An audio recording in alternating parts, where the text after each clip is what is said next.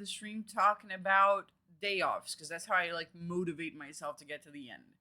Um, a lot of Magic the Gathering Arena I've been playing just by math. A lot of Magic the Gathering Arena I've been playing. Um,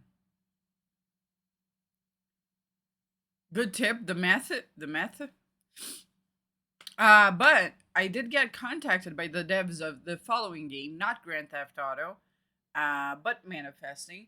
I did get contacted by the devs of the following game that we're going to play.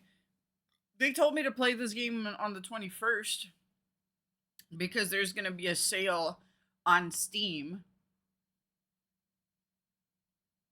They're going to be like on the front page of Steam and on sale. So what I kind of want to do then, is Chelsea here? Let me see.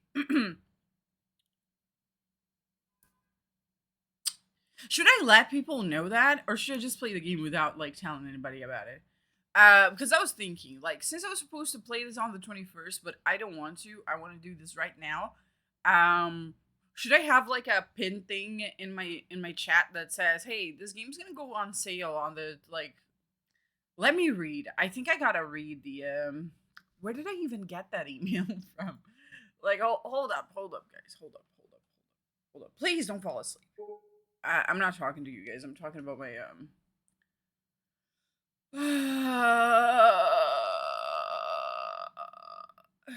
okay.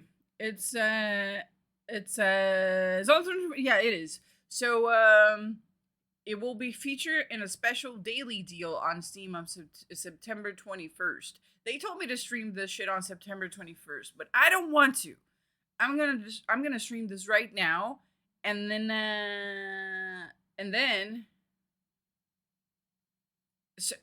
so then wait, I'm thinking buffering. I may have.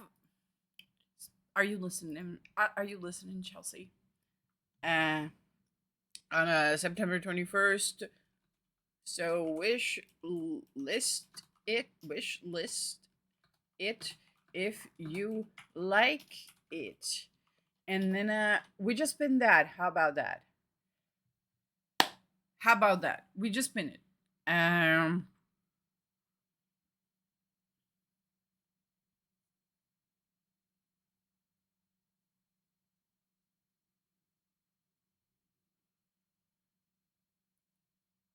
Is that a good pin? I feel like that's a good pin. Yeah, pretty much. But like, I guess what I just wrote, because then it's like pinned throughout the like whole stream, and if people actually like are into the idea and like want to buy it and stuff, they know it's gonna be on sale on the 21st. So then they wish list it so they can buy it on the 21st, right? It makes sense to me.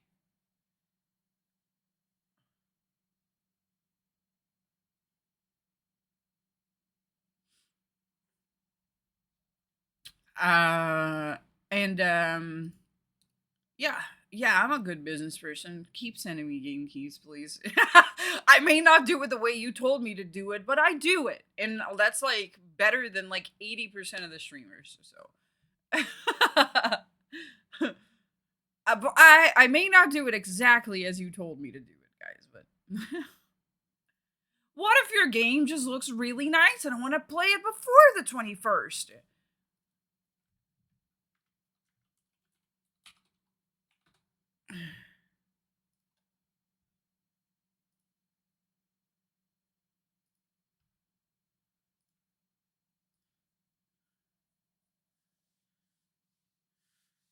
If you're gonna be a variety indie streamer, you gotta have a game command. But I continue to like. It's not sponsored because they never told me to positively review it. Right. Most of the games that I play, I get keys for it. Did you guys think I buy them? What am I rich? What am I rich? What are you guys tier 3 subs? Did I wake up one day and half my audience was a tier 3 sub? You think I buy my game? I'm kidding. You think I buy my games? They contact me.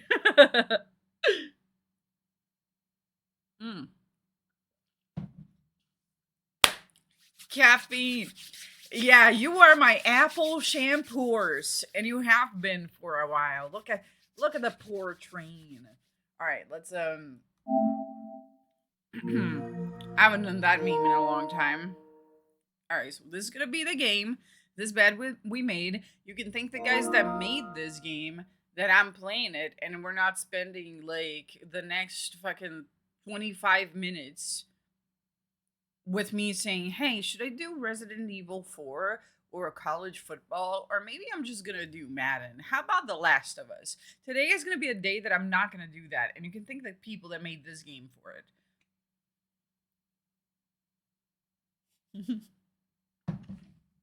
You know what? I hope that the day that I do play Spider-Man 2, I get like fucking 500 viewers because you don't understand the struggle. I'm watching the stream while I'm performing brain surgery in your brain. Are you good? Is someone performing surgery in your brain right now?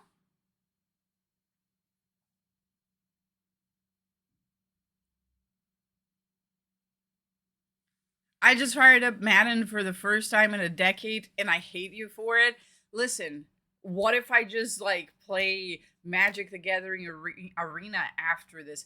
Did you know that there's a person that comes around here and says that I got them back into their Magic the Gathering addiction and they lost it all? I don't know if it's a if they're just memeing it or not, but I feel like train wreck when I get comments like that. Yeah, I just lost my house because you're playing Magic and I stopped playing Magic and now I'm back playing Magic and my wife left me and I'm like, oh, this is how Trainwreck must feel, huh? When kidding, guys. Oh my god, I'm sorry. Uh but still, please, you know what? If I ever play something that causes you to spend money and it's like an addiction and stuff, just smoke weed instead or something. Um, and I'm in a Madden modding Discord now, thanks to you. Jeez, Apple, how could you do that to? I did nothing. All I did was play like. Listen, when this happened, I was doing like Magic the Gathering Arena for like 14 hours a day for about a month, right? This was like, I think this may have been like last year or maybe the year prior to it. And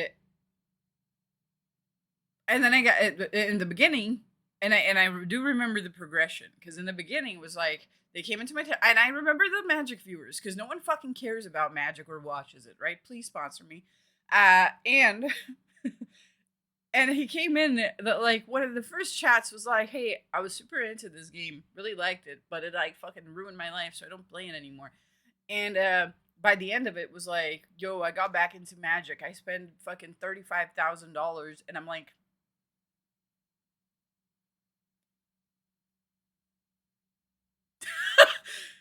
I did that shit.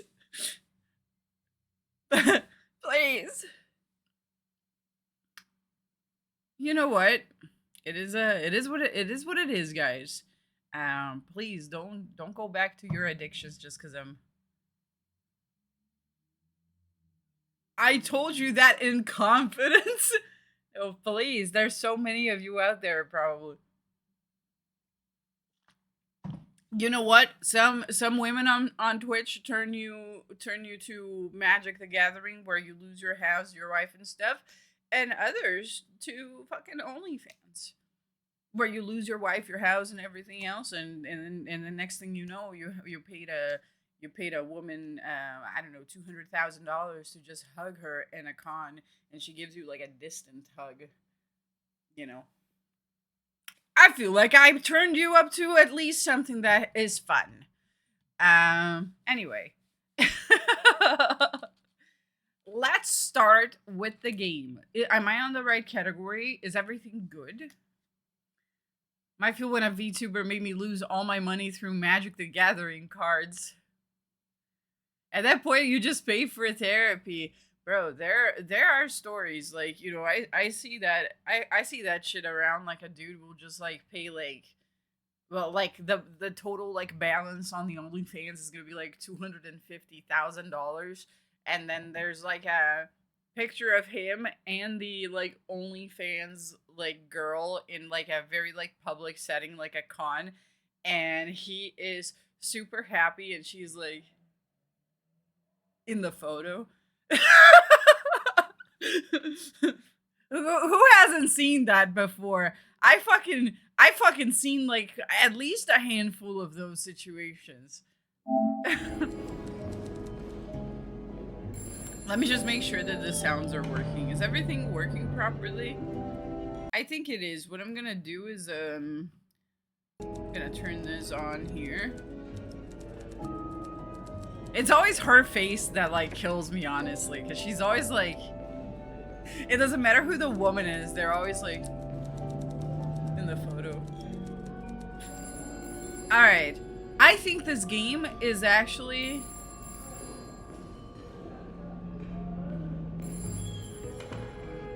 gonna be super fine. I'm very good at games like this, as you know.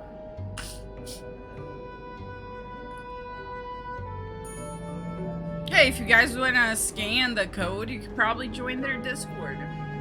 It's a great place to hang out and say hi to. Options. Audio. We're gonna turn that down by a fuck ton. How about that? I feel like over here is good.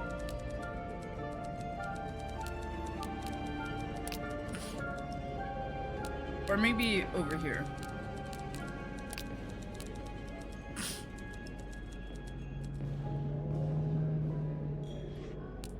Alright, so, no, I was in audio in this video.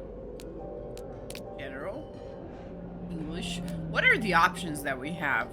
For you guys that want to know the language options that we have, we got English, we got French, and that's it. That's it, bitch. That's it. You don't get anything else. You don't get any other language because they're indie. I thought we were gonna have like, I was thinking maybe I should do a playthrough of this in Japanese. I kind of wish there was Japanese here because I would just like slap it on Japanese with like subtitles.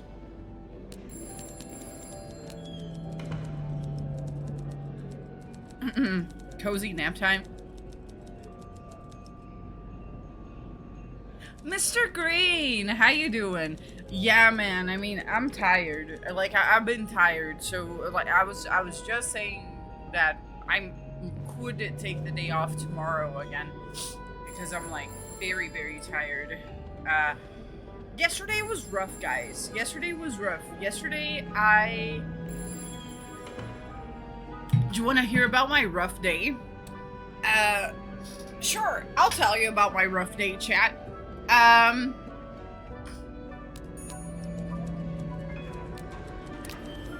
Thank you so much for the tier 1 sub, Mr. Green. I appreciate it. Hey, we got indie game subs. We got indie game. What the fuck? Hold up. So, like, from time to time I buy these candles, right?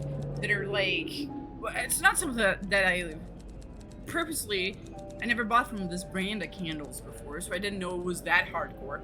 But I buy these candles that are like coarse salt candles for like spiritual cleansing and stuff like that. So I buy candles like that. Understand, I'm a candle girl. I love candles.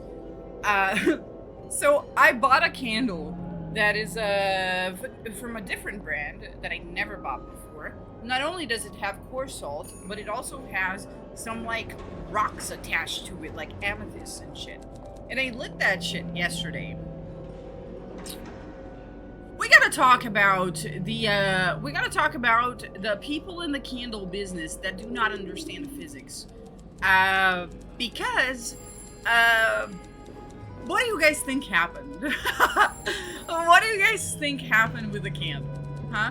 Think about a candle that not only has a bunch of like coarse salt on the outside of it, but also has tiny little crystal rocks.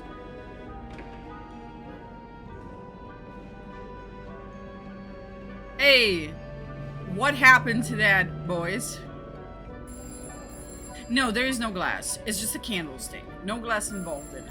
I place it on a candles like stick and stuff, but like there's no glass. No. Every time the flame, it was a very crazy thing. It was a very crazy thing because I let it happen. I let it burn to the very end. Cause like once you light a candle, you just gotta let the candle do what it does and hope that it's not burning your house down. But whenever it encountered, I'm not entirely sure because I wasn't near it, a crystal or well, I was near it, but I wasn't like too near it because you guys are gonna understand. Whenever it encountered a crystal or maybe like a very hard rock ball of coarse salt, it would heat that shit up, and then the pressure of it would just pop that shit like a fucking BB gun. Like, like every fucking 15 minutes, it was shooting fucking like projectiles. And I just let that shit burn down. But that was like my yesterday. My yesterday was like dodging projectiles. I didn't get it. I didn't get hit by any of it. But it was powerful, man. It was like hitting the other side of the fucking room at times. And I was thinking about it. Hey, is this gonna catch fire? And I was like, there's no way rocks catch fire. And rocks don't catch fire, guys, so it didn't happen. But I bet that if I got hit by that shit, it would be burning hot, and it would probably like send me to the hospital or something. But I let it happen. Yesterday was a struggle because it took about 7.5 hours for that candle to completely burn, and I had to be like praying the entire time that it didn't fucking hit me. And you may wonder, why didn't you put it out? Well, because it's good practice. Once you light a candle, you can't put that out. Unless it's like burning your house down. If it's not burning your house down, you let the shit happen, you know? And then I played a lot of Magic the Gathering. I made some really cool alchemy decks. Anyway, enough about me. Let's start.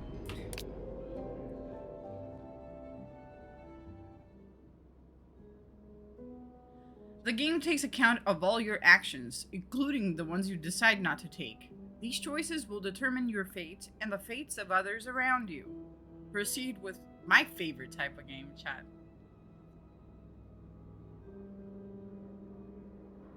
Favorite type of game. Oh, they're Canadian. Oh, that's why they got French.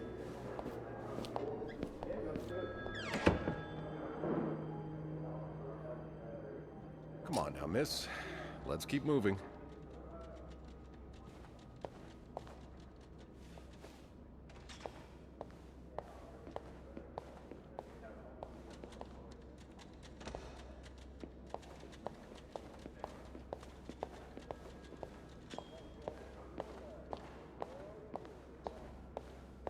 It's on your right. Here. I miss my grandma. She dresses like my grandma. Am I right? No, I'm Is it here? the second and Like third. here? So each maid has her assigned floors. Yes, exactly. Then why is it that you were working on the 5th floor last week? Well, the usual girl, Oh, she's Sophie, snitching hard on she had me. to take some time off. Already. So Linda, that's her We're governess, almost there. asked me to cover for her. I see. Does this man look familiar to you? I'm trying to get the meta. Hold on, sir. Look closely. Take your time. Just a little further now. No. Shut up. Shut up. We're trying to get the fucking tea before I go in there. You think I'm just gonna walk into a police interview room and not know? I feel like she snitched on me. So if they actually go and say, hey, your friend did. All you were doing there, having a drink. And I suppose you being dressed as a woman was a coincidence, is that it? It was only meant as a joke. Oh, come on. We all know what's going on in Manny's. You and your deviant friends may think you're above the law, but you're not. They're not my friends. It was the first time I ever... I guess this is my interview room. Here we are.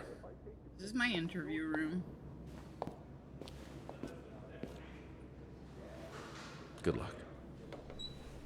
That's the last thing you want to hear when somebody puts you in an interrogation room. Good luck. Hey. She's all yours, sir.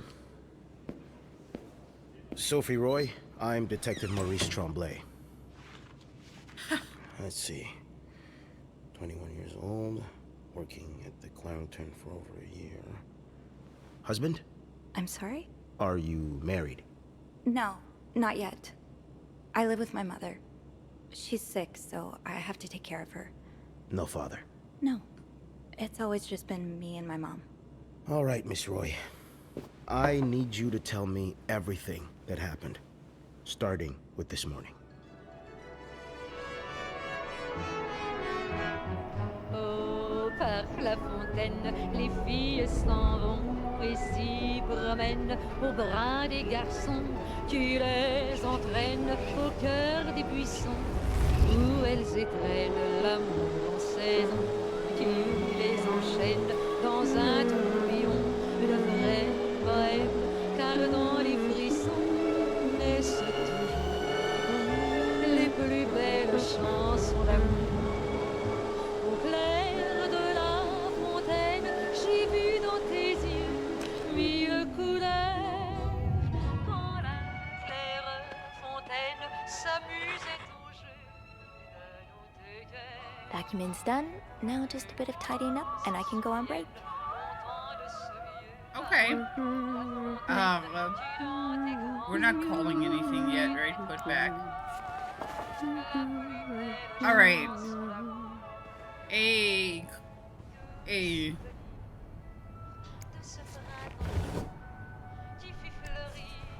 inspect. That's a lot of money to owe.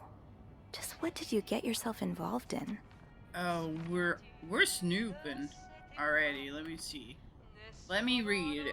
Hold up. Why everything's so itchy in my face right now? On the date of the initial loan, the lender agreed to lend an amount of money to the sum of $1,500 to the borrower of an enduring period of, it's Canadian dollars, so it's not that bad. For an enduring period of 12 months calculated from date of the initial loan. The borrower was to be obliged to pay an interest rate of 150% per year. The total sum of said interest to be paid together with the capital sum of the granted loan by the loan periods. And at that point, you just like kill yourself, I think. with the loan period reaching the conclusion on July 2nd, 1957. Oh no, they had jobs in 1957, so it's not that bad. The borrower was expected to have repaid the full amount owed. The failure to do so will prompt further action. Refers to page 3 for further details on the place and time of repayment. Refer to section C for expected rates of all overdue payments as they relate to the time that has passed since the end of the loan period. And as of January 2nd, 1957. Are we gonna put it back?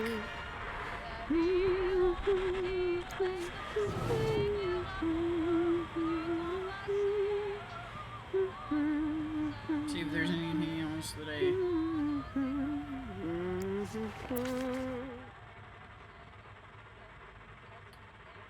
Dear Mr. and Mrs. Mapleson, regretful as we are to have to resort to these lines of communication, our client and your neighbor, the owner of 88 32nd Street, has been ultimately evasive over many attempts to reach out and collect our due debts, specifically an amount owed to us on the sum of $1,904.75.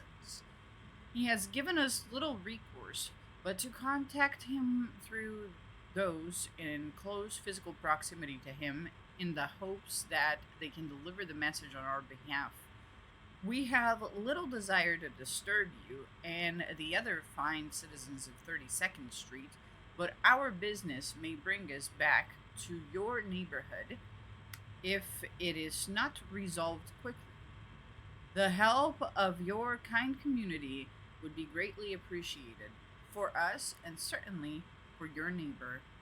Kindly, Lucky Coin Financing.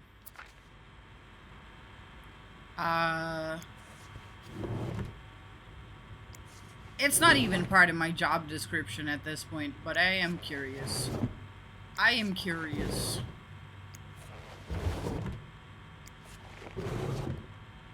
Who knows what else I'll find?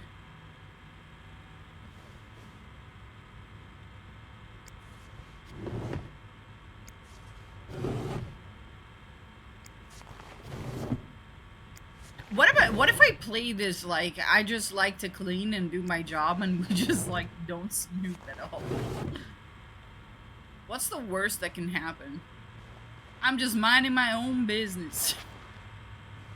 I have a pillow.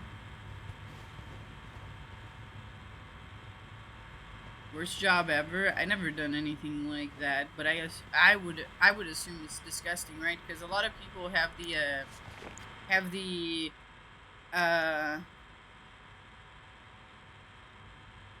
old move. What? Oh. A lot of people are under the impression that because they're sleeping in a hotel that they get to trash it. enough. Or like, I don't know. I would assume that hotels have disgusting shit. Like shit in the bathtub and I don't know, man, come on the fucking walls or something.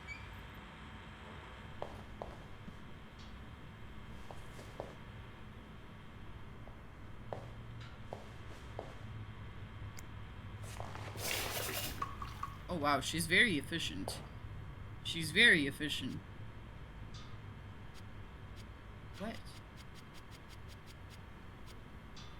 I'm not even getting the RP. I'm not even getting the RP. I'm here to clean. I thought this was a cleaning simulator. Hold up. Gotta make it a. Wait a second. I'm changing my title. This is the best opportunity for me to change my title to this, and I will do it, and I will do it. Oh my god, bro.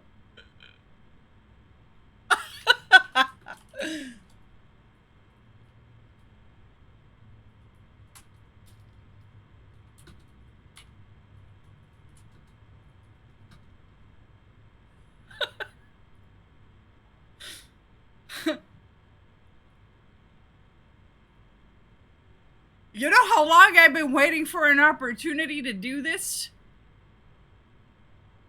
You know how long I've been waiting for an opportunity to fucking do this? And voila. Good as new. After years of talking about how my cleaning lady comes on Sundays, but she actually never shows up, so it's actually Monday, but then she called it off, and if everything in my life goes wrong, I'm just gonna turn this into a porn franchise. After fucking 6 years of me talking about it, I finally got the opportunity to fucking title my stream The Cleaning Lady Comes on Wednesdays. Alright. What does this mean?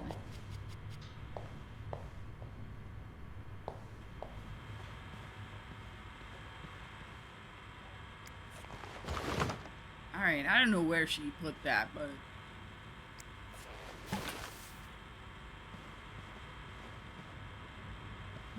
is there anything else to organize? I guess I gotta make the bed, right? That's the name of the game. But before that, we do some snooping. You know me. You know my family. You've had a seat at our bar since the day we opened in '49. You're more than a... Do we do like a mobster accent for this? You're more than a friend to us. You're practically family. And while friends are polite to each other, family deserves more. Deserves honesty. As such, I want to be as direct as possible in letting you know that you're down your last chance. The $8,380 you owe us plus 25% interest is now 8 months overdue. My patience has worn thin. This isn't like one of your unpaid bar tabs. You came to us for help, and help always comes at a price. We've spent our pockets to you time and time again, and all you've done is taken advantage of our goodwill and generosity. We'll come over in person to make our collection tomorrow. I'll be bringing along the boys, so we can all sit down and have a little chat. But just so you know, they aren't too good with words. Damn. Damn. Damn. Damn, I think somebody's dead. I'm about to find a dead body. I'm about to find a fucking dead body. I'd be getting the fuck out of this room thinking these guys are gonna show up right now. Only menswear. Are you in town for a business trip, maybe? Mark Wahlberg is wicked awesome. Alright, we gotta make the bed. We gotta make the bed. We start at the top. As you do.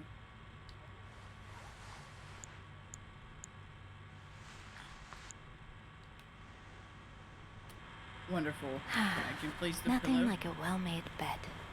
True. Nothing like a well-made bed. I think we got it all, right?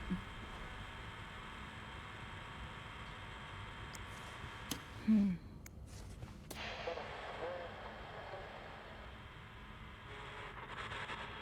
guess we can switch it off. Can I do the bathroom right now? I don't understand what I'm supposed to do with it.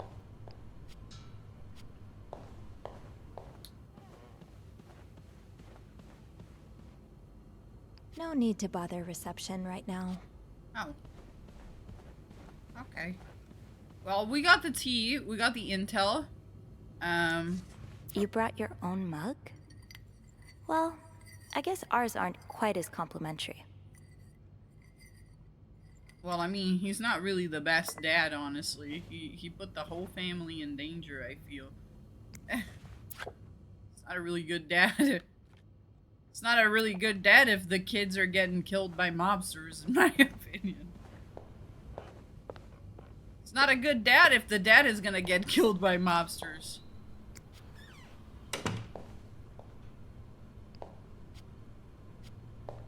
Hello, Dr. Dipshit. Man, this looks cozy. I love it. Yeah, we just started, okay? I'm a cleaning lady. Alright. Let's back it up, alright? I am a cleaning lady. I'm currently in an interrogation room with the police.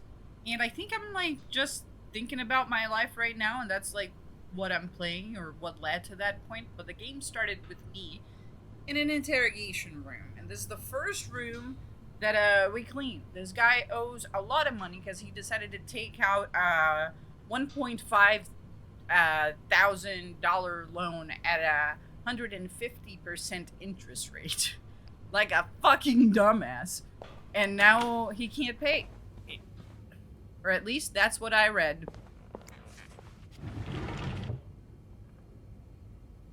You know what he doesn't have in there? Money. I could bet. Not even worth even trying to look, okay? It's not even worth trying to look. I know he doesn't have any money. Okay. Alright, wonderful, wonderful. We're gonna close that. Press and hold X to confirm exit.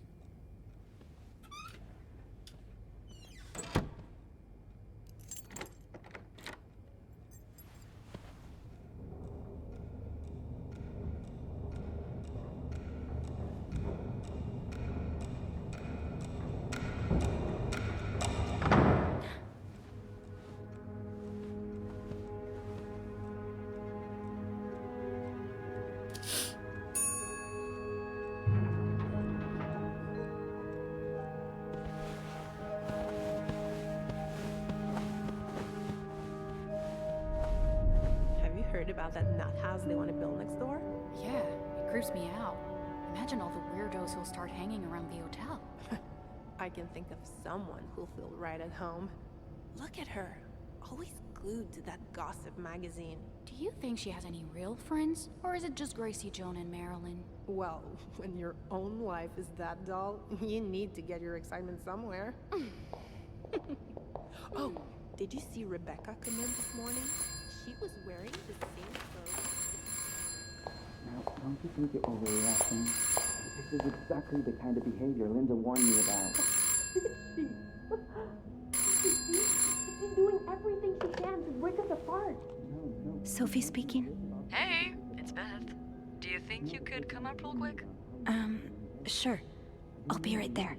You're right, you shouldn't. Now I realize I've been blind. I was so in love with you that I couldn't see. What? Why is it always a Jacques, huh? Why is the man whore always a Jacques?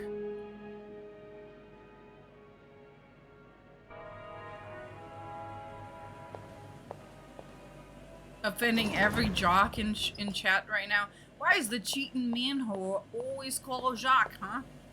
Tempting, but every penny adds up, Sophie.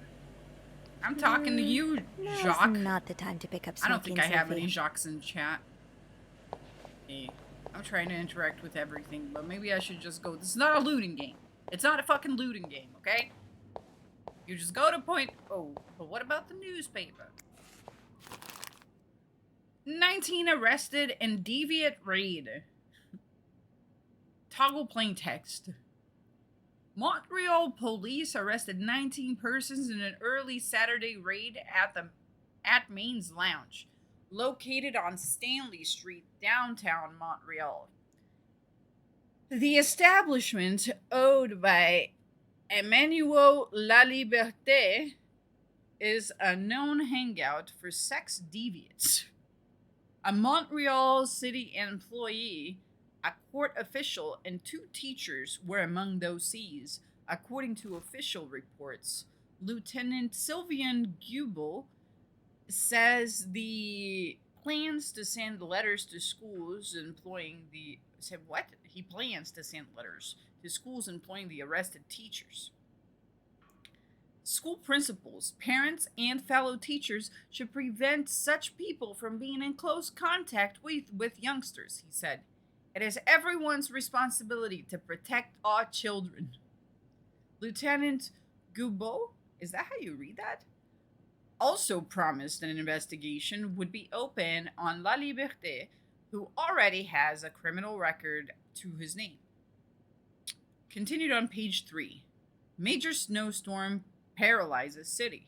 Montreal is paralyzed by the winter's 5th and most important snowstorm. 15 inches of snow are expected until the end of the day. The last major storm, back in January, had covered the city at least 12 inches of snow. The storm started yesterday, with 6 inches falling during the day and 6 more during the night. Violent winds created a giant snowbanks all over the city. Many drivers ignored, but isn't this like a regular fucking month in Montreal though? Many drivers ignored police warnings and decided to take their cars at their own risk, resulting in several accidents. Trains from the United States are expected to be delayed up to 3 hours. At Dorval Airport, most departures have been canceled, while arrivals are delayed or diverted altogether. Shop owners against new mental hospital. A group of downtown Montreal businessmen and shop owners met with Mayor Sarto Fournier last week to air the grievances concerning the city's recent decision to allow construction of a new mental hospital in Dorchester Boulevard. William Weston, manager of Weston Department Store, says he and his group will fight tooth and nail to prevent the hospital's construction. Will our customers feel safe to come downtown for their shopping needs, knowing that there are lunatics next door, he said. Another bloody Valentine. Valentine's Day concluded in horror last Friday with the murder of an Outremont resident. A worried neighbor called the authorities at 11:15 p.m. after hearing loud shots from next door. When the police arrived, they found the lifeless body of a 34-year-old man. Authorities have refused to identify the victim or provide any details about the circumstances of his death. No suspect has been apprehended yet, but is that Detective Lieutenant Maurice Tremblay asked anyone with information to come forward as soon as possible. Alright, we got the gossip in the city. I know what's going on. I'm ready to make the best choices ever. So it's Valentine's Day? Poor Nicole. No one should be stuck cleaning up the Hey, Beth.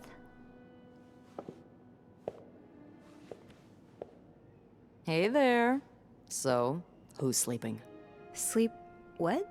You were whispering just now on the phone, so I thought maybe Eugene or Bobby were napping in the break room again. Oh, yeah, no. It's Jacques and Wendy. They were, in the middle of something. Ugh, it's so awkward when they start making out like no one's watching. Get a room. We literally work in a hotel.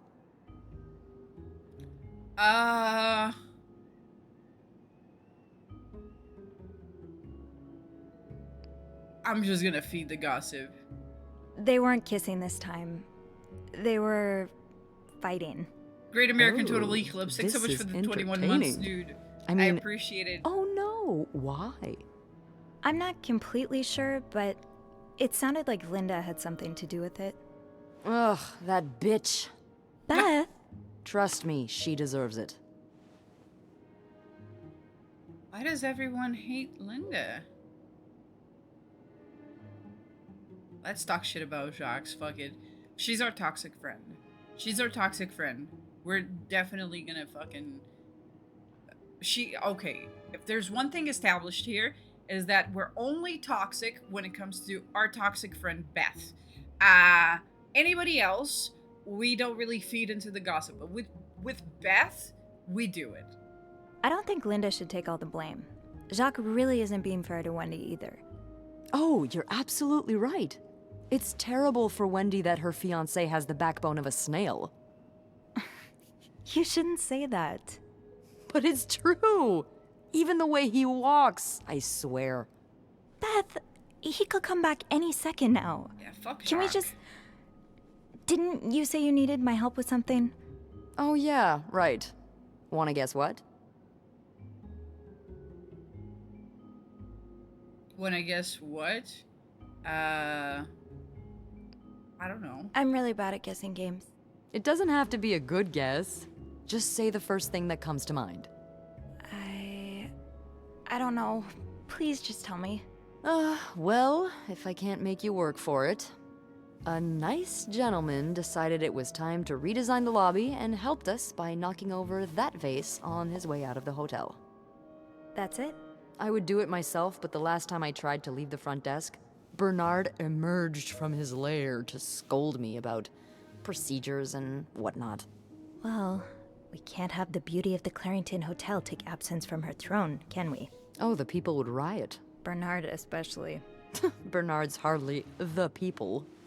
Anyway, I have to get back to work. There's a mop in the supply closet next to Bernard's office, I think. Thanks. I'll see you around.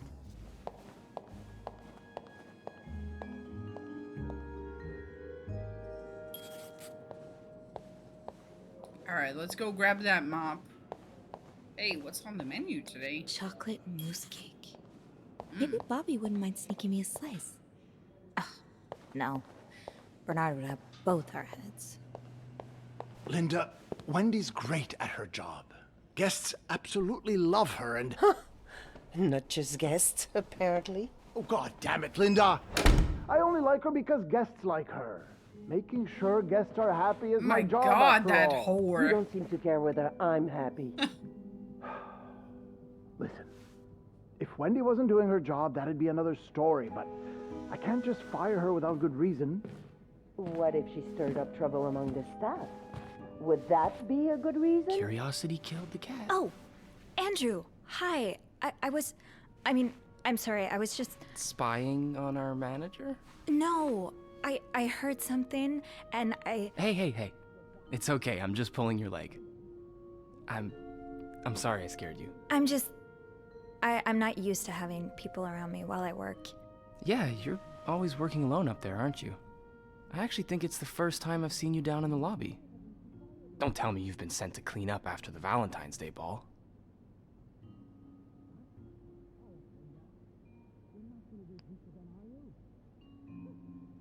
We don't give him information. Were you here Friday night to see the whole thing? Yeah. They had someone in charge of the event, but she ended up crying alone in the stairwell, so I had to take over. What happened? Did it really go so wrong? It certainly didn't go wrong for the people enjoying the party, but for those sober around them, that's another story. Good God. I'm glad I didn't have to be there. I don't know how you do it. I'm gonna unplug my controller. Hold on. Cleaning up after other people all day. You must see plenty of weird stuff, right? Yeah. What's the weirdest thing you found in a guest's room? Come. God. Something about you. I want to know. Well, there was this lady who had a love letter addressed to someone I know. What? No way. Who was it? You. You're messing with me. It was worth seeing your face turn red. Wow. Oh, what a You got me. liar. Oh my God. She's a psychopath. That wasn't better go even help Beth. true. Jesus. That wasn't even true. What a psychopath, dude. You don't gotta rub it in his face that no one would write him a love letter. Jesus, what a psycho. I thought that it might be true, so I just went for it. It's hell here with the snowstorm. It's okay. I need to... What? What a fucking asshole. All right. Take care. You too. Well, it's 1957. They get to be assholes, I guess. Raymond, what are you on? He wants you to lower room prices. Make sure the LOL, look at that fucking nerd.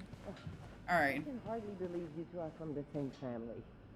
In the States, you'd be sent to jail for those communist ideas. I hope you're not considering listening to him. How did they go from like him like cheating to communism? Anyway, with the renovation cost overruns, the hotel's gonna go under if I don't raise prices. Have you tried calling Mr. Weston? I have, but I haven't been able to get Alright, so this must be the mop area, right? Janitor's closet. I kind of want to go in here real quick. Bobby made it Oh, I can't very do it. clear he doesn't like anyone walking into his kitchen uninvited. Stairs, exercise. Okay, fine. I'll Elevator, go grab the mop. Convenient. I'll go grab the Yeah. mop. Elevator wins this time. Wait, I'm blind. That's the mop. It looked like a broom for a minute. And what's this? Oh, that's the door. Wendy and Jacques. Very, very subtle.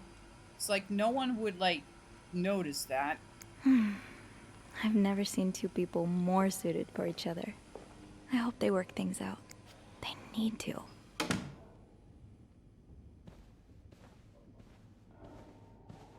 Alright, let's mop that floor. I'm really sorry about that. I'll have a word with our kitchen staff to make sure it doesn't happen again. I should probably turn off motion blur, because the motion blur makes shit lag and it doesn't, like, do anything for me. I get nothing out of motion blur. Did I apply? Oh. There. Well, that sounds a bit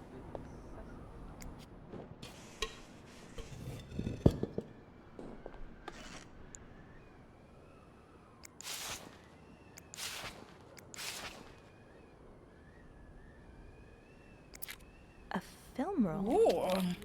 guest must have dropped it when he knocked over the vase. Probably should return it to him. No, we reveal it and we find out what it is. What are you kidding? Are you kidding? There's no internet in 1957. We gotta distract ourselves with something.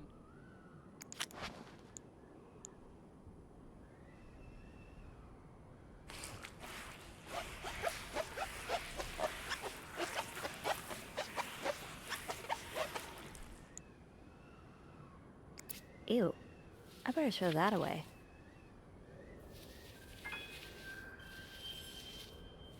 Ooh, the sound. Very never there. ASMR. Hey, thank you so much for the 37 months. I'm gonna get rid of that fucking emote. You better enjoy it.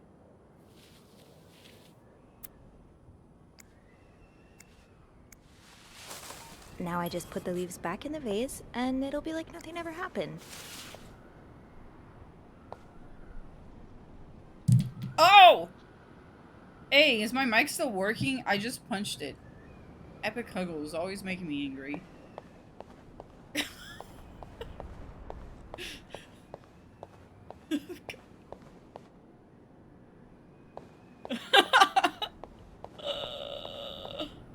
Alright. Linda's been putting these everywhere lately. Say no It's to weird that divorce. Bernard allows it.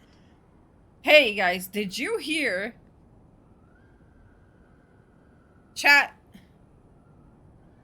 Did you hear? You can be divorced against your will? Women and children suffer the most in divorce. You lose your succession rights in divorce. The wife's pension rights are lost in divorce. You lose your right to family and home in divorce.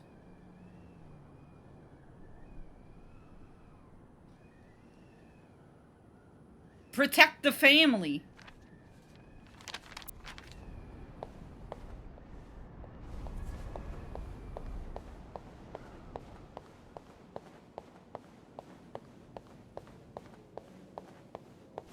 I understand, Mr. Ramsey. I wish I could make the snowstorm disappear. I really do, but sadly, that's not within my power.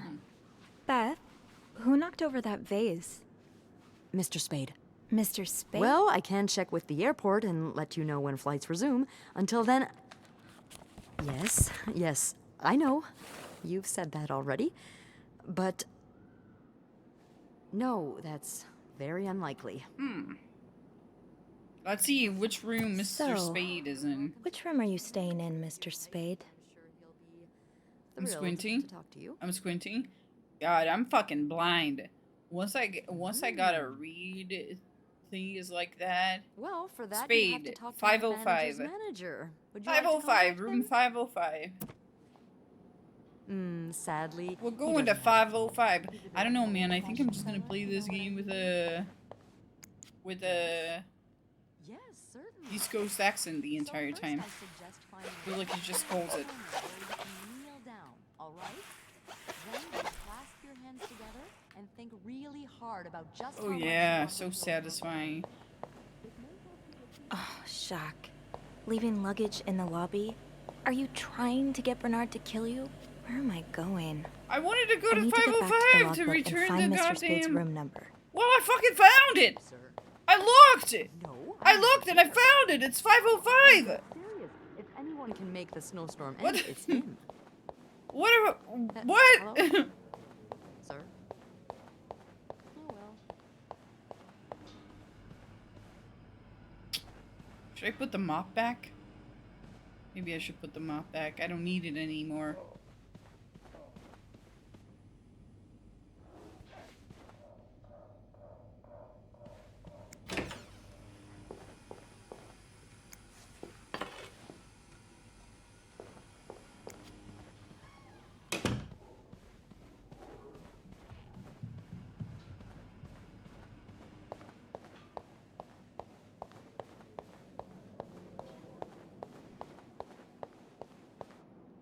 Should I interact with it? Like, toggle plain text?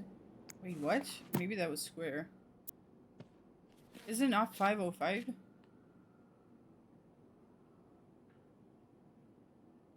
It's Spade. 505.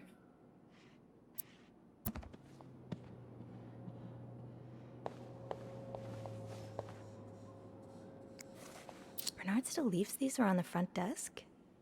Guess he didn't hear Beth when she swore she'd burn the place to the ground next time she had to suffer through one of his sermons.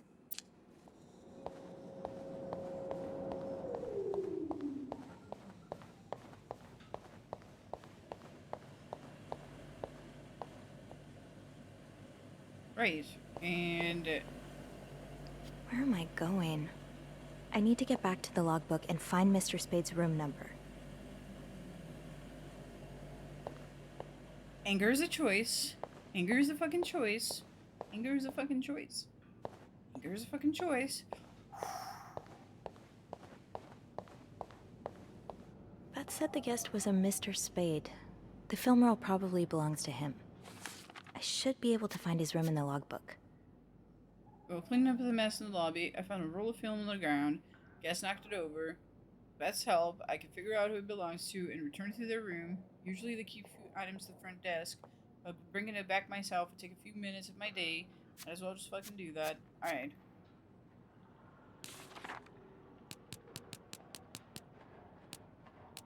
Alright. Jacques is one of Clarenton's bellboys. I don't know much about him. He's even more shy than I am. Barely looking up at guests when carrying their luggage.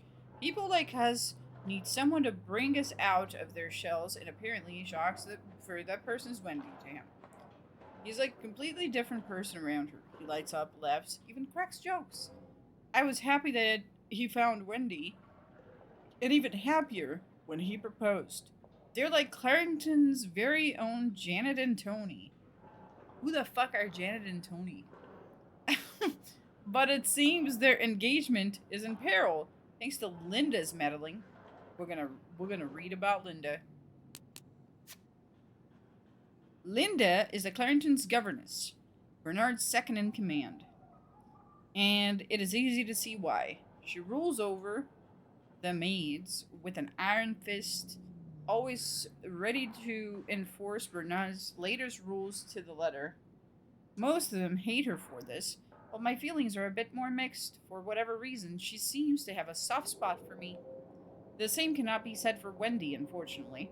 It's like she made her life's mission to break up Wendy and Jock's relationship, probably because they are like fucking on duty. And I'm worried that her latest efforts may have to succeeded. Linda feels incredibly strongly about married couples who choose to divorce.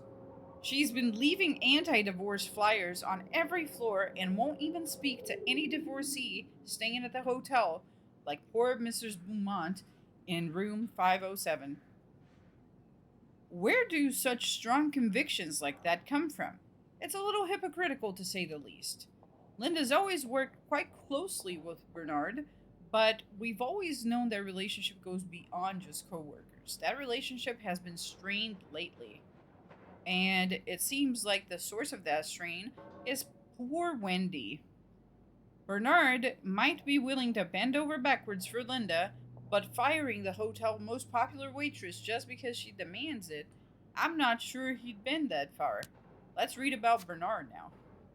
Bernard is Clarenton's manager, the big boss. He spends most of his days locked in his office and doesn't like the maids roaming around outside their posts, or our paths don't cross often. Lately, he's been hell-bent on getting the hotel back in shape, whatever that means, and there have been a lot of changes around here as a result. He's enforcing employee rules more strictly than ever and dropping God knows how much money on renovations. The stress practically is radiating off of him. Bernard and Linda are quite close. She is his second in command, but it's an open secret. There's more going on. They've been arguing more and more lately, though usually about Linda's strong feelings about Wendy. Bernard loves Wendy, or more accurately, loves how much the guests love her, while Linda thinks she's up to no good. Let's read about Wendy. Wendy is a waitress at the hotel's restaurant. She and her best friend, Yvette, were hired together, and they used to be inseparable until 3-4 months ago. No coincidence that this was around the time Wendy started dating Jocks, the bellboy, to whom she's now happily engaged. That is, depending on who you ask. Linda seems to think that Wendy is Clarendon's resident flirt. Sure, she is popular with guests and collects the most tips by far, but I've always chalked that up to the same thing that has drawn me to her. That warm smile that just radiates kindness. Linda's not convinced, though, and seems to have taken it upon herself to expose Wendy for what she really is. Right. Jealous much. Let's go, Bobby. Bobby is like that nerd, right? No, that is the head chef of Clarendon's kitchen. He takes care of all the restaurant orders and meals with room service. I love walking by the kitchen doors any chance I get just to enjoy the smell of blah blah blah blah blah. Spent another afternoon cleaning macaroni out of my hair. Macaroni, sorry. Andrew is the concierge and receptionist of the Clarendon. He is intelligent, professional, kind, and well-mannered, which easily makes him Bernard's favorite, but he knows how to have fun when no one's looking. Whenever I see him, he's either dashing off on his latest errand or burying himself in a book. So we haven't had a lot of chances to socialize at length. When we do, though, she bullies him, guys. She bullies him. It always feels easy. Like talking to someone perfectly attuned to your wavelength. Maybe I should ask him for some book recommendations. It would be nice to have more reasons to talk to him. Okay, she's into him. Family. Okay, since we're here, how does she feel about her mom, I wonder? Mom always means well, but life hasn't dealt her the best hand of cards. She doesn't talk to me very much about her time as a nurse during the war, but I've always wondered what kind of person she was before that harrowing chapter of her life. It's just the two of us at home. Mom had bad luck with keeping jobs, and she finds it hard to be around people. Same. So she stays home most of the same. At least I'm mom. Dude, I'm mom. At least she's never missed one episode of The Wild Orchard. I'm sure I'd love that. On her good days, she can manage on her own. But on her bad days, I'm fucking mom. What? Dad left when I was 2 years old. Haven't heard from him since. Mom doesn't say much, so I stopped asking. Alright, you can call me Mom. This is who I am. Well, I already interacted with this fucking book. Hey, Beth. Hey, Beth.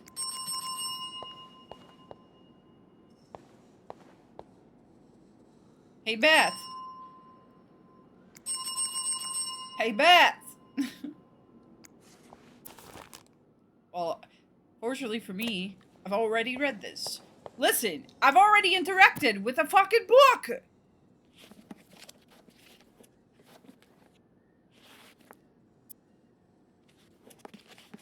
I know it's room... I actually forgot the room number. It's room... Guest name, Spade. Baker... Spade is in room 505. Unless there's a different Spade. And they won't let me get in the elevator! We might have to join these guys' discords and be like, hey. Hey, Beth! Hey, Beth. I looked. I did everything I should have done. It won't let me take the elevator.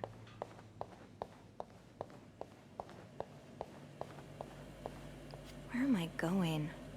I need to get back to the logbook and find Mr. Spade's room number. Guys, do you guys think this is scuff? Or like, what is people's, like, general opinion on what's happening here?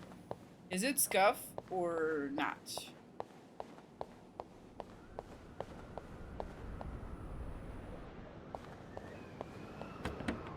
something so peaceful about looking out at a storm. From the inside. Where it's warm. And dry. That smell. If only we were allowed in there. No, I mean the question. Do you guys think that this is scuff? I should restart the game or what? It's not scuff? Oh, shock. Leaving luggage in the lobby? I already checked the logbook. Bernard to kill you? Like, I already checked the logbook. I don't know what else to do. It's probably not a good time to disturb Bernard. Bobby made it very clear it's he gotta doesn't be like scuff, anyone walking dude. into stairs, exercise. Elevator, convenience. Yeah, elevator wins this time. Okay, so I need to do elevator wins this time. So she must have, like... Bobby made it very Hopefully clear that's he what doesn't I like needed anyone to walking hear into his to actually kitchen be able uninvited. to catch the fucking elevator.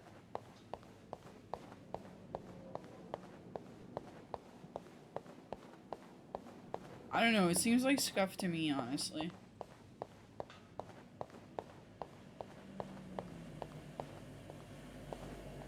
Where am I going?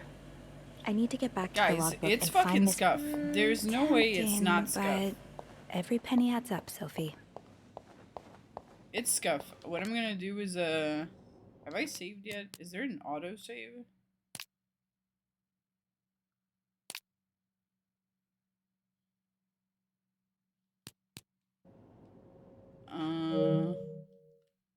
It's gotta be scuff.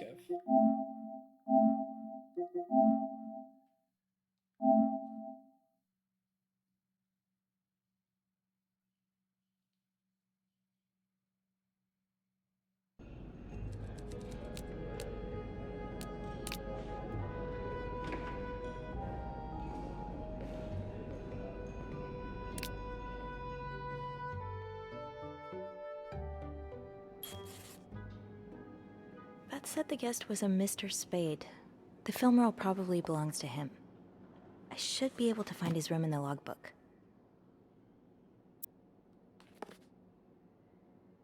Right. And we need the internal dialogue that she goes like probably 505 or something like that, right?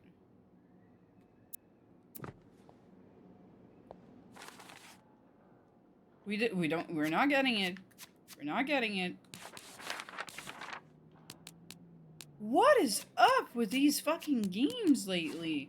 That I have every intention of playing, but then it's scuffed, and then I have to drop it, unfortunately. Where am I going? I need to get back to the logbook and find Mr. Spade's room number. Either I give these guys a chance and I join their Discord and I'm like, look, or I just fucking Google that shit at this point.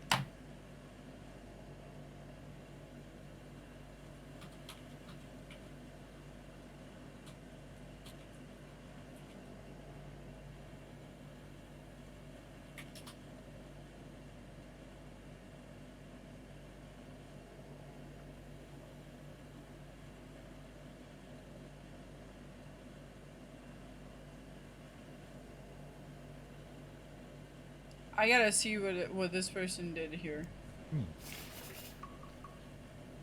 Doesn't take that long.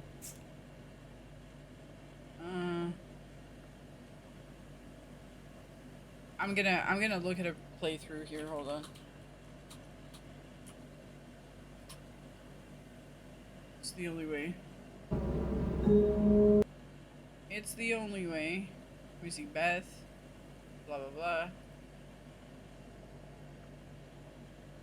Right. You know when flights resume. Until then... Yes, I know. You've said that already. But... Hold up. No, that's very unlikely. So, which room are you staying in, Mr.? Oh, I have to actually, like, extra zoom in on it. It's like she can't read if I don't, like, zoom in on it. Okay.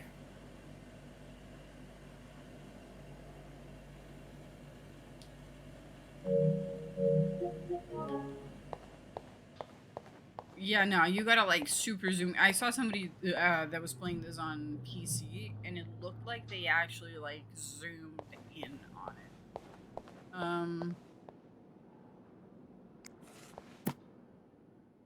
it. Right, like that, and then boom. Room 505. Great. That's on my floor. I can return that film roll without going out of my way.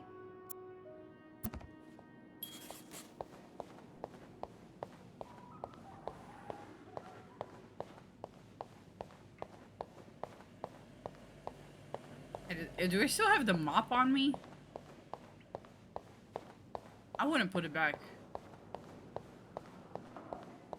How you doing, the big mad barbarian? Good to see you. Alright.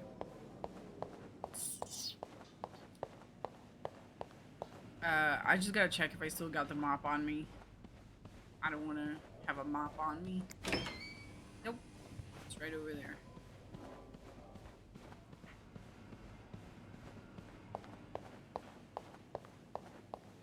We read every single document, and I know who everyone is. You better nod to that, because it's totally a lie. I have a really bad memory for, like, things I don't care about. And I already forgot everything I read. But you know what? You guys maybe remember it. Maybe you guys remember it. 505, 505, 505. Hold it, please. Nope. Oh. I hate taking the elevator with people. Made it. You know what I would have done IRL? I would have pressed the button harder so the door closed faster. I hate being in the elevator with people, honestly. Pretend I didn't hear it. Fucking spam the button. Spam the button for it to close faster. Thanks. You're welcome. Was it you who cleaned the puddle by the restrooms? Was I not supposed to? Well, Eugene asked us not to touch anything until he's repaired the leak, but it's probably safer this way. Someone could have slipped on it. Which floor? Oh, 6th. Thanks. What's the big rush? I need to bring this to our VIP guest. Cocaine? The one who rented the entire Is that floor. cocaine? Oh, is it that British man I keep hearing about?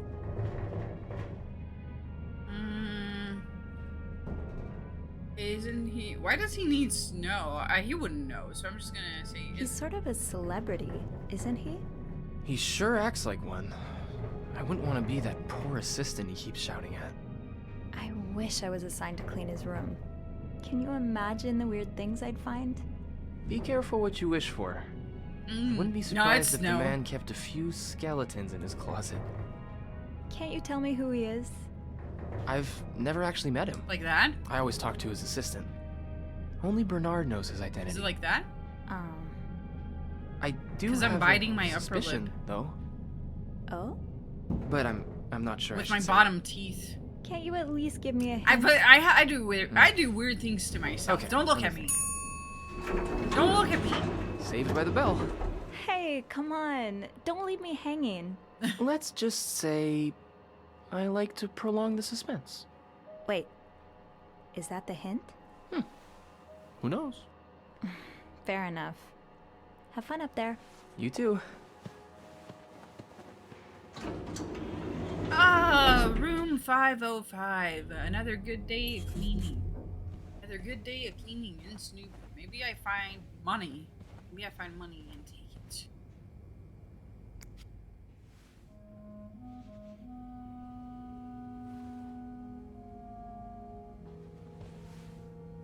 Mr. Spade?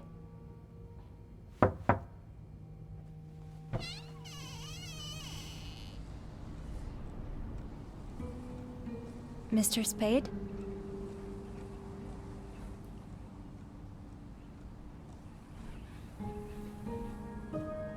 Scene messier.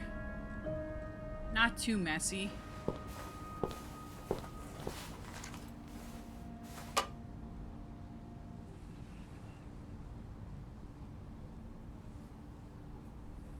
How you doing, chocolatey?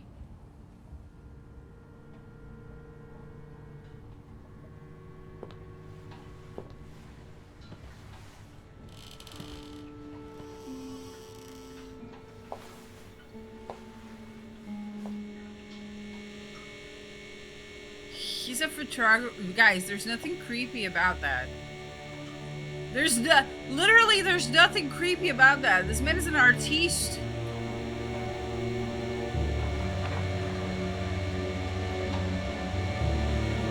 Oh, he took a bunch of pictures of her. Oh, damn, he took a bunch of...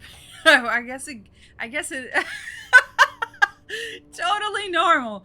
I stand by it. It's photography. A lot of photographers might seem like stalkers if you think about it, because they take pictures of people without consent for the most part. I feel like only people started asking for consent to take pictures, like recently. You know what I mean? Because like, let's be honest, man. Photographers will be taking pictures of people without consent. That's just something they do. They think something is pretty, the lighting is nice, and then they just go boom, and they snap it. What is this? He's taking pictures of me snooping! He's taking pictures. We gotta get rid of him! He's taking pictures of me snooping!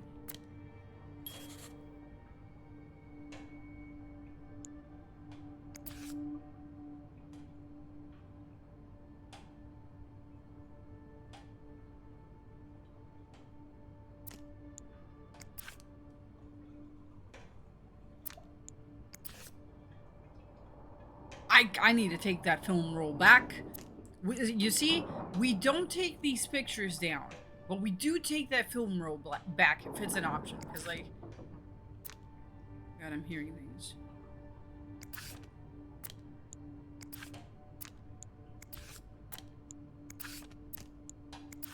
Alright, we're not throwing anything away. We're not touching it.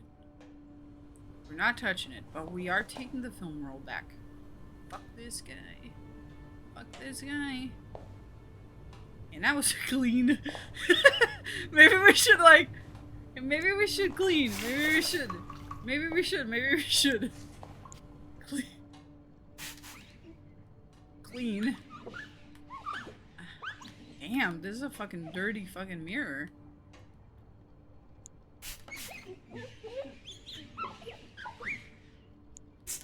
I guess I can't. I guess I can't help myself. We gotta clean. We gotta clean, okay? We gotta clean. We're stress cleaning. We're stress cleaning.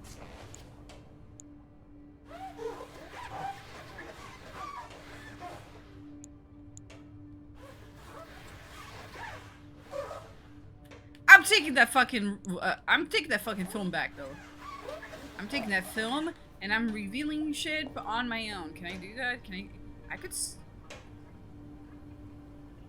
I could steal some of his supplies.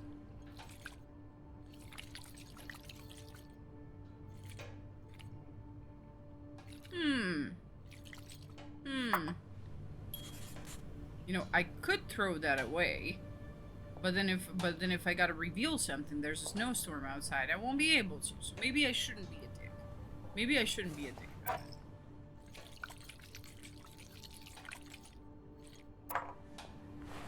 Right.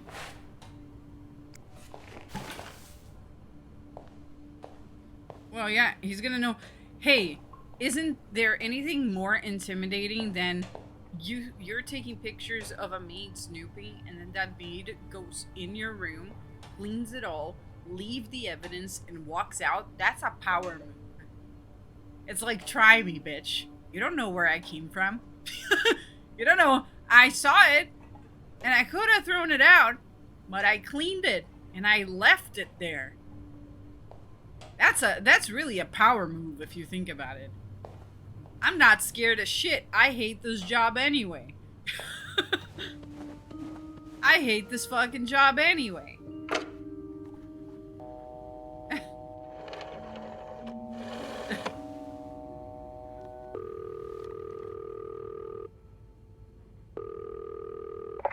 Clarington Hotel reception desk, Beth speaking. What can I do for you on this very fine day?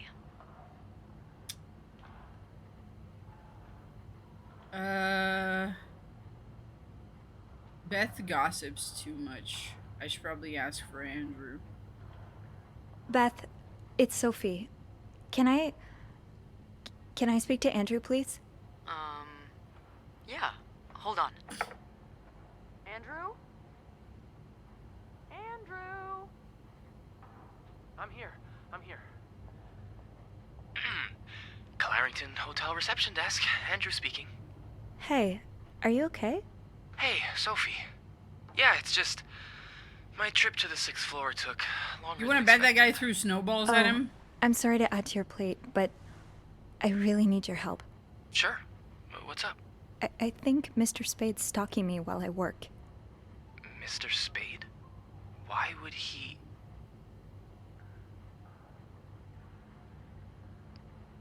I don't know. He took pictures of me. I found them hanging over the bathtub. He set up a kind of dark room. Jesus. What are you doing in them exactly? I can't believe I'm about to say this, but sometimes when I clean the rooms, I get a little curious and, Just a little curious. you know, snoop through our guest stuff. Oh. And Mr. Spade caught you in the act. Yes. I think we should call the police. Whoa, slow down a minute. Oh my god. Sophie, there are pictures of you invading our guests' privacy. But I didn't steal anything. I was just snooping, I swear. I believe you. But others might not. With those pictures, it could really blow up in your face if a Hold guest on. were to I'm complain trying to about missing center the items. rat. How about we make him a shoulder rat today? My bad.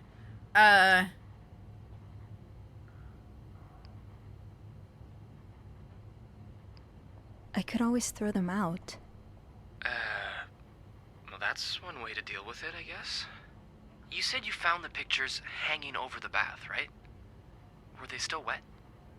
I wouldn't say wet, but a little damp, yeah. Okay. So you must have developed them fairly recently. What are you getting at? Well, the pictures you found were left there to dry, but he could have developed more of them in an earlier batch. He wouldn't have left them in the bathroom, though. Probably stored them somewhere dry.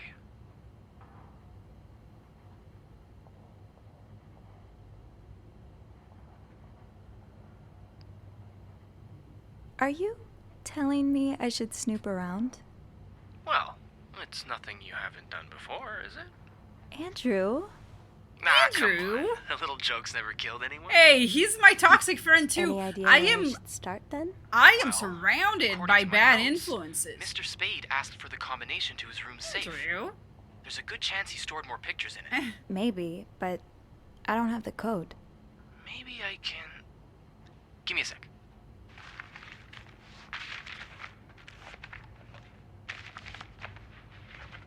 Shoot. What? Bad news is, I can't find the combination list. Good news is, we can probably do without it. Most guests write their code down to make sure they don't forget it. So, say you wanted to look for it, I could keep an eye out and call you if I see our mysterious photographer return. Okay, yeah.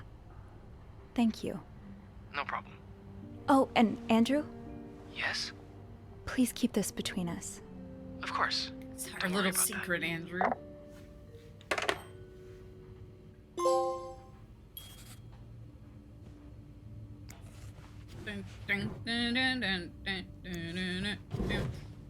I need to play more I Am Bread, guys.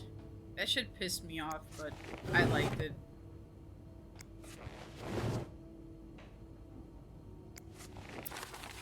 That's rough. How are you supposed to support yourself when no one will give you a job or a place to live?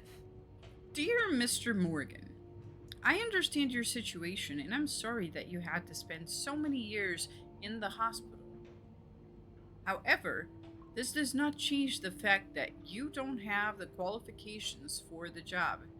And even if you did, I could not hire someone in your situation. Other staff members simply would not feel safe around you. I would ask you not to contact me anymore. Sincerely, Jeremy Sandberg. Alright, so this guy might be a little crazy.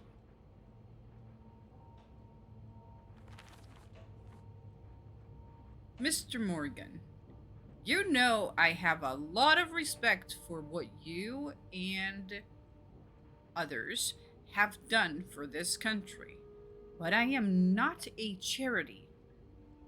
If I don't receive the past 3 months' rent before the end of the week, you'll have to vacate the apartment.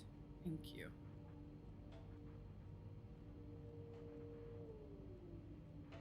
What does it say? Hey, weirdo. Stop wasting my time. I'm not hiring you. Ever.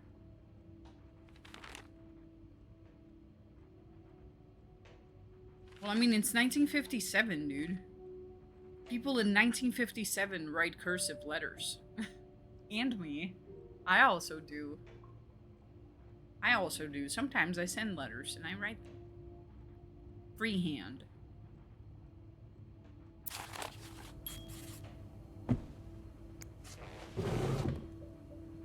Hey, I didn't spend... You know, me and my great aunt, we used to play calligraphy. I mean, I used to play calligraphy. She would just, like, give me, like, calligraphy books, and I was just so fucking into doing that shit. Just writing and writing and writing.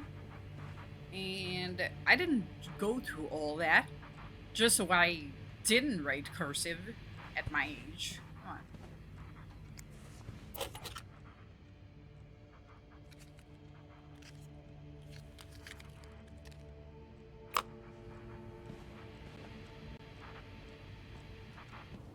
What the fuck?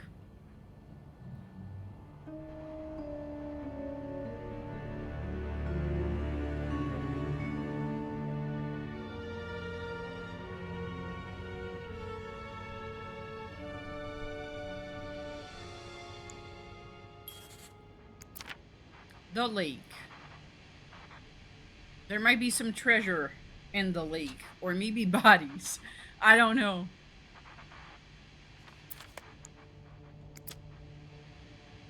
Why Harry's? Lots of burger places closer to the hotel. Is this from Harry's? I mean, it's a popular spot, but... Extra fries? 10 cents? 10 fucking cents? 40 cents for 2 Cokes?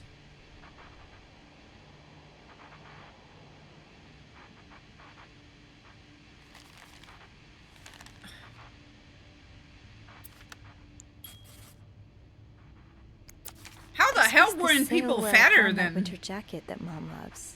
Oh, because they were fat phobic. Like, they were crazy fucking fat phobic. This Saturday only. 30% off.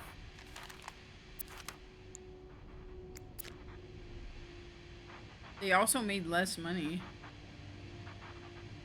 I think they made more money.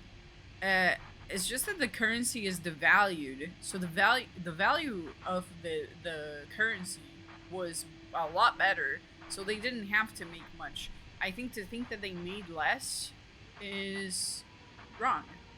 They made more. They made more and everything cost less. I just visited the oratory for the first time in years. This has to be a coincidence, right? Also, back then, every dollar was backed by gold. They also didn't sell triple cheeseburgers with extra large fries. Yeah, that is true. But they did order extra fries for 40 fucking cents!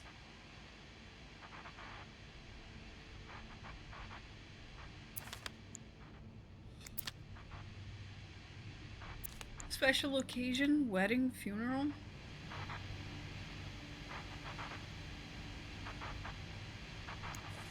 One man's trash is another maid's trash.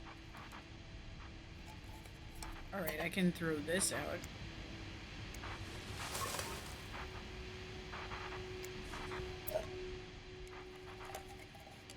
Oopsie. Threw it out. I hope you aren't eating those beans. It was empty! Something tells me you won't be missing this. Ugh. Canned ham. Only in Canada. Huh? Only in fucking Canada. Morgan. Is that your real name? Why did you check in under Mr. Spade? Dear Mr. Morgan, you have to stop writing to this address. Lindsay died 2 years ago. I do not know what happened between the two of you, but please, let us grieve in peace. Thank you, Lindsay's mother. I love how I love how she signs this as Lindsay's mother. I'm not even giving you a name, because if I give you a name, it won't make any sense.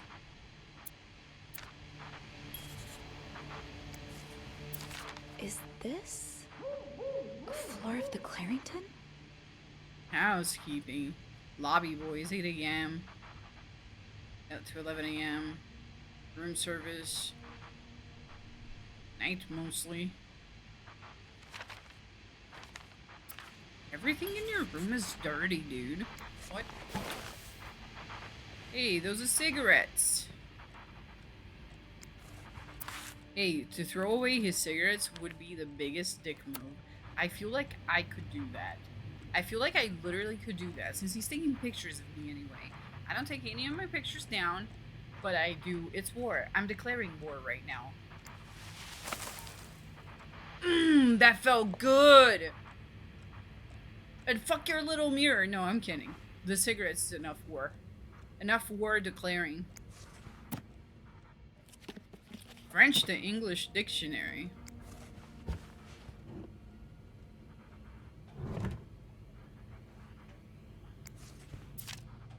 You're pawning off your possessions? What do you need the money for? For the hotel room?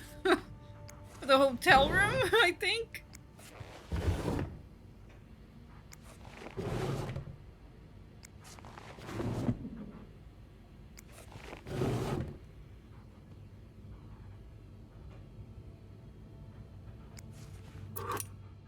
More burgers with extra fries? Oh, I thought there was blood in it. Okay.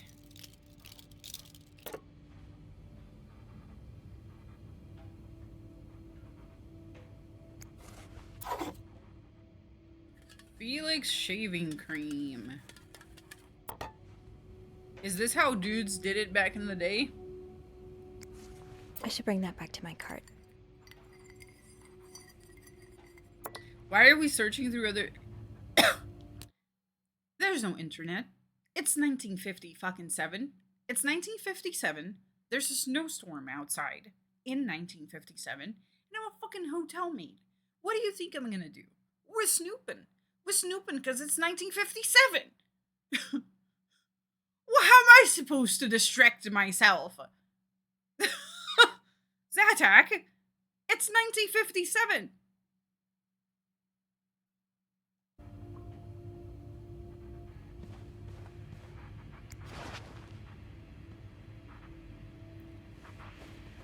And hear me out. He took pictures of me snooping this goddamn guest. Look at this shit. So I threw away his cigarettes. That bastard.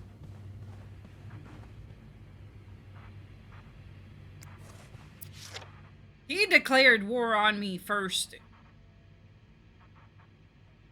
Hey, in 1957, they say that looks pretty gay.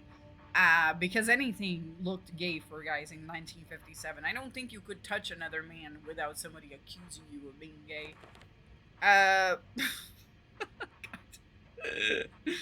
Only handshakes. Firm handshakes only.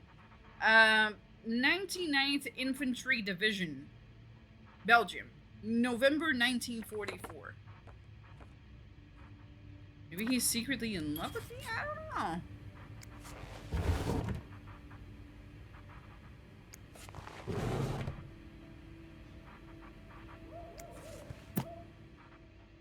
Also a black guy and a white guy hugging, probably from the fun. Yeah. Birds. He likes birds. Bird identification. Birds of America. I'm looking through your shit. If reception gave him a code, maybe he wrote it down. Somewhere. Request to move to 507. Why did you want to change? Why did you want to change rooms? Okay. Lindsay's address. Infantry Division. Wait, so Lindsay is a guy?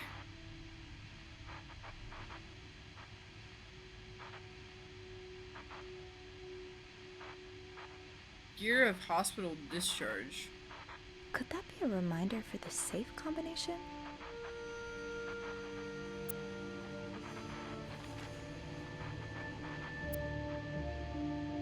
There's something on the back. Wait, so Lindsay is a guy? Can Lindsay be a guy? Yeah, no surprise Bernard denied the request. Mrs. Beaumont's been here so long, we could probably just put her name on the door at this point. Dear Mr. Spade, the present letter is to confirm to the reception of your transfer request to room 507. Regrettably, the room in question is currently occupied by an extended stay guest. We are therefore unable to grant you your request. Thank you for your understanding. Please contact us should you have any other request. Man, he can't win anything, not even a shit room. Let me look at that, let me look at this shit again. Oh, this is the wrong one. I'm starting to think Lindsay is a guy.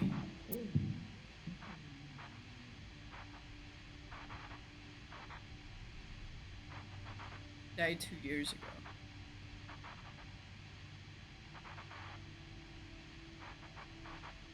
I do not know what happened between the two of you, but please, let us grieve in peace. I'm starting to think Lindsay is a guy.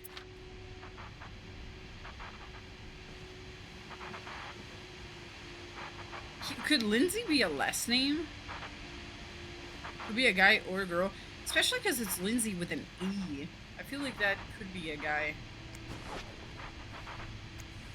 Oh. And they were roommates. Brigitte Boswell. No one at school suspected what took place once their door was locked. Okay, we got some gay porn here. Female gay porn. And they were roommates. She was alone in a town she barely knew, hundreds of miles away from home. She was desperate for comfort and found it in the arms of the most unexpected person. What first started as a normal friendship between two women soon blossomed into something much more passionate and disturbing, because it's 1957.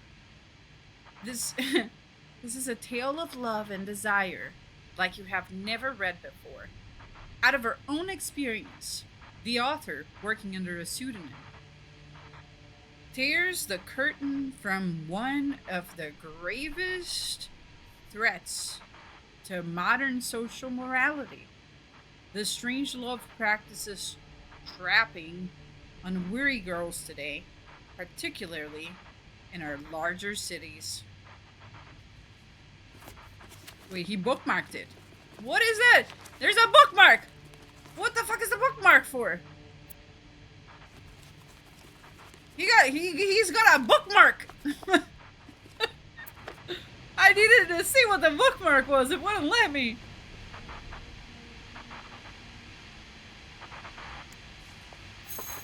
Alright, so is this an indication that he is straight?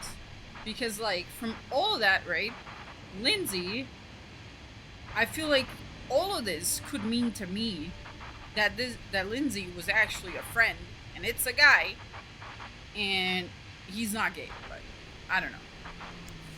What do we have here?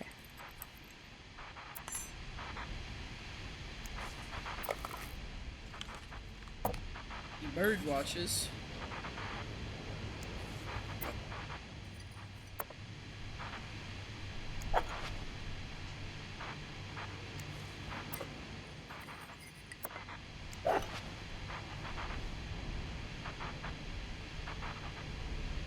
Straight gay? Who knows? Yeah, that is true. I took his cigarettes and I should probably steal his gay porn too. Yeah, bitch. What you gonna do, huh? I'll leave the photos of me snooping, but I'm declaring war. I'm declaring war. Throwing away the cigarettes, throwing away the porn. You don't wanna fuck with me. You don't wanna fuck with me.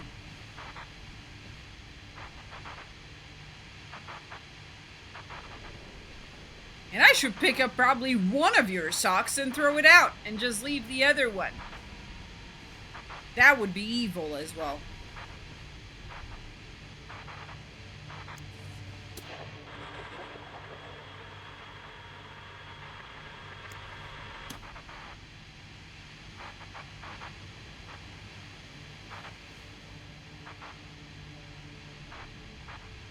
Too far. I'd forget my own head if I didn't write everything down. Do not forget to take your pills.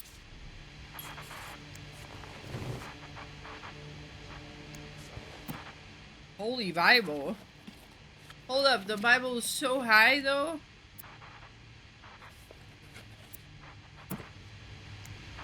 Let me see if I can inspect this again. Yeah, it turned out to be like super high. No bookmarks in this. No bookmarks in this. Dirty boy. Dirty fucking boy.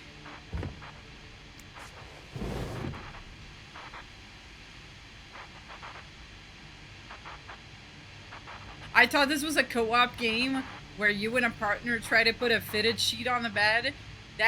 Would that not be actually like really fucking hard to do though?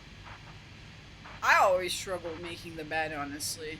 Like making beds is difficult. Rage inducing. Hey, you got a fucking idea, man. I think you should invest in like trying to make that a reality. That would sell. Making the bed co-op. I'd buy that game.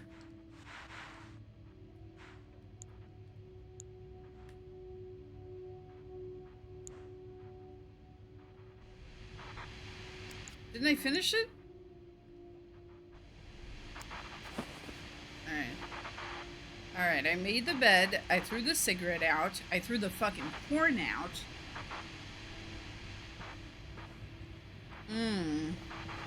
And I am snooping.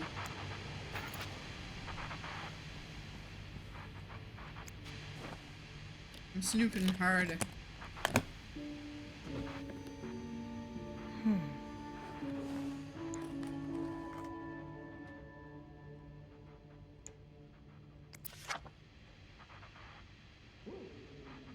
Is that the same guy from the other photo? It looks different. Paul.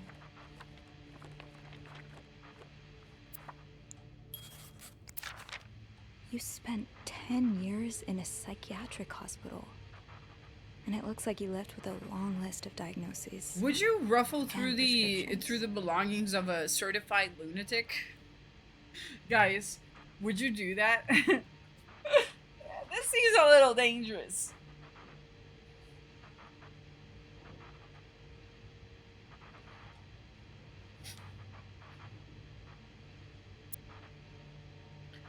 So his name is Morgan. I mean, his name is Paul. Last name Morgan. Male. If this 1957 and he was born in 1924, that would make him 33 years old? Am I crazy? Am I crazy? Did I do the math right? I don't know if I did it right. I'm not a mathematician, okay? You guys don't pay me to count. Discharge diagnoses.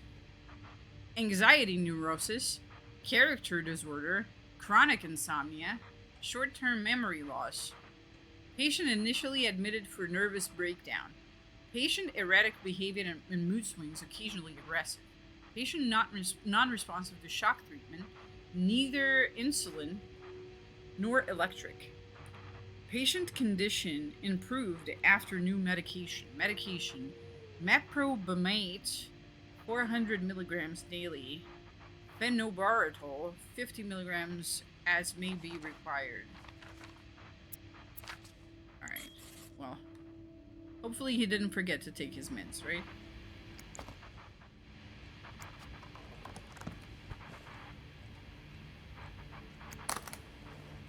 I can't lock it. I can't. Wait, hold up. Hold up, hold up. There are no more clues in this. I was sure that the locker combination would be... Fuck. Gotta close this. Can I put the key over here? Yes, I can. Alright, I'll do that. See that? So where do I go for the rest of it? Locker combination. I already looked here, right? I already looked here. Let's see if it's Paul in that picture. It is. He has a mole on his forehead. So the guy on the left, I'm assuming that's Lindsay. Infantry Division, November 1944. It must be that must be Lindsay, the other guy. All right.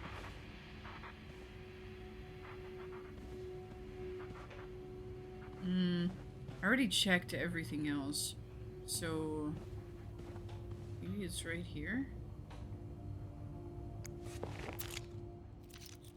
He left in a hurry. He left in such a hurry that he left his door open. Don't forget to buy more film.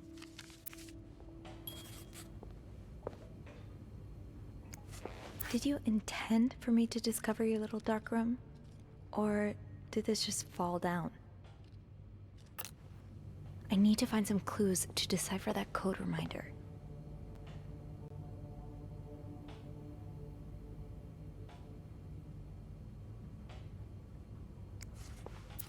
I was gonna take the film back, but my only option is to... a lot of film.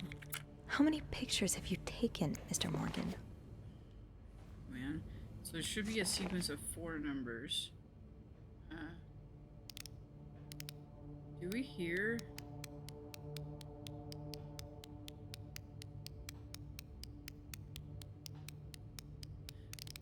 I was thinking we could just crack it by sound, but I don't think that that's possible. Because we would need to know direction too. This could take hours. Can you imagine? Can you imagine if I just went trying to crack it by sound? The man, there must be clues in here.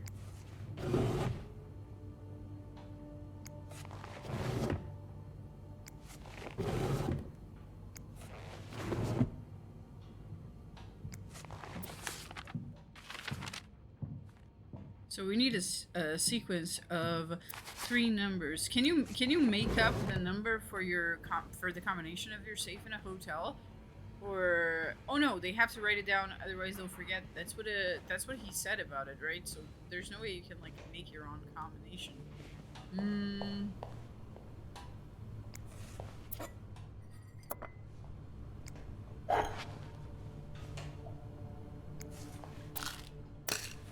Oh, that's his meds.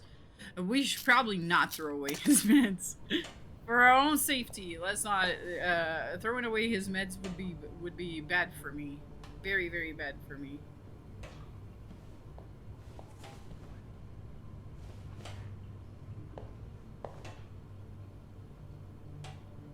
What is this, though? It's toothpaste.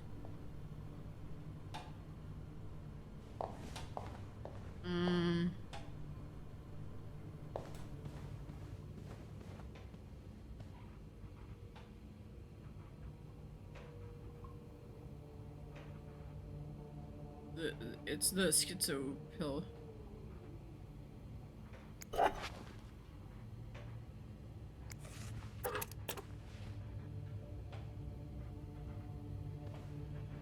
Maybe it's in the dictionary.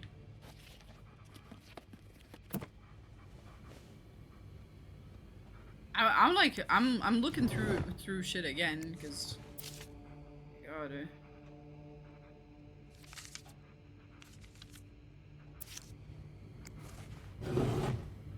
I'm confident I'll find it.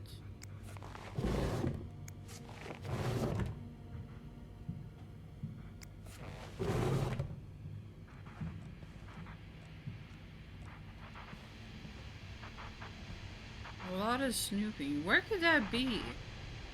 Where could that be?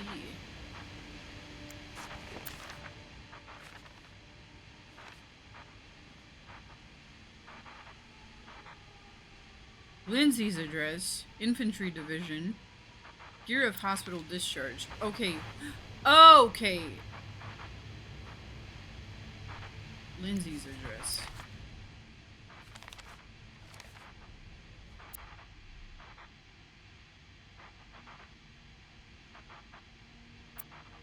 Lindsay's address must be this one. Lindsay's address. Do I even have that? Should be here.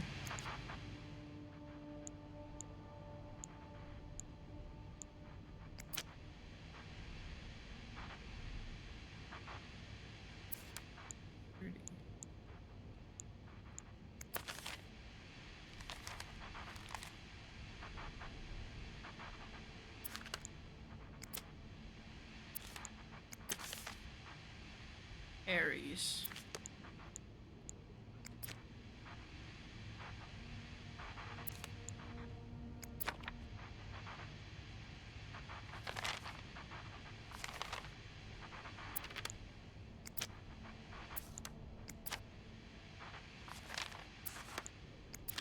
Beaver Lake? That's where I took Mom skating last month. Why is this up here?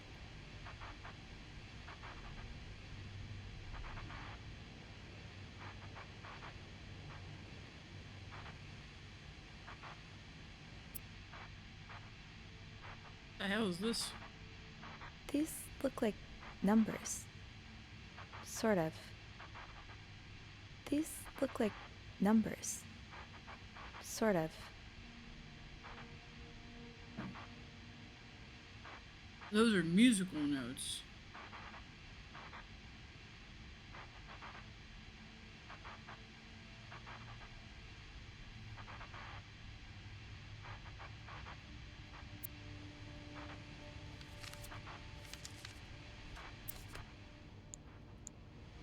Okay, so we gotta find out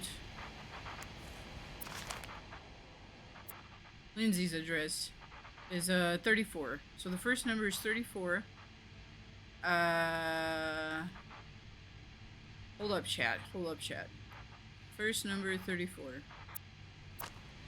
We'll go one by one. One by one.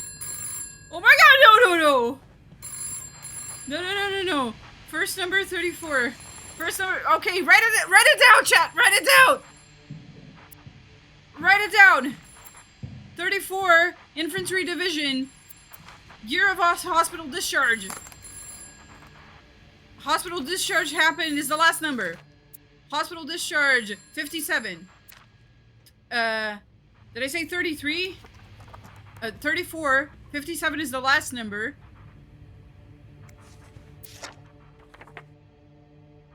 44. 34, 44, 57.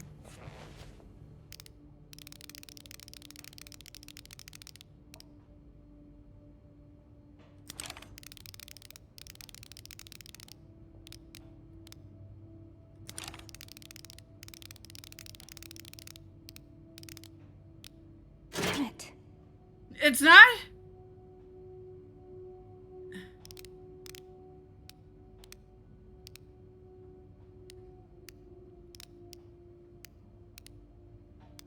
Come on, Sophie.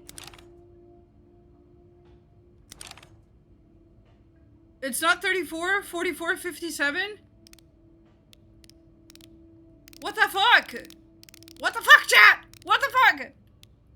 Damn it.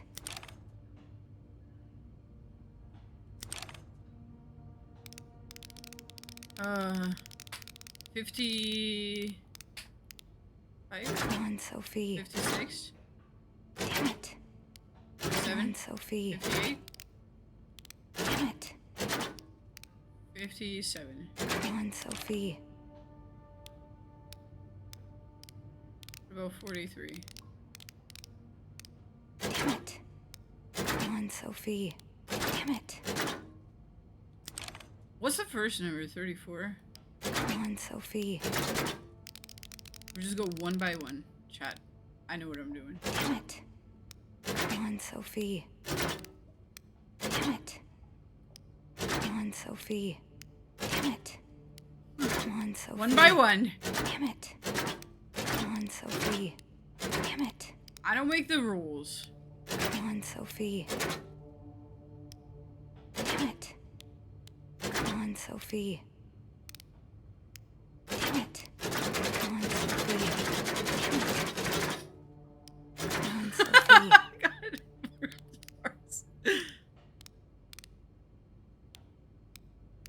Damn it. Come on, Sophie.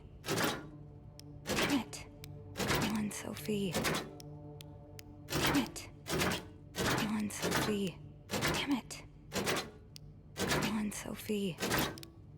Damn it. Come on, Sophie. Damn it. Come on, Sophie. Damn it. Come on, Sophie. Damn it. Come on, Sophie. Damn it. Come on, Sophie.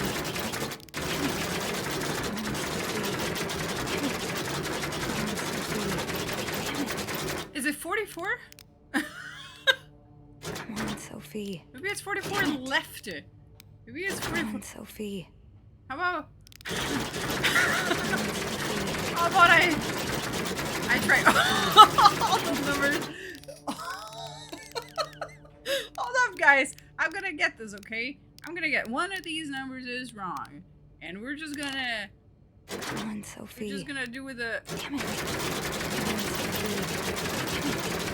Come on, Sophie. Damn it. Come on, Sophie. Okay. Change of plans. Maybe 57 is the wrong number. 34. Damn it. Come on, Sophie. Damn it. Come on, Sophie. Damn it. What if it's backwards? What if it's 57, 44?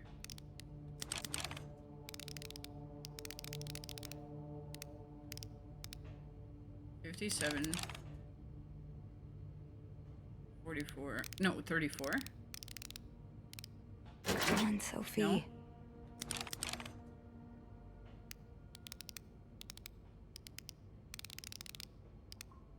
Damn it. Come on, Sophie.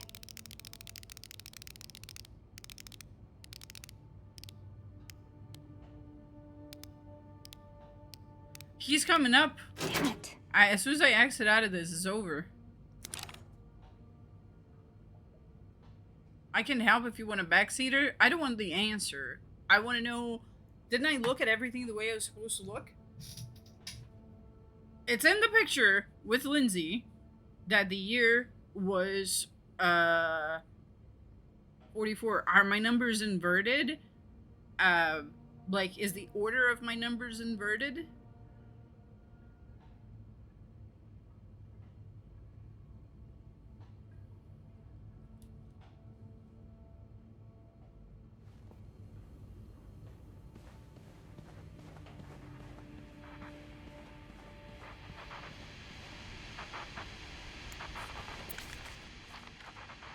Lindsay's address. Infantry Division, year of hospital discharge. Lindsay's address goes first. Infantry Division.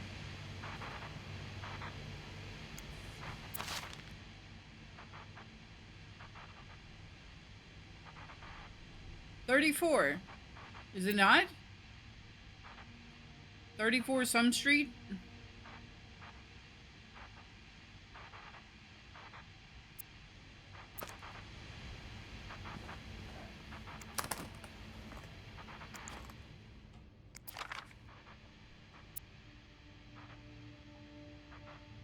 Date of discharge, 1957.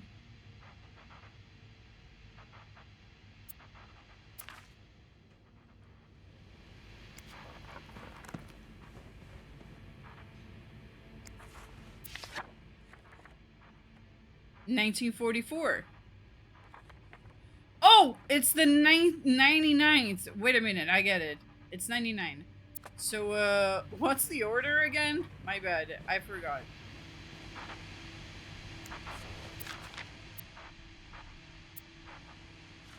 It's 34, 99, 57. 34, 99, 57. 34.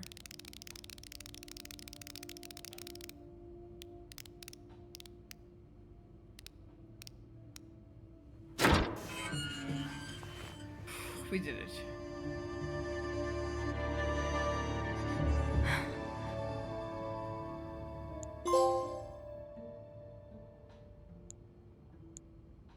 Okay, Sophie, you should probably put this down. No. I'm gonna throw away your fucking gun. You know what, guys? It's war. Like I said, he's been taking pictures of me snooping. I'm throwing away the porn, the cigarettes, and the fucking gun. Don't fuck with me. Don't fuck with me. Don't you fuck with me.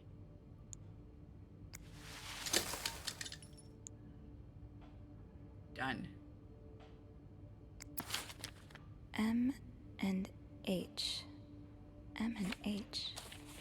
Who are they? Are they guests here?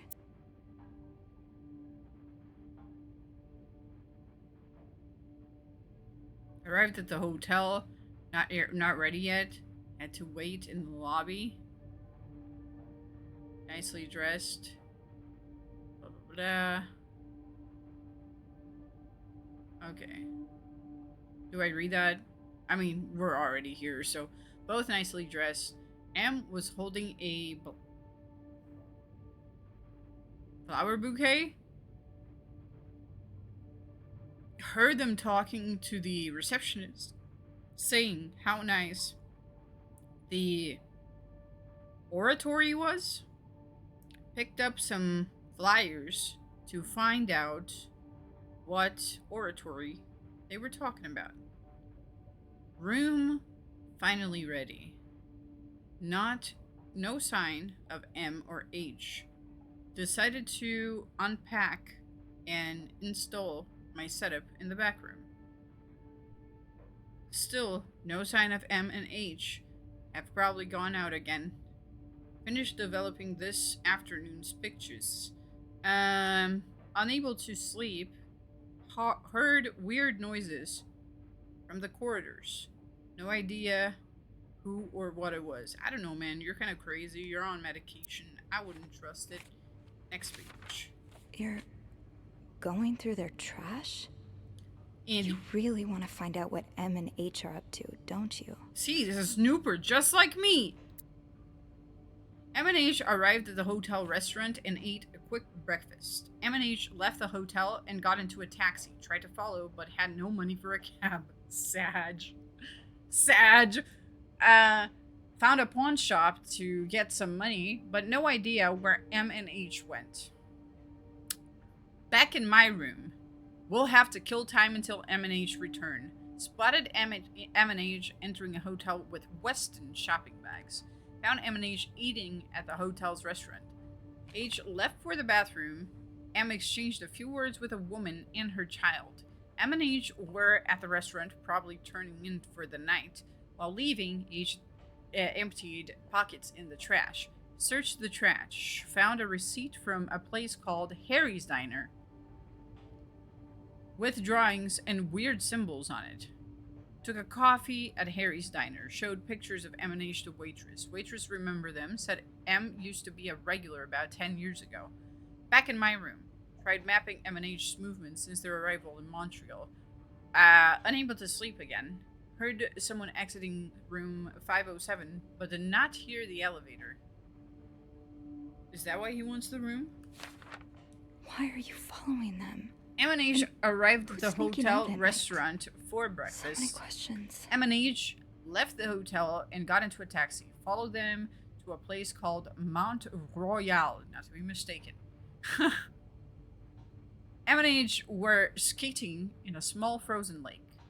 Fell on ice while trying to take picture. H might have seen me. Em and H ate at the lounge and left a ticket on the table. Ticket has weird symbols on it, just like Harry Diner's receipt. There's a weird symbol on Harry Diner's receipt? Em and H decided to leave because of the snowstorm. Em and H arrived at the hotel shortly after me. H looked angry. Something happened during the taxi ride, but what? No sign of Em and H since early afternoon. Tonight, we'll try to find out who's sneaking out at night.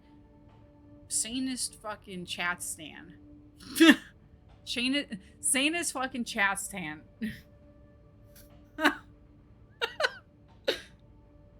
Okay.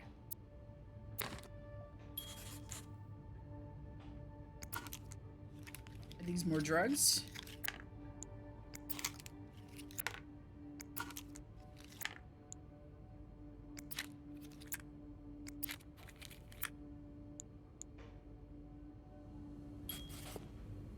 Closing. Close that is like nothing ever happened. Bam. Can we pick this up? Alright, we did, what are the symbols in the diners thing? Hold up.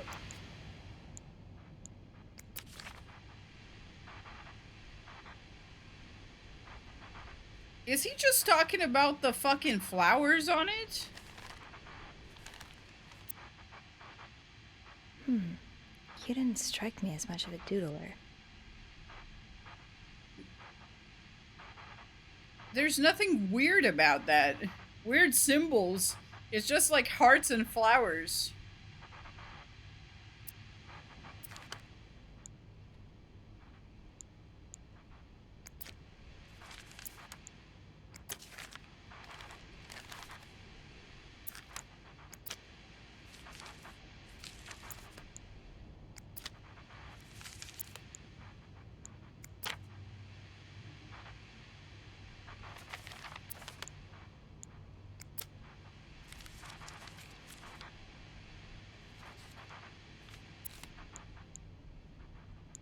Okay, I think our job is done here. Our job is totally done here.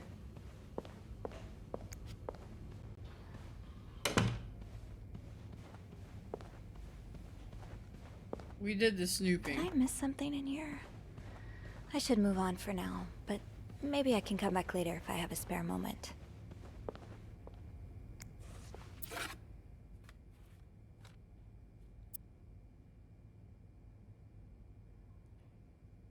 Partial. I feel like that was a thorough cleaning. I got rid of the porn. Does I got carrying rid this of the everywhere gun. really make us better maids? Bernard seems to think so.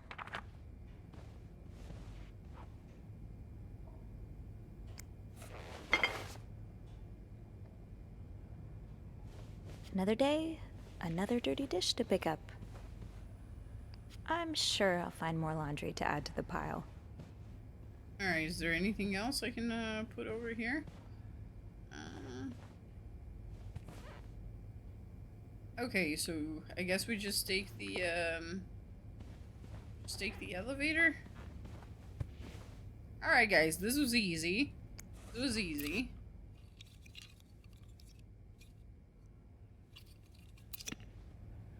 Do you think any child in this current year has ever seen a yo-yo?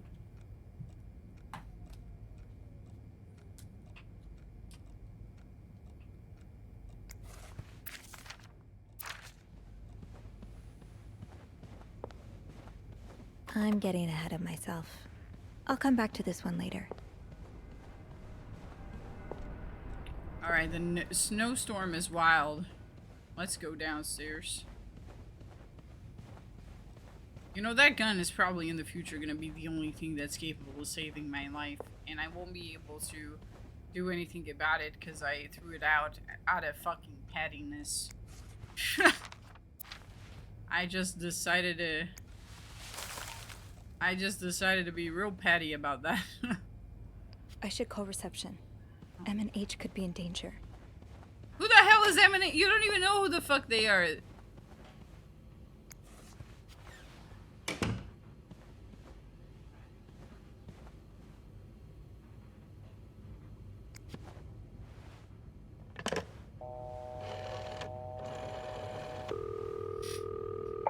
Clarington Hotel reception desk, Andrew speaking. It's me. Oh, hey. Just a sec. Beth, could you cover for me? Again? Pretty please? Sorry about that. So, found anything on Mr. Spade? Well, Mr. Spade isn't even his real name. It's not? His name is What is it Morgan. Morgan Paul something. Morgan. Yeah. Huh. I guess he wanted something a tad more exciting. So, I take it you opened the safe. What was in it? Actually, I need your help again. Of course. What's up? I found out Mr. Morgan isn't only stalking me, but 2 other people as well. 2 other staff members? Who is it? No, they're guests. I don't know their names though. I was hoping you could find them in the logbook. Oh, yeah, sure. Are you alright? Of course. Sorry. I'll just need some more info to narrow the search. What do you know about them?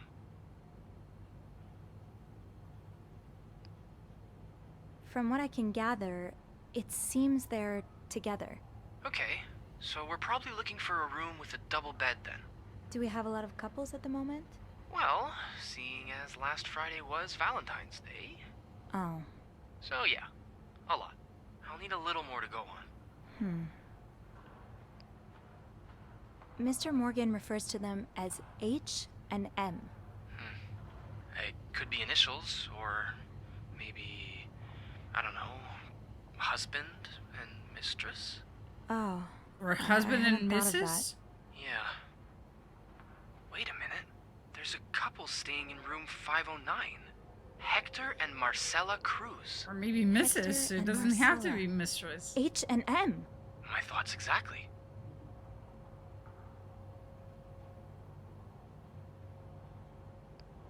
Do you know anything about the cruises? Well, I was there when they checked in.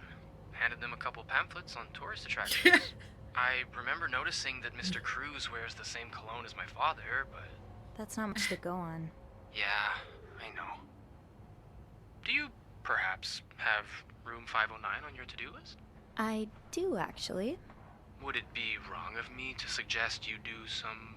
Snooping? I guess that's what I'm known for now. Nah, don't worry. I'm sure we'll find a better legacy for you. I'll call you if I find anything. Watch out, alright? I will. Perhaps you have me on your to-do list.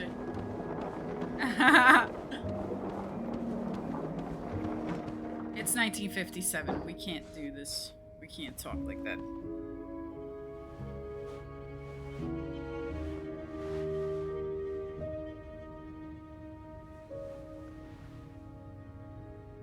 I must have forgotten my keys in the break room again. How convenient, huh? The break room. Where the fuck is the break room?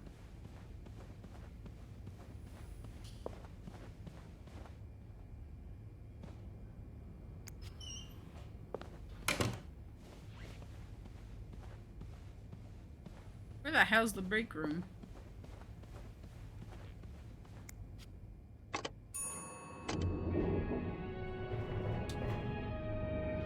They said 509. Don't let me forget.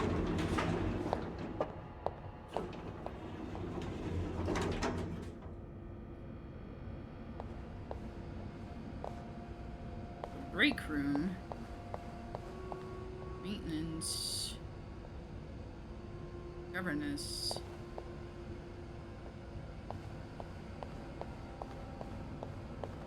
What are you guys thinking of the game so far? It's locked. Locker room. Laundry room. Break room. Shoot, it's locked. Do I not have the Guess keys we'll to have the... to get Linda's master key instead. Linda, we're gonna go to the governance room then.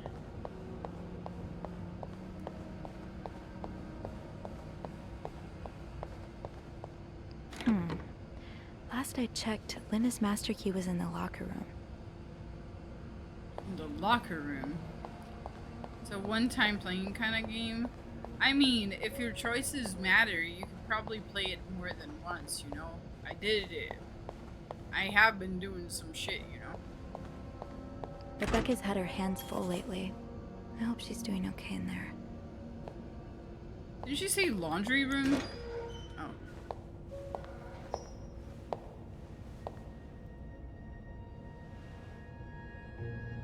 It probably has some replayability if the things you do can affect your playthrough. Hypocrite bitch! Hypocrite bitch? What did Linda do? And to whom?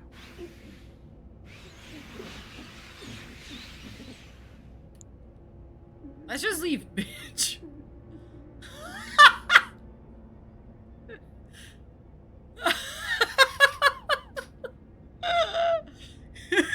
Let's just leave that one. Hey, my wife will be at her parents' tonight, so we come by the house at 8 p.m. and make sure you bring the new lingerie I bought you.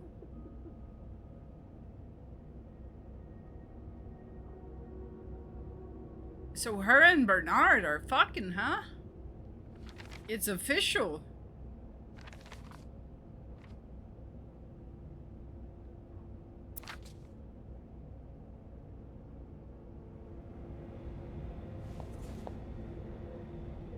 Can I throw this away?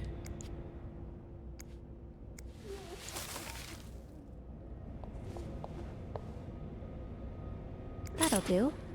I'll just have to make sure I don't forget to return it. Bitch. Linda, you're not even trying to hide the daggers in your eyes.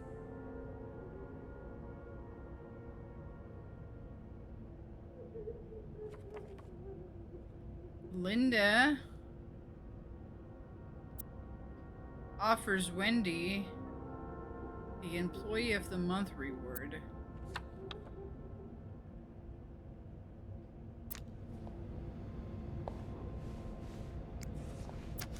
If there's anyone to be in a book club with, it'd be Andrew. Maybe I should join this.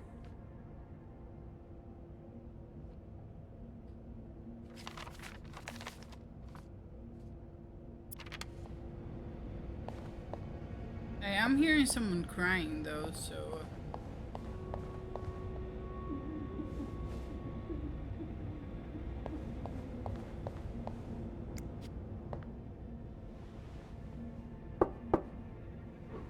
What is it?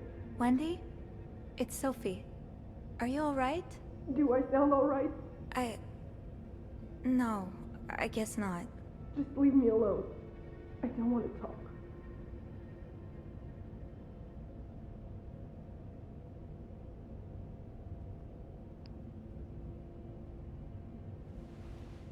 I don't mean to disturb you, but did you see who wrote that message on Linda's door? What? The lipstick message.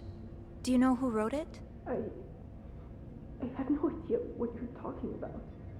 Sounds guilty to me. Go. Alright. Okay. Sounds guilty to me. I have no idea what you're talking about. I really should give Wendy some space.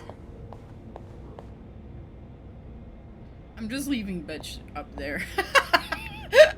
Just for the RP, you know what I mean? Omit some of that interaction. Tempting, but you know, leave a window for RP. Who wrote bitch on my door? For no context.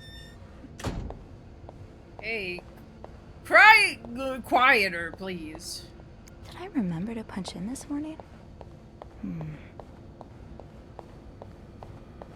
Right, the master key only unlocks the guests' rooms. I'll have to get my keys later.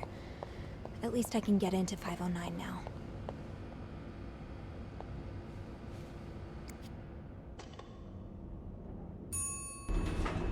Hey, Sophie. Oh, hey, Andrew. On break already? No, not yet. I have to deliver something to our VIP guest. Again? Yeah, the requests just keep on coming. What about you? Aren't you supposed to be in 509? I'm heading up now. I just had to grab Linda's master key before I could continue our investigation. Ah, gotcha. What a day, huh? Tending to an eccentric VIP guest, discovering, well, what you discovered in 505. Pretty exciting as far as a workday at the Clarington goes. Yeah, that's definitely one way to put it. That's not all, though. While I was looking for my keys, I found some graffiti on Linda's door. Graffiti? No way. What is it? The words, hypocrite, bitch, in red lipstick. I wonder who could have written it. Call this an educated guess, but Wendy has a pretty solid motive to me. You'd have to be living under a rock to miss how Linda's been treating her lately.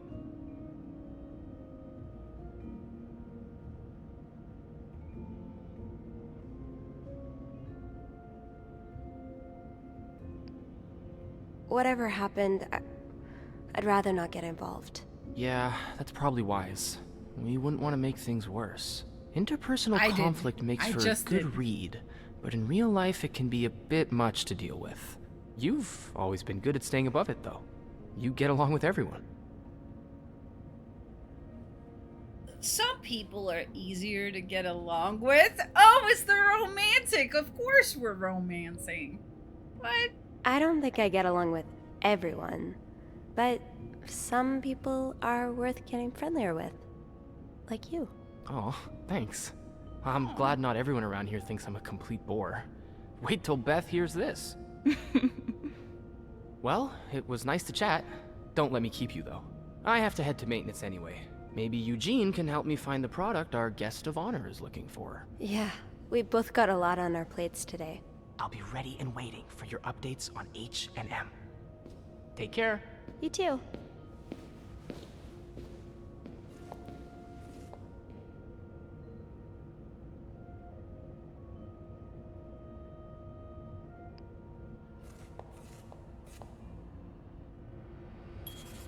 Why would I want to stay a little longer?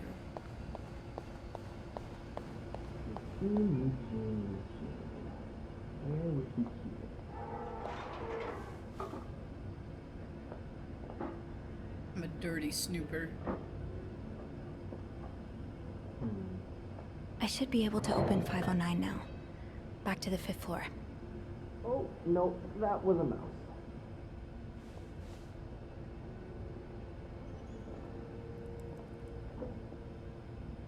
What about here?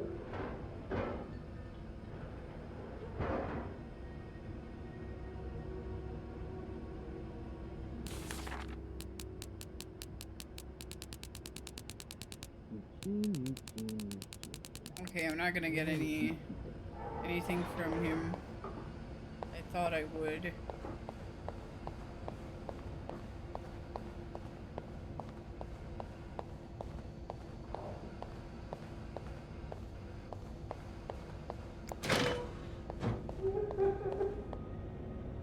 I really should give Wendy some space. Alright.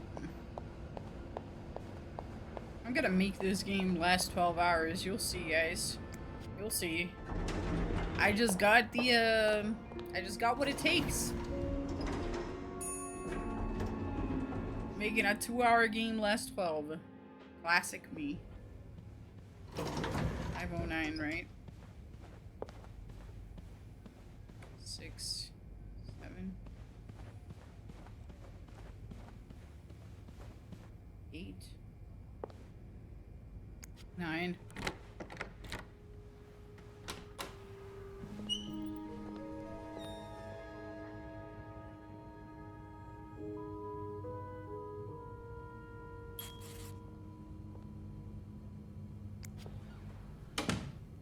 Okay. Looks like someone had quite the shopping spree. Mm-hmm. More work for poor Rebecca. Hang in there, Reb. Tuxedo, pair of pants, shirts, tie.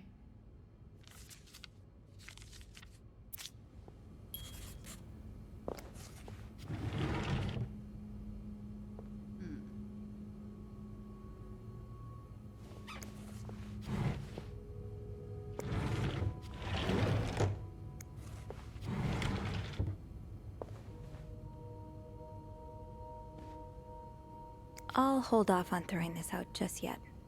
The food's practically untouched. But it's cold. Jesus, it's fucking cold eggs and bacon. You should throw it out. Listen, not only cold eggs and bacon, but also champagne in a literal bucket of water because all the ice already melted. We should throw this out.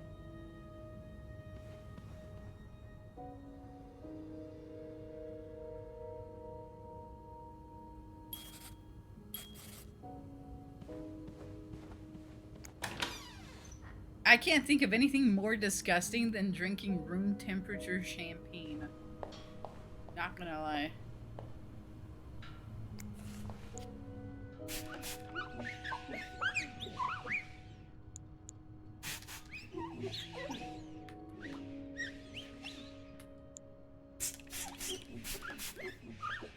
You like that ASMR chat?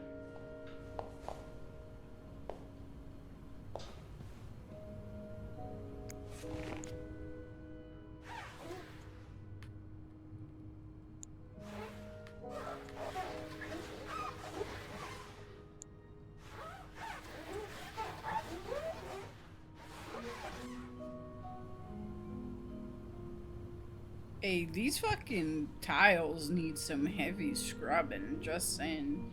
They need like a power wash. Look at this shit. This looks disgusting.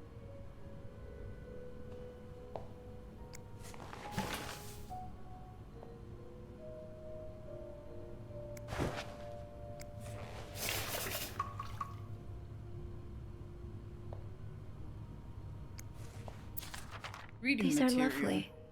I wish you'd had more confidence in yourself. You don't even know them. What do you mean? I still love you as much as I did the day I met you. I will always remember the first time I saw you in that beautiful blue-red dress on the... Ugh. It seems like only yesterday when I first met. 10 years ago, I promised I would always love you. Today, I pledge again what I pledged 10 years ago. Yeah, you're not running for president, dude. That's not good. Everything changed the day that you came into my life.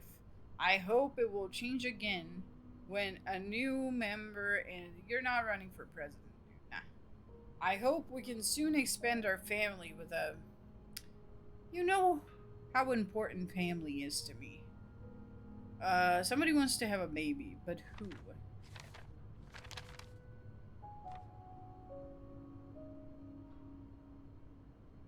They're probably husband and mistress, if you think about it. Because, like, why would she be, like, tiptoeing for 10 years on the idea of having a child? You know what I mean?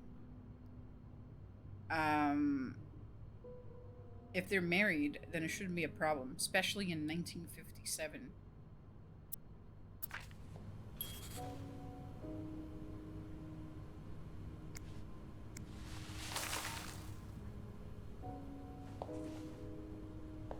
I'm destroying the evidence.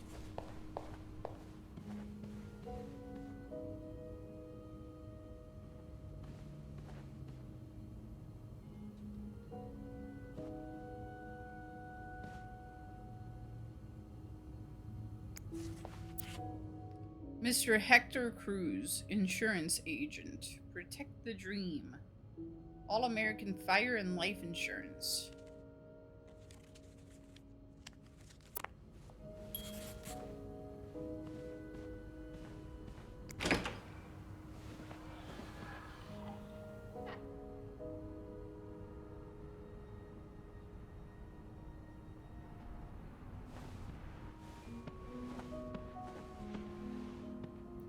Oh, there's a little card slipping.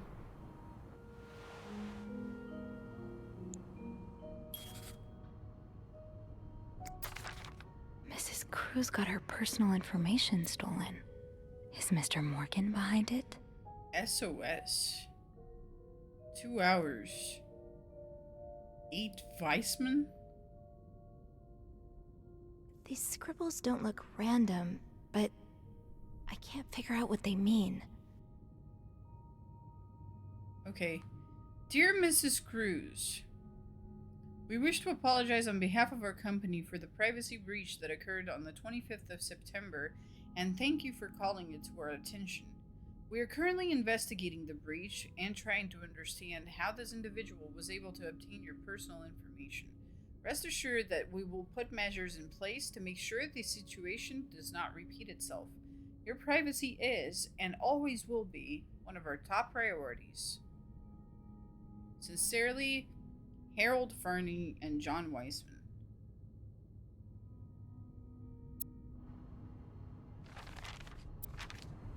Okay. Hold up. Let me clean this up. Somebody's been sleeping in the couch, so this doesn't really indicate happy times.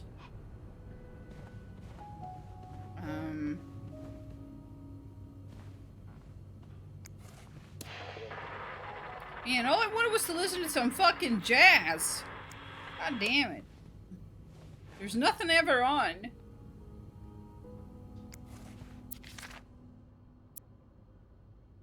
Taxi, hotel, restaurant.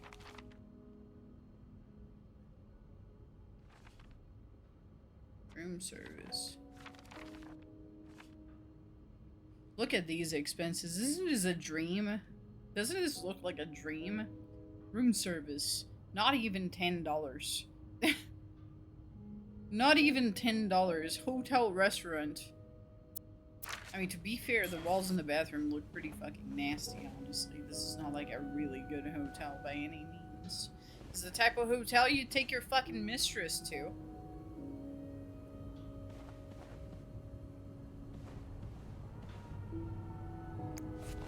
Wow. You look like a couple out of a magazine. February 14th, 1948.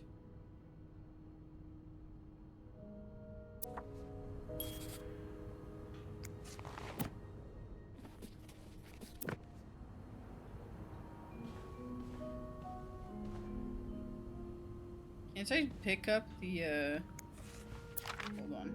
This person looking for you back in Texas, was he really just a coworker? Dear son, I cannot believe you decided to renew your vows so far away from the family. Your father and I are very disappointed, and so are your sisters. Mario, what a strange destination. I would not be surprised if this was another one of your wife's ideas. I met Luciana in town yesterday. She has 5 children, 3 boys, 2 girls, and is pregnant with her 6th one. Has just bought them that nice house in the corner of Prada and Ramos. Imagine if you had married her like you were supposed to. You would have your own family by now. Yesterday I also drove by your home to get the mail. As I was leaving, I met a man who's looking for you.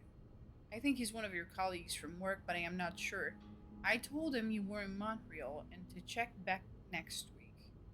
When do you come back exactly? I hope that you can be there for your uncle's birthday on Friday. I will make your favorite cake.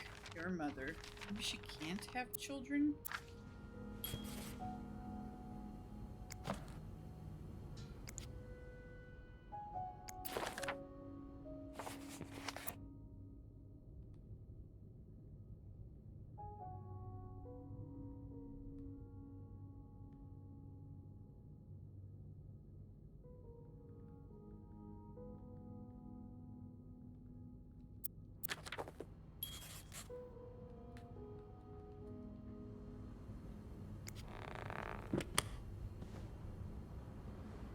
Someone's been sleeping here. I should leave it as it is.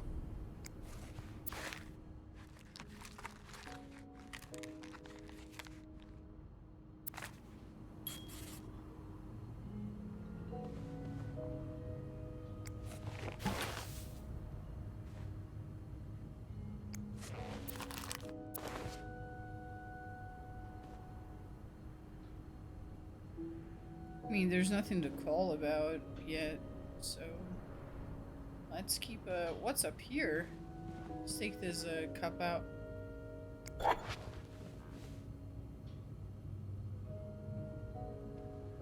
My first step should be to tidy up a bit. Searching a clean room is easier than searching a messy one.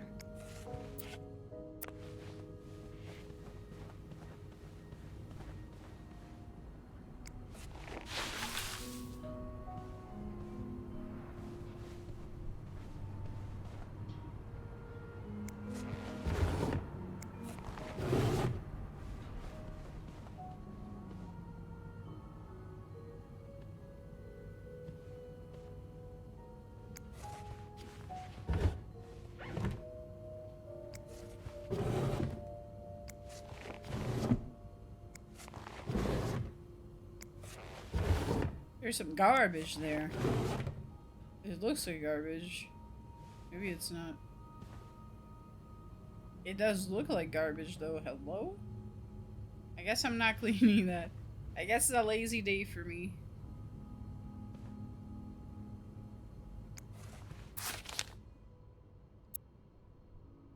To read. Young Anne. A game of hide and seek. Excellent women. The price of salt. Angel. Someone at a distance. In a lovely place, the bank wall, a stranger in the night, beast in view, the horizontal man, and it had to be murder. Murder?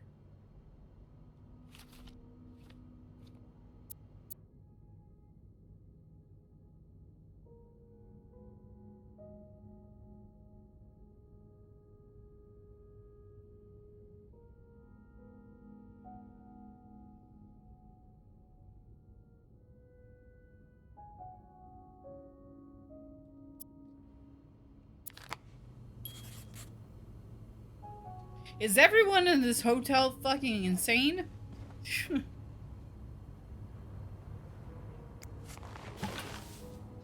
Looks like someone tore that note apart, but I'm missing some pieces.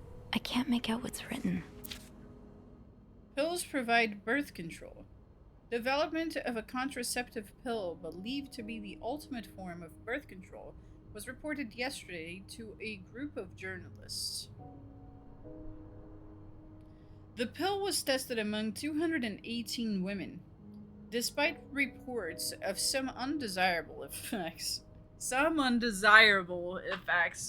I wonder what the side effects were for this shit in 1957. I would say it's probably more than undesirable. Some undesirable effects. Shows great promise for the future.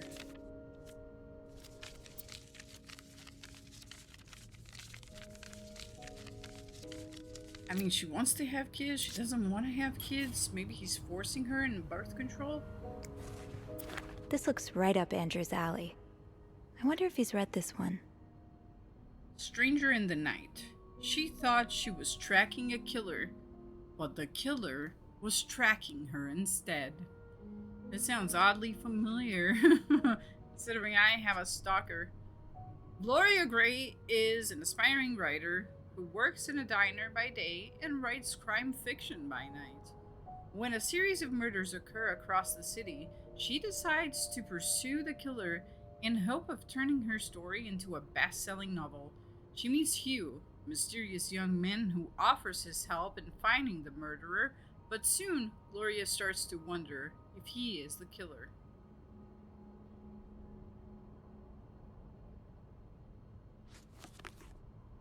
I saw the diet pills in the 1950s were amphetamines.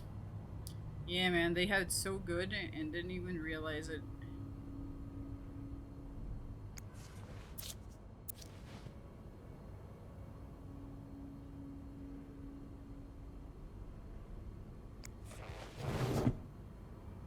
I like how I don't even change the bed sheets. I literally just make the bed and they keep sleeping on dirty fucking sheets. Liss oil. Brand disinfectant. Solutions are easily made since Liss oil disinfectant mixes readily with water in an all desired proportion. A small bottle of Liz oil disinfectant makes for 2 gallons of a 1% solution. I mean, it's not bad to have that shit. I bet in the 1950s, though, they put Liz oil on their goddamn face. It was like a like beauty routine. Put some of that disinfectant on my face to keep the pores clean.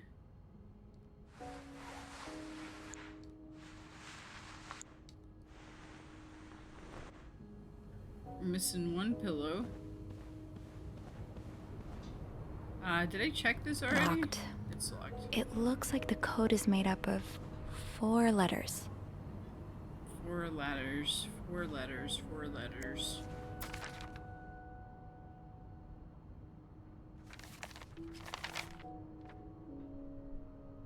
SOS?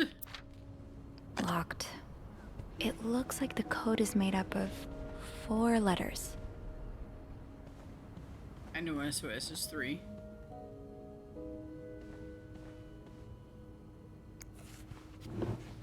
Did I look? There was some like weird paper. How did I find that?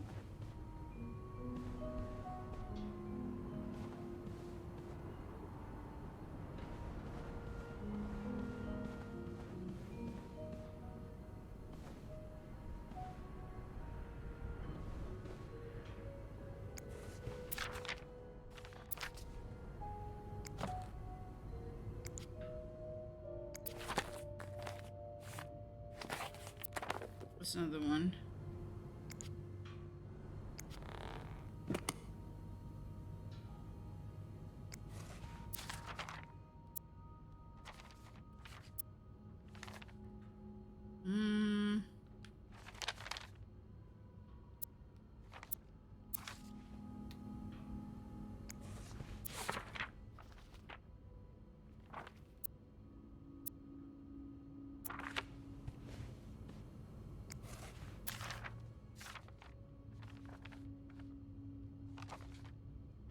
How you doing, Scrumpy?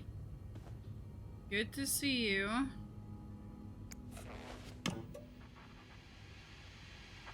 They didn't have TV for 24 hours back in the TV days.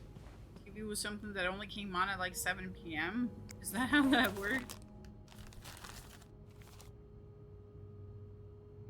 Stop worrying and save your marriage with Liz oil.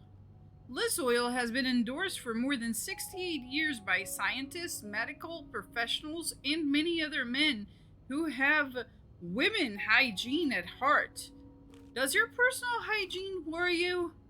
Are those worries bothering you and your husband? I told you she put Liz oil on her face. Maybe this is what makes her infertile. Maybe she puts the Liz oil in other places. Liz oil is an indispensable aid to marriage hygiene.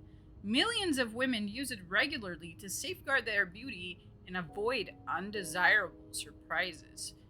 It's penetrative and effective in the presence of organic matter. Begin to use Liz oil today so you can stop worrying about your hygiene and focus on more important things, such as pleasing your hard-working husband.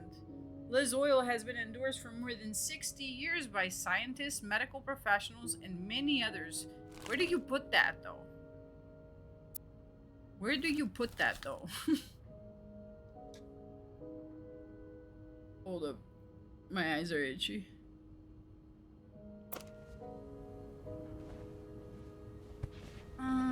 There was a piece of paper somewhere. Was it in this drawer? The one that was talking about the murder, the to read stuff?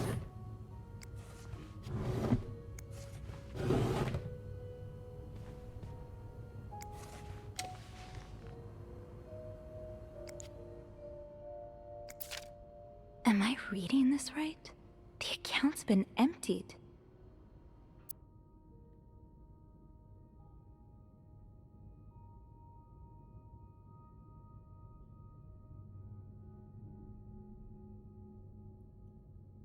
her account has been emptied.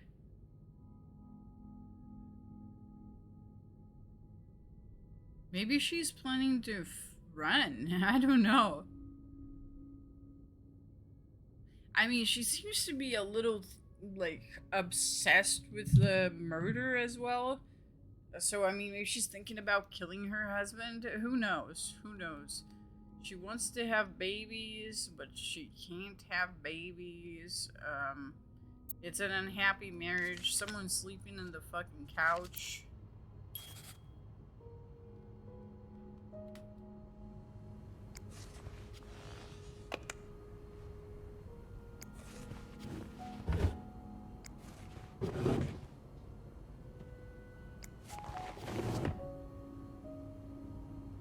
Aw, she sits down.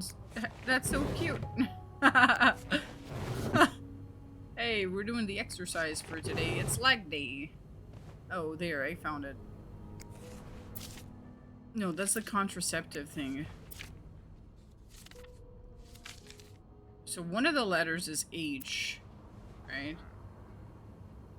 H.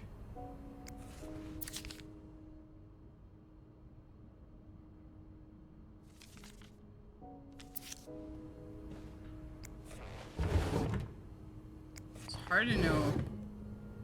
Hard to know.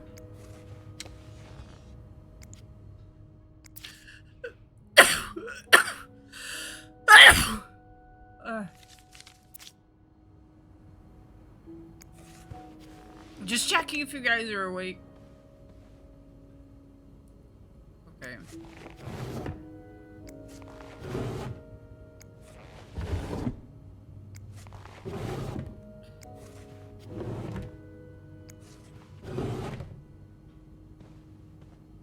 Maybe I threw that out? Maybe I'll find more of those torn paper pieces if I keep cleaning the room.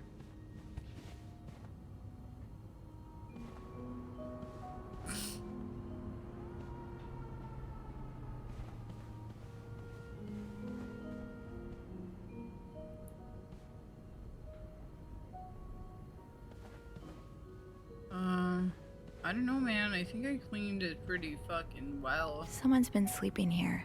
I should leave it as it is.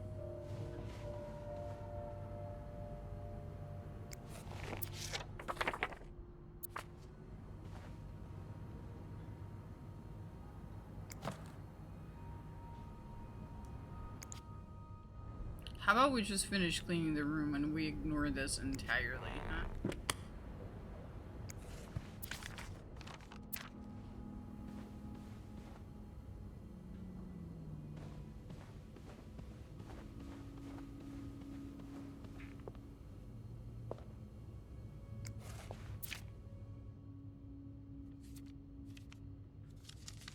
So far, I only found one letter.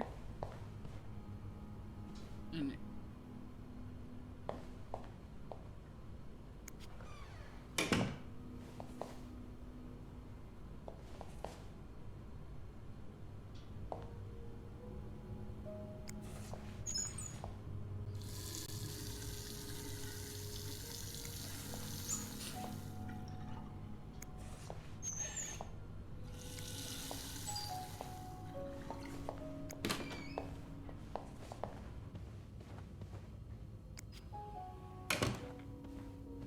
let me open this. No combination, no entry.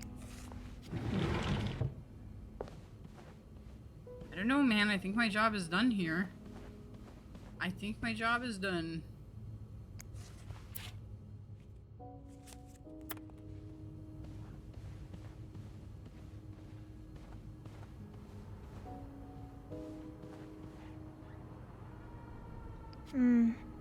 I should wait till I have more to report before calling Andrew. I don't know, man. I think I'm done here. I think I'm fucking done here. I'm done.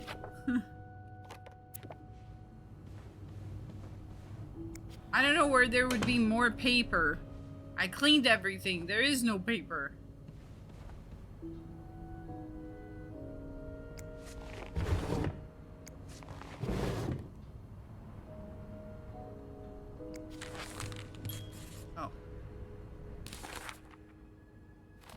wait a minute. Should I collect from all of the goddamn...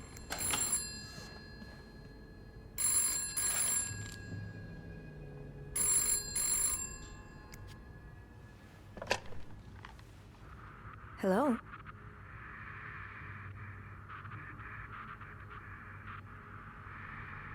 Hello? Andrew? Is that you? Yeah. It's my stalker. I should have ignored the phone like I did the first time.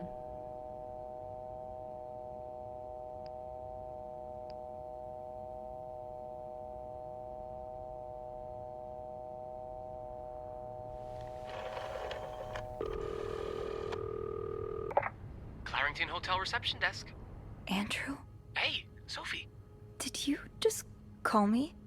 No, I didn't. Then who called? I'm not sure I understand. Someone just called, and they said nothing. All I could hear was static and breathing. That's pretty unsettling. Hang on. Hey, Beth? You got a minute? No. Give me a second, Sophie. Okay, so Beth tells me she just patched a call through to 509.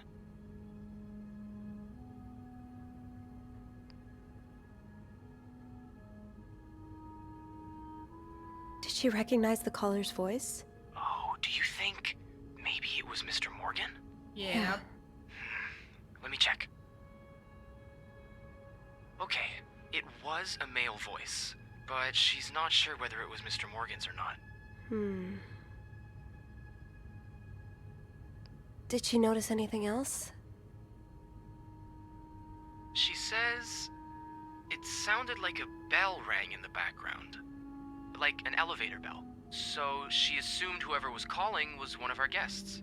You didn't see Mr. Morgan come back to the hotel, did you? No. I get why you're on edge, but I don't see any way he could know you're in 509. I haven't spoken to anyone about this. I know you didn't. Can you ask Beth not to patch any calls here for a while? Yeah, sure thing. Thanks. I haven't had time to check all of 509 yet, so I better get back to it. Wait a second. I just remembered something about this morning. I can't believe I didn't think about it before. What is it? A few minutes after Mr. Morgan knocked over that vase in the lobby, I saw Mrs. Cruz rush out of the hotel, all alone. Really? Do you know what time it was exactly? I think it was a minute or two after 10. What? I remember hearing a loud noise on the 5th floor right around that time. Like a door slamming really hard. You think it was her? Maybe. Did you notice anything weird about her? I don't know. She passed by the front desk so fast I barely had time to see her. Although... Yeah? I've always seen the Cruzes as a pair. I suppose it is a bit odd that she left without her husband. Maybe she was sneaking out. Or maybe she was following Mr. Morgan. Yeah. Hopefully I can make sense of all of this. I'm I need sure to put you the can. pieces of paper Give me together. a call as soon as you found something, okay? Okay. Thanks for the info.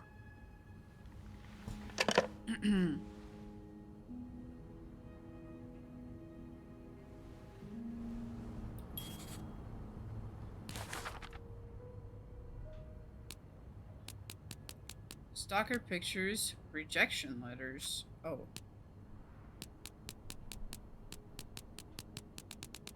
Room 509.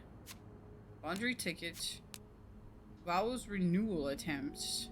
I don't think this is vows renewal, because, like, you know, there's a think about kids.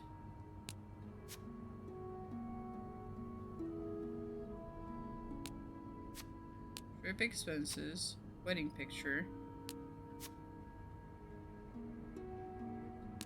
Grandma wants grandkids.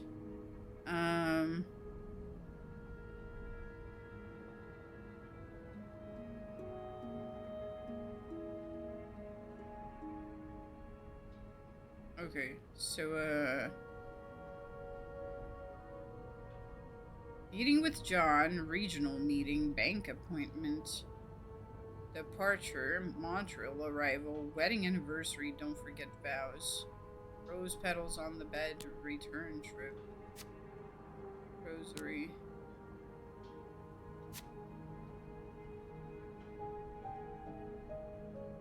Rejection letter sounds like a good thing to earn with channel points. Yeah.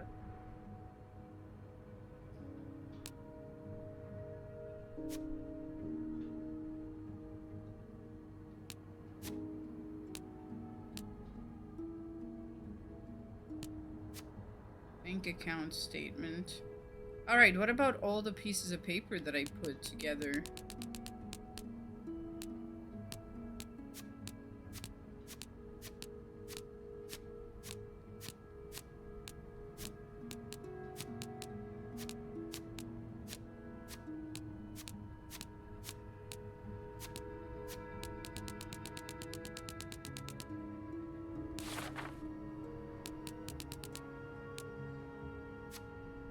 Eugene is in charge of hotel maintenance.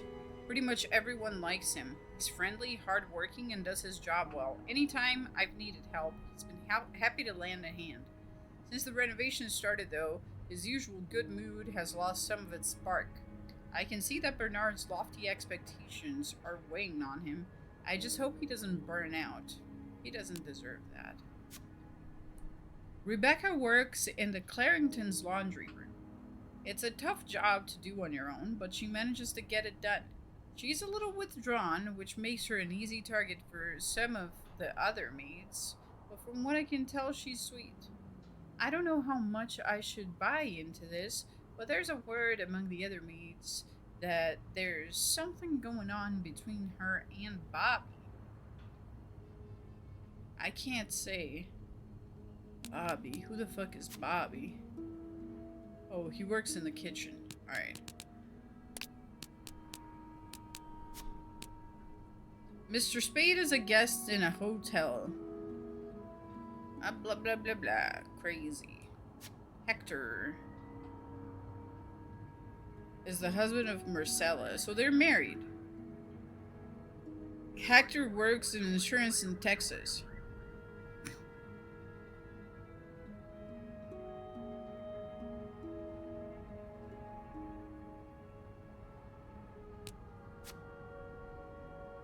One of the half couple, one half of a couple.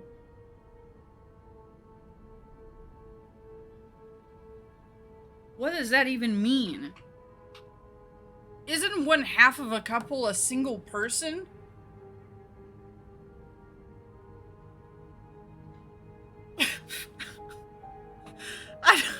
I don't know what this means.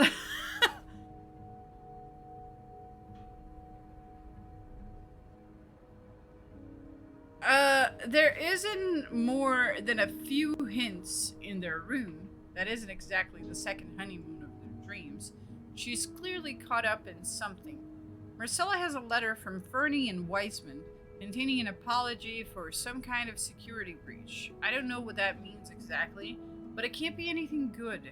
My mind immediately went to Mr. Morgan. Has his stalking really gone so far? Marcella has a bank account in her own name. According to the statement tucked away in her jewelry box, the last transaction she made was a withdrawal of the entirety of her savings. Does Mr. Cruz know about this account? How did she make this much money? What plans did she have that involved $5,000 in cash? Did she withdraw the money willingly? So many questions. While we're taking talking on the phone, Andrew remembers seeing Mr. Cruz leave alone. Blah blah blah blah. Okay.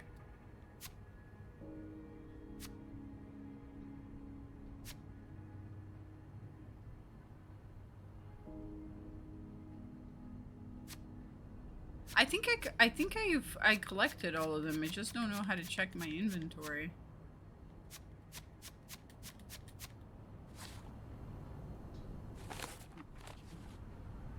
Where could the rest of that note be?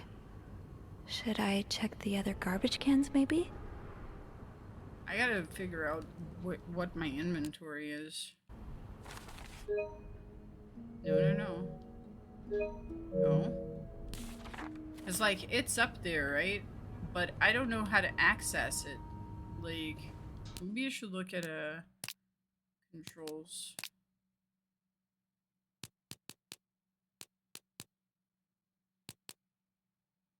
It would be nice if they gave you like control mapping so you actually know like how to like navigate the goddamn game.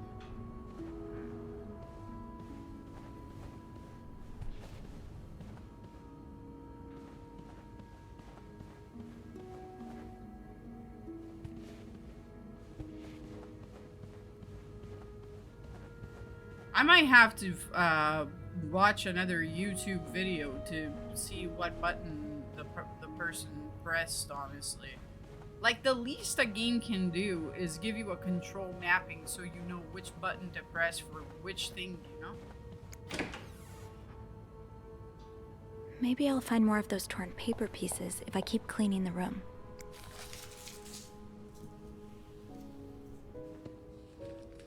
Alright, no worries, Chelsea.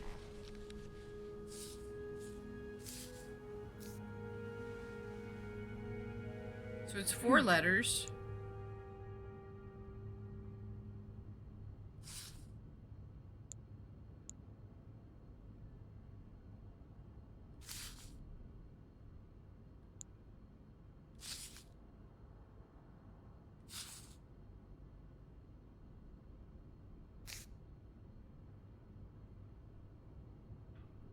It's not the one. Hold it.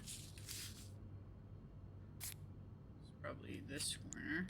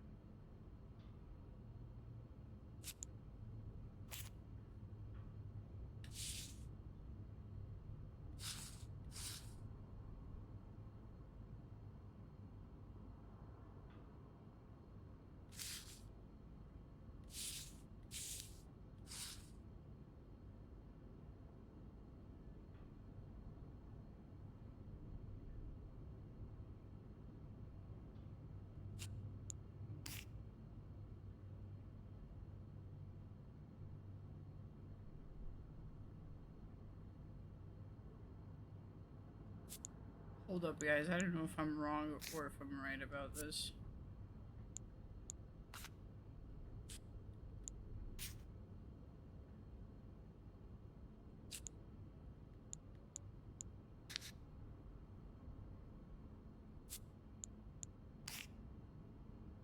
Everything should be probably facing the same,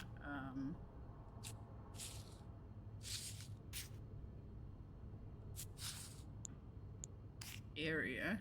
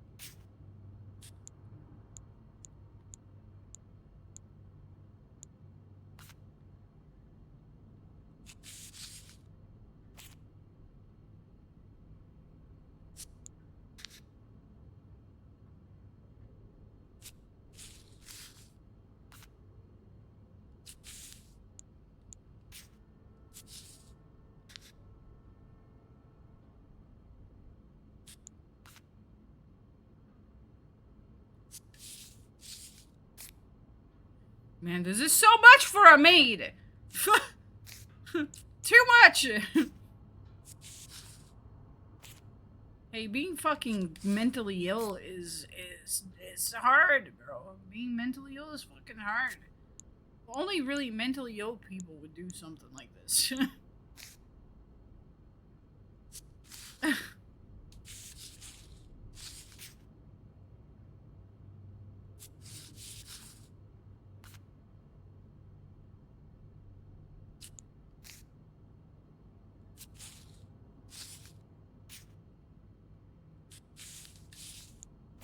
Alright, but I think I, hold up.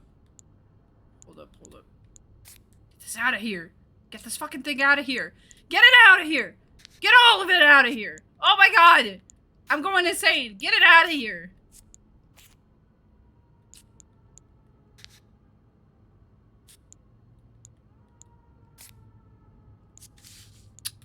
My life, dude!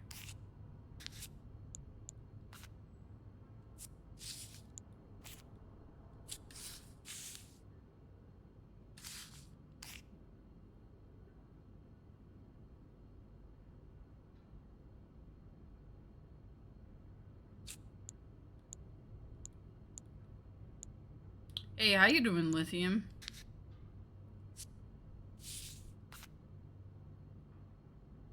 Can't be this.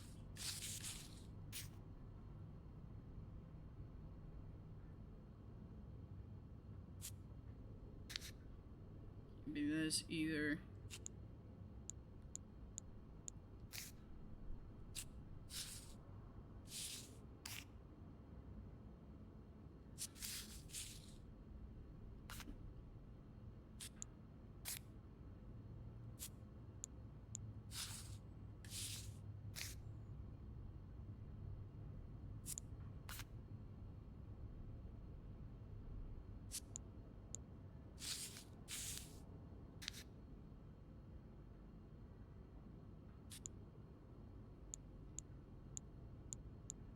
Maybe I got it wrong.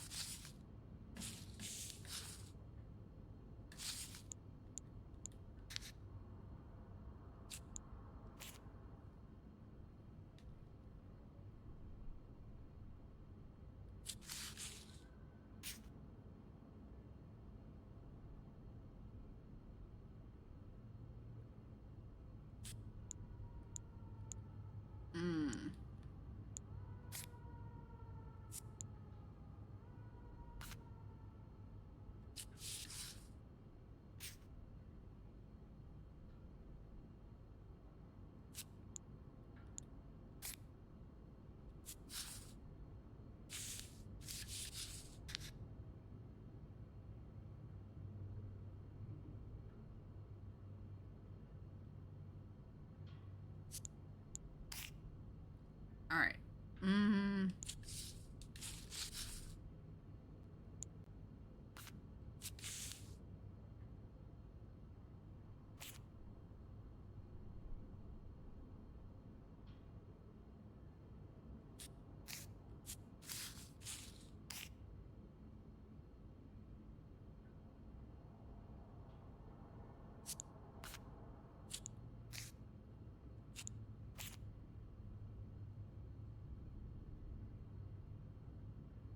I'm getting somewhere. I'm cooking. I'm fucking cooking.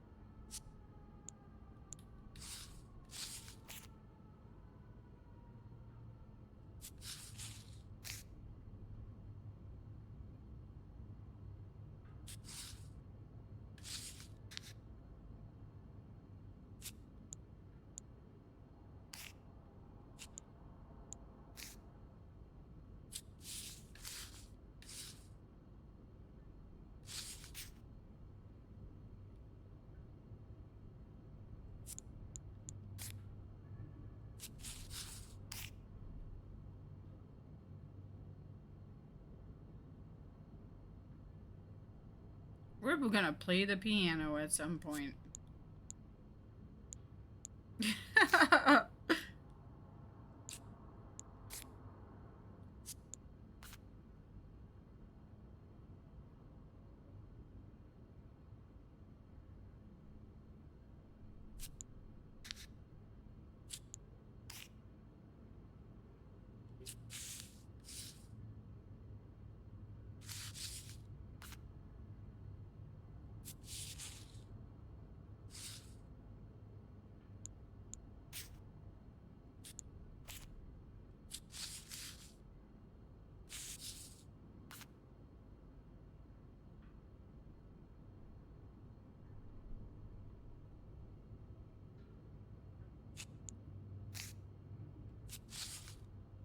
All this time for fucking scribbles of a deranged woman.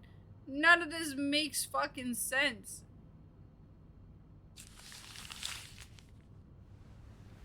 It's some kind of code. Could I break it? Hackermans.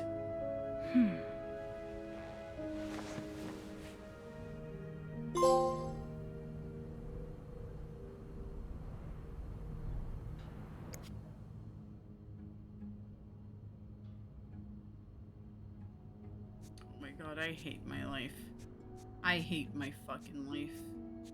I hate my fucking life. On God. Why did I choose this to be my life? Why did I choose that this was gonna be whatever? Fuck,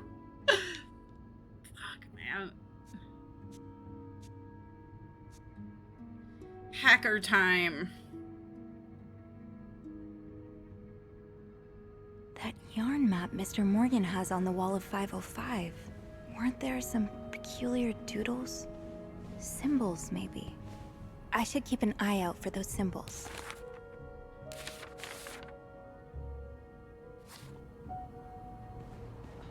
It's just Scrabble. Fuck, man. I don't want to think. I came here to not think. Honestly. Honestly. Did she say 50? What the hell did she say? I've definitely seen those symbols on some of the things in this room. Maybe I should take another look around. Another look-see. Another look-see?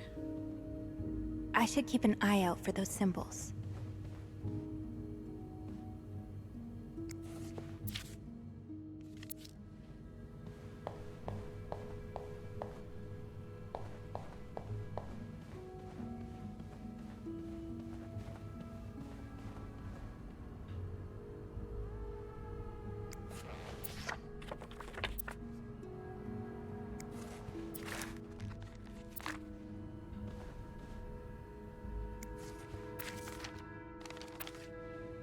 Definitely none of that shit here, though.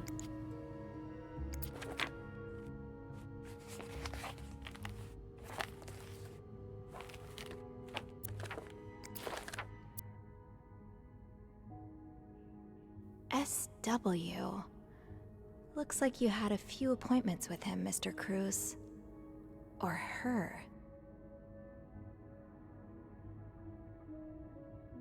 Sugar wife. Sugar what? What is SW?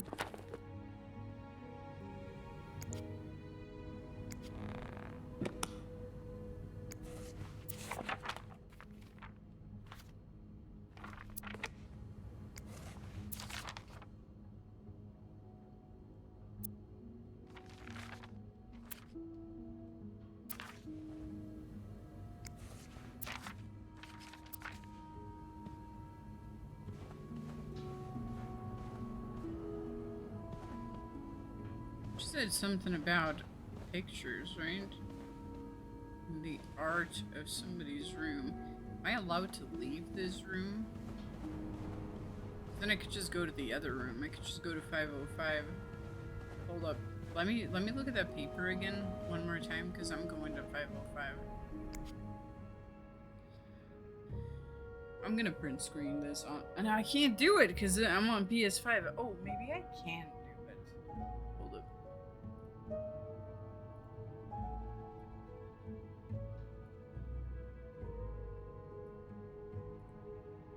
Gonna leave that there.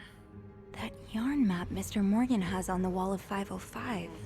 Weren't there some peculiar doodles? Symbols, maybe. 505.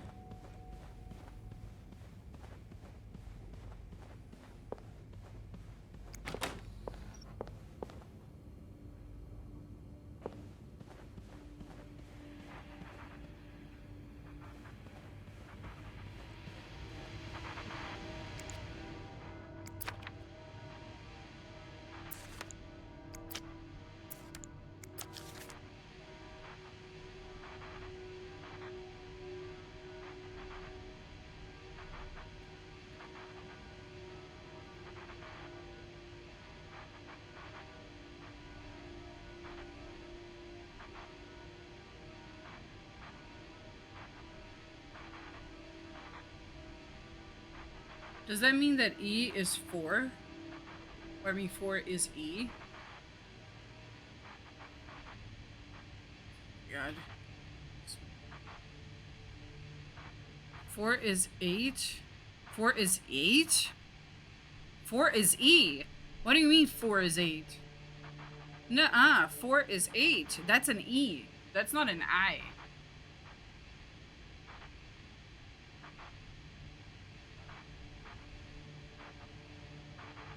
H is E.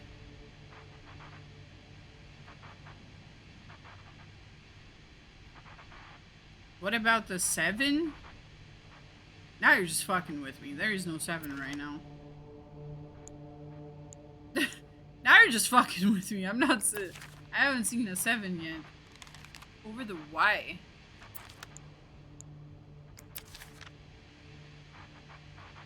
Over the Y? Are you fucking with me? What Y? What Y?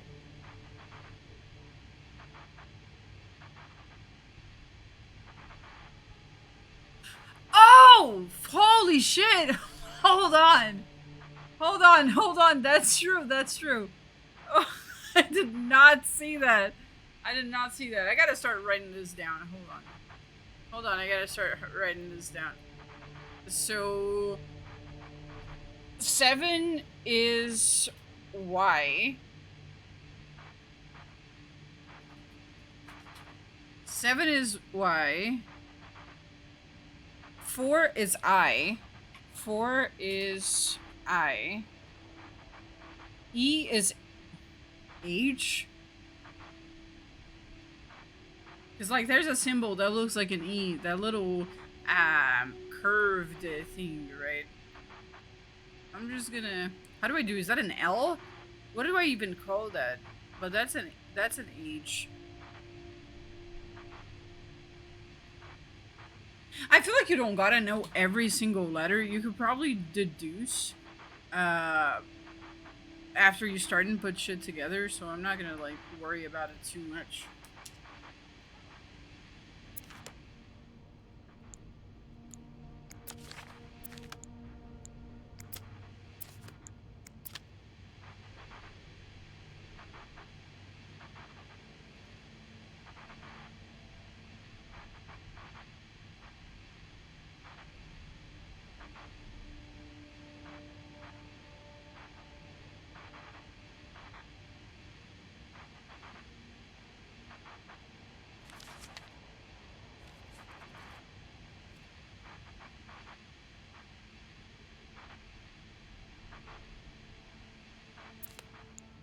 This woman's a psychopath, and I mean the woman that's been writing this shit. That's a fucking psychopath. Why would you do that?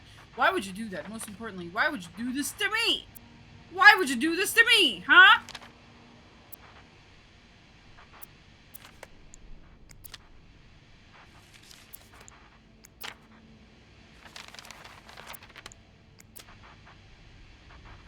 So A is 2, or hold up.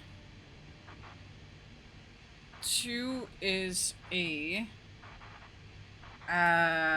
Musical note is L.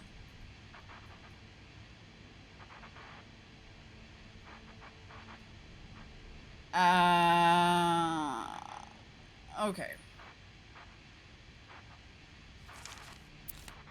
Okay, I feel like I can just improvise with the rest, right? I feel like we can just wing the rest.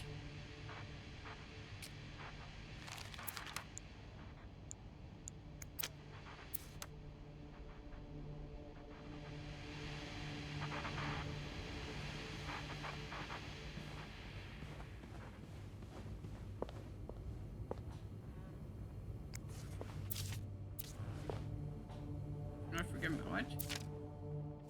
I forget more film.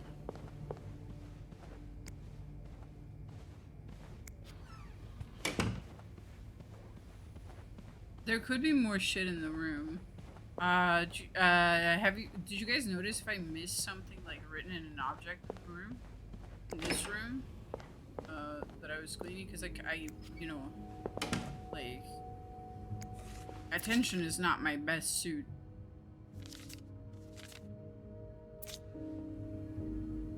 A newspaper you didn't check? Maybe, well, because I already read it. Unless there's something like on it. But I already read it, so.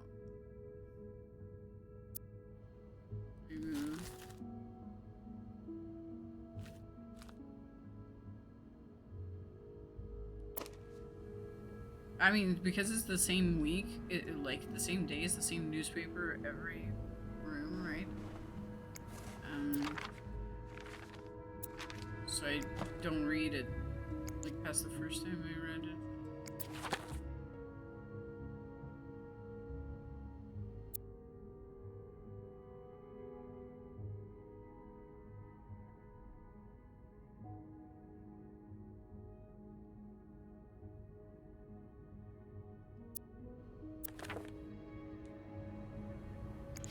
Kind of looks like my grandma's calligraphy a little bit.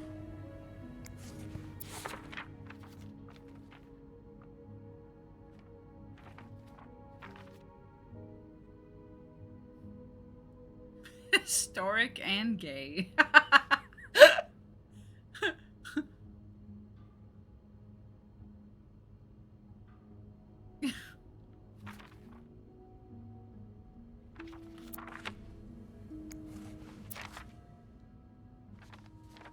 God, how old am I?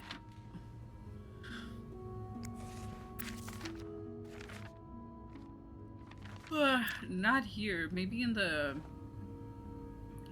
main room.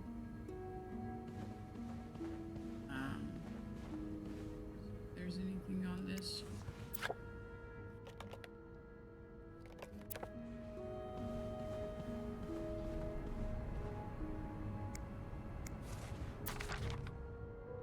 W.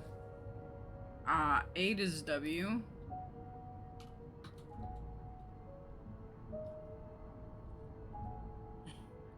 And O is 5.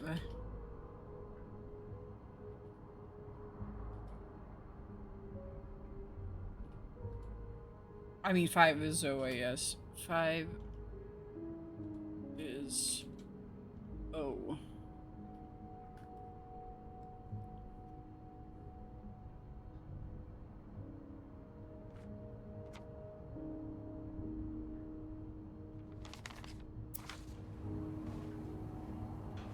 Wait, is that a 5 or is it an O? No, I think if there's an equal sign, let me look at my print screen. Yeah, equal is S. Okay.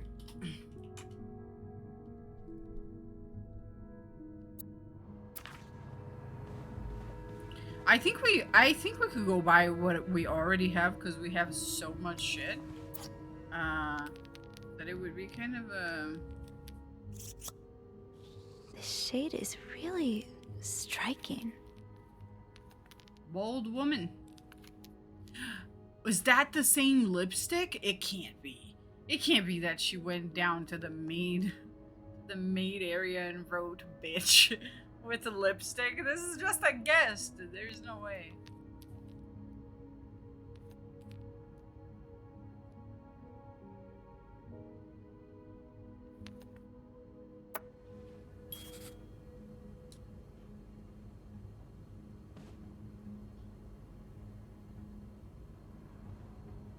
Let me open this again. See if there's anything here.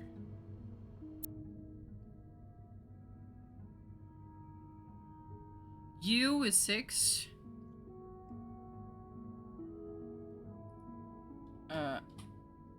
6 is U. And N is 1 is N. And we just look to see if I have an X here. And W.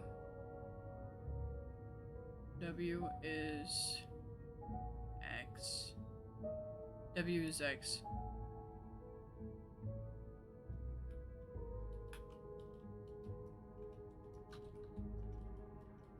W is X and I've been ignoring those tildes. T for sure. I think I can I've been ignoring them in my head. I'm seeing them as like doodles. Like writing it off like I do the hearts, like mentally I've been ignoring this shit. Did it show before? In other documents? Because I completely ignored that.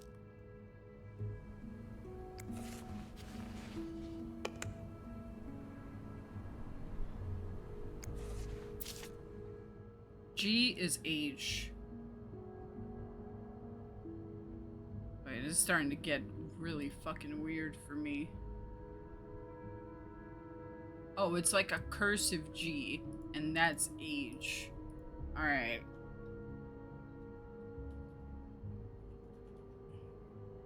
And a cross is P.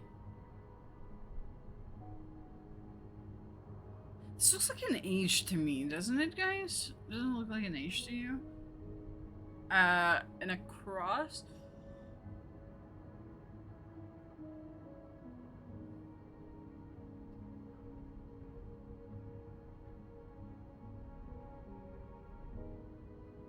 Is that a cross that is P, or...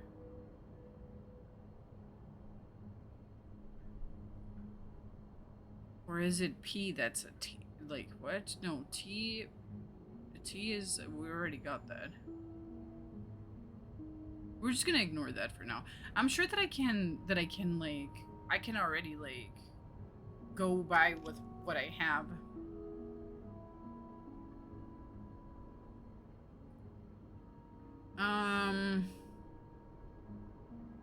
I don't have parentheses in the symbols. Like, so I don't know what that could mean, because like nothing looks like an open or closed parenthesis in the print screen that I took, so unless there's something in the back.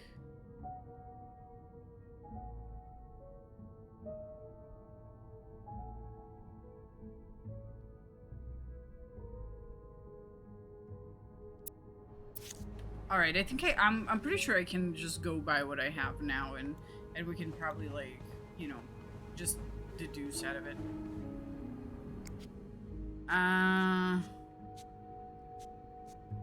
All right, am I supposed to, like, am I supposed to, I don't know how to change it, so, 4 is that an L or is it an I? I don't know. I wrote it down, but I'm not, I think 4 is I would say.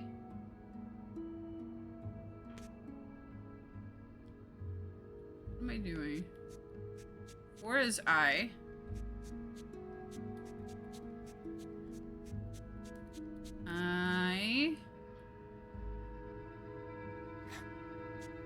Okay. And 8 is W. I will. That yarn map Mr. I Morgan will. has on the wall of 505. I will. Weren't there some peculiar doodles? Symbols, maybe. No, it's still I. It's I will. Oh my god, this is so fucking difficult. In a sense that I will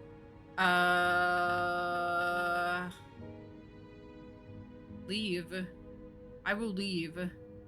I will leave. I think it's leave.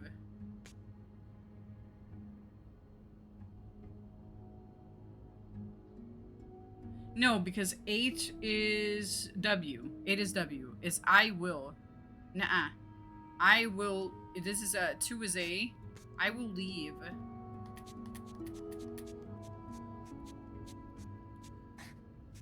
I will leave, and H.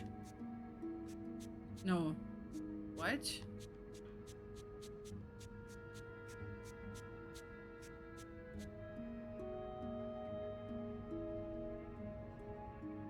G. This G is H, so I don't know. Have. No. I don't know what 3 is, so we skipped that.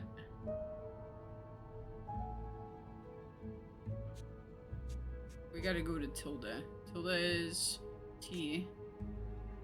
8? Huh? T.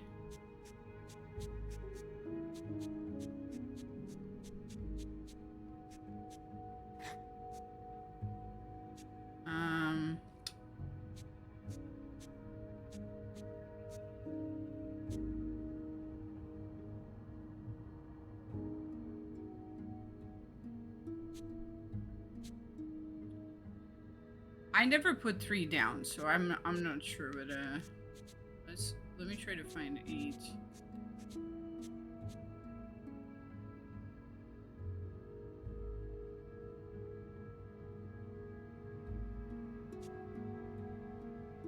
Five is O, so let me get to 5.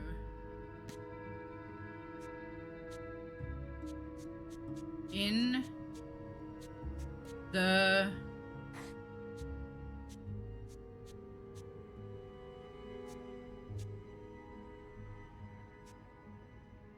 W is X, next. In the next.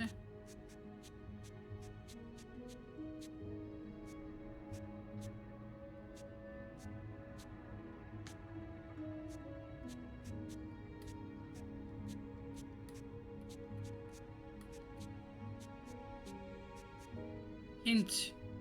What?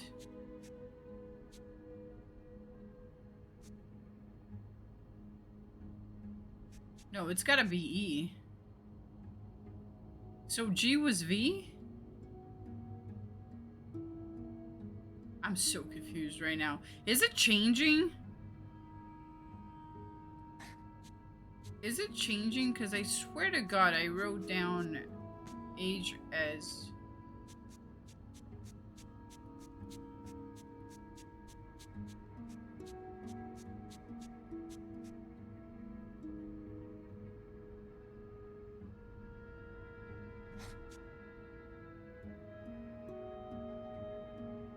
I will leave notes next to the vent. No, wait. In the vent next. In the, so that is age.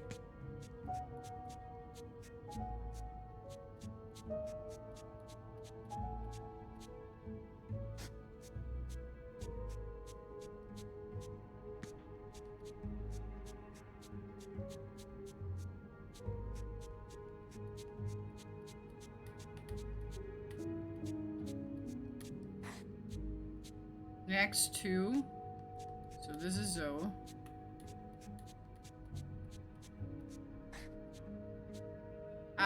Seven is Y.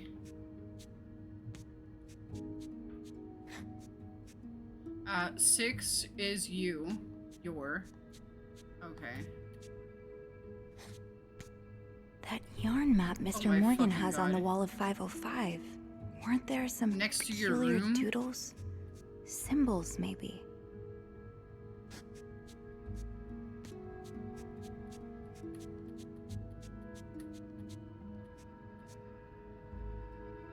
Looks like fun. I love a mystery. This game has been fun. How you doing? Are you feeling better? How's the plot and everything?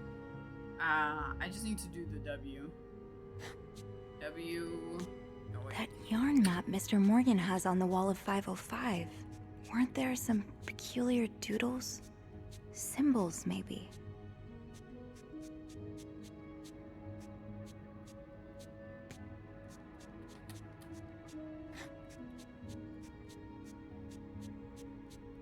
You just gotta get to the S.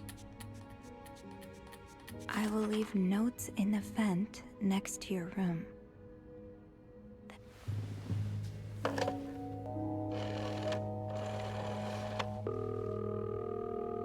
Hey, I mean, this was a group effort, guys. This is the point of me streaming. Andrew speaking. The backseating Andrew, is it's me. encouraged. Sophie, did you uncover anything in 509? I did. I found a message written in strange symbols. A kind of secret code. What? Awesome. Pat yourself on the Did you back. crack it? It says, I will leave notes in the vent next to your room. In the vent? What an odd thing to do. Yeah. And whoever the message was intended for went through a lot of trouble to hide it. It was torn in 12 pieces and scattered in 3 different trash cans. So the cruises are keeping secrets from each other. Do you think maybe one of them's having an affair?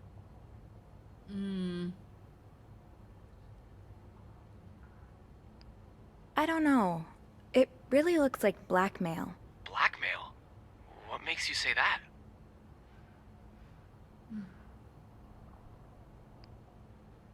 I found a bank statement belonging to Mrs. Cruz. Her account was emptied very recently. Emptied? No one does that unless they're in trouble. Or traveling. What do you mean? Well, they're not home, so they do need their money handy. But not like Plus, all of their a trip fucking can be pretty savings. costly. It's weird, but it could be anything. I Did don't you think find so. something else to back your theory? I also found a letter from some sort of company, Fernie and Weissman. It mentions a security breach. Targeting the cruises? Just the wife. It seems some of her private information was stolen by someone. Okay, it can't be a coincidence that she would withdraw all of her money right after a security breach. Whatever it is they found out, she was willing to pay them to keep quiet about it. Yeah, that's what I'm thinking. It could be blackmail for sure. Do you think Mr. Morgan's the blackmailer? Well, that is a leap.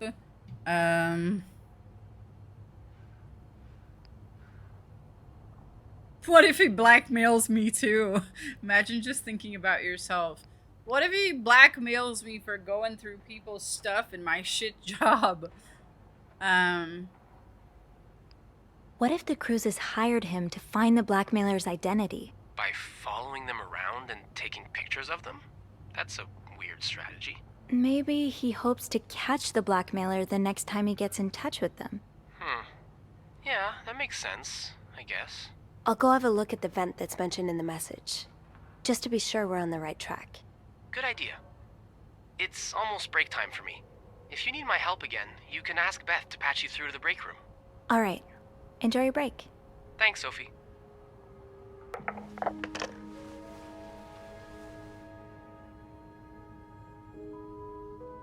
I would not be hired to find the goddamn Zodiac killer, that's for sure.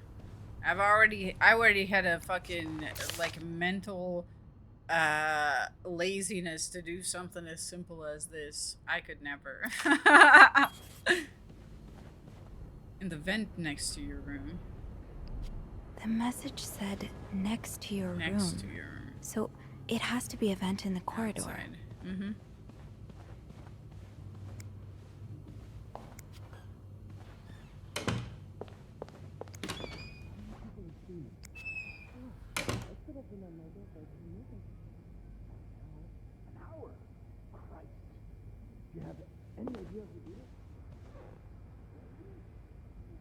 You know, I left the bitch there, right? So somebody wrote on the governor's door downstairs in the workers area. They wrote "hypocrite bitch" with lipstick on the door, and then they left this note that was addressed to her by her boss, saying, "Hey, get on that sexy lingerie." So I destroyed the note. I wiped hypocrite and I just left bitch. And I don't know if that's gonna make a difference or not. I don't know if that's gonna make a difference or not, or if the game is actually just gonna roll with like bitch without a context on the fucking door or not. But apparently she found it. I'm extending the RP, but not like giving it away. You know what I mean? I think I have all the supplies I need. The vent. In Wendy's locker. Look, that's the rag I used to erase the message. It's the exact same color. Someone else could have used her lipstick, though. Is that all you have? It's not. There's also this. I sent it to her 2 days ago. I was kindly warning her that her behavior could compromise her engagement, and I was quite right. But look at what she scribbled down here. Not only does it prove she hates me, the writing's the same as the message on the door. Very well. I'll call Wendy to my office later and fire her. Good. It's time you see her for who she really is. The nurse she has calling me a bitch. Now let's just... The nurse she has for calling me a bitch! She doesn't even... I love this game so much! The game went really with like the fact that I erased hypocrite and I just left bitch. For no reason. Maybe we could, you know. Oh, yes, you could.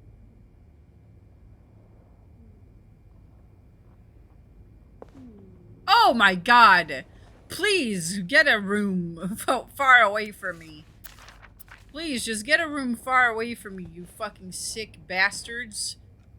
Where's the vent? The vent next to your room. That must be that one.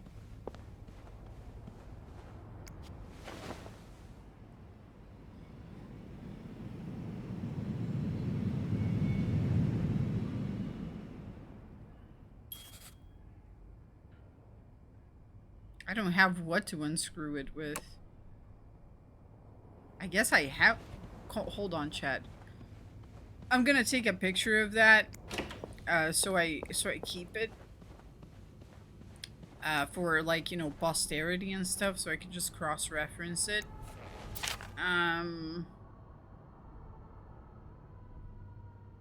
Hold up.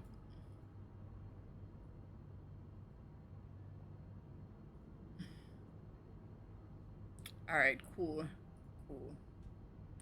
Cool.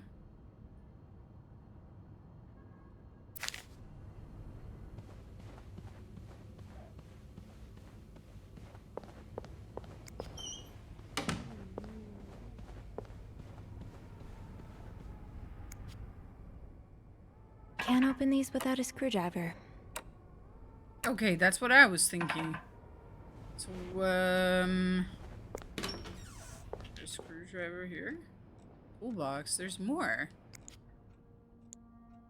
This fucking game, I swear to God. Eugene is the guy that works in the kitchen. Eugene's the guy that works in the kitchen that has a thing with Rebecca. Guys, I know all the fucking tea in this hotel by now.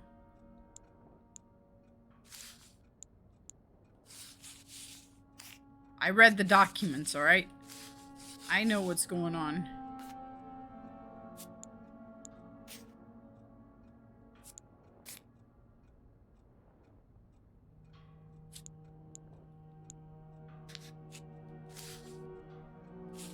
It's too long.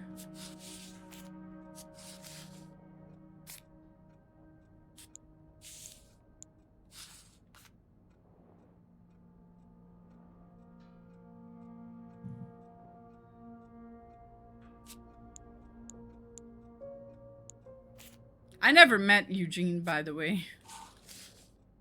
Linda? Linda? Wait, hold on. I haven't even read it, but I'm expecting the worst.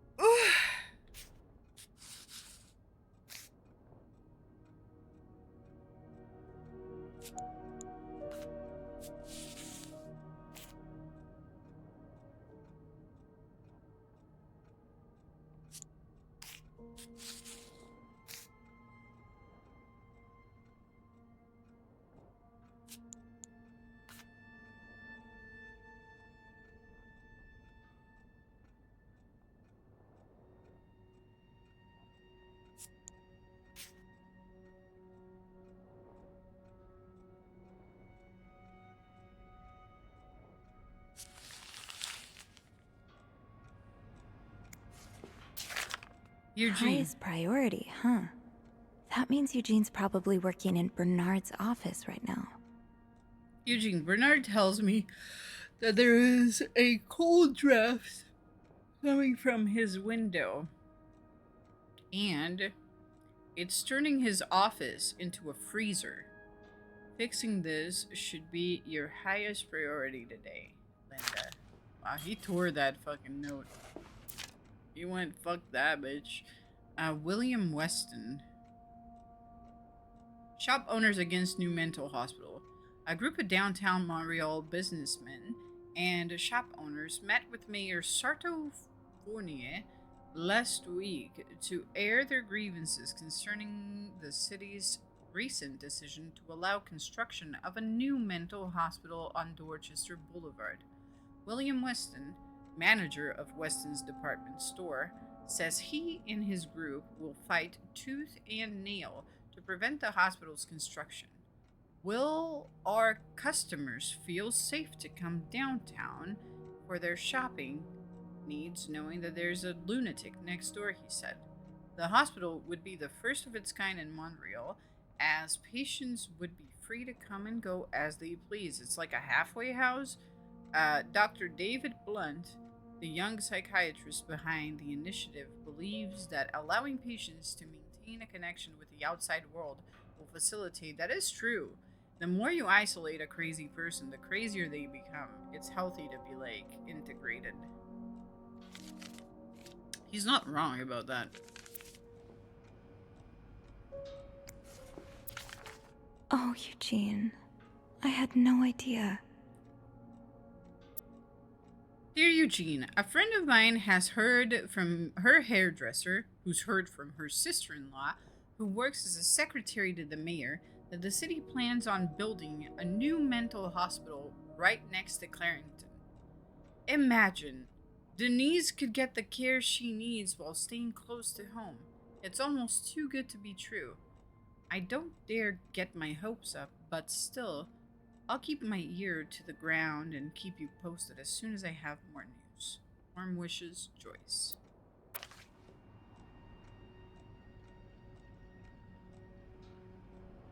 Eugene's a pro at fixing the fuse box whenever there's a power outage. Because he's the handyman.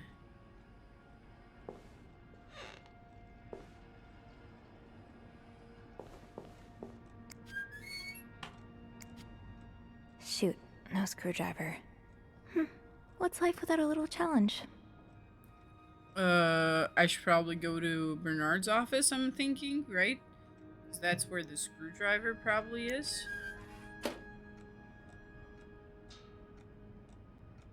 Wait, Sophie, you don't need these. Be careful. It's a slippery slope towards becoming a hoarder. That is true. I am a hoarder at heart, though. I am a whore. I put the whore in hoarder. God. God. I hope there's no one watching me right now. I hope all of you guys are sleeping after a nice hot meal.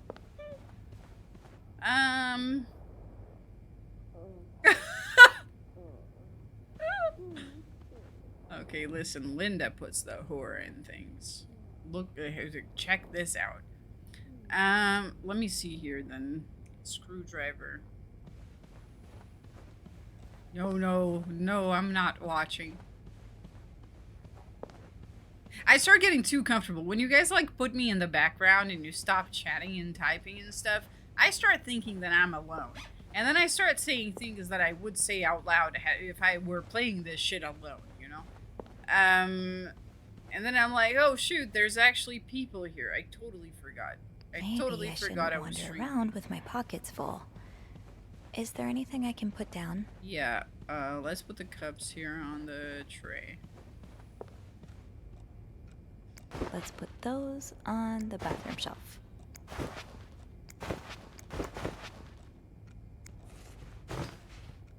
I'm sure I'll find more laundry to add to the pile.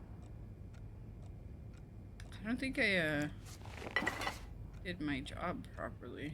Another day, another dirty dish to pick up. I'm sure I'll find more laundry to add to the pile. Fucking towels. I don't know. I feel like I just made my situation worse.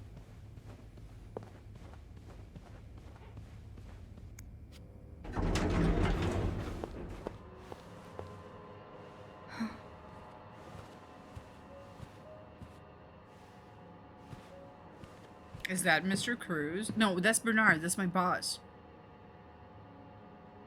Kind of awkward. I just heard you banging the governess. It's, Miss Belivet, isn't it? What? Oh, Roy. Oh, right.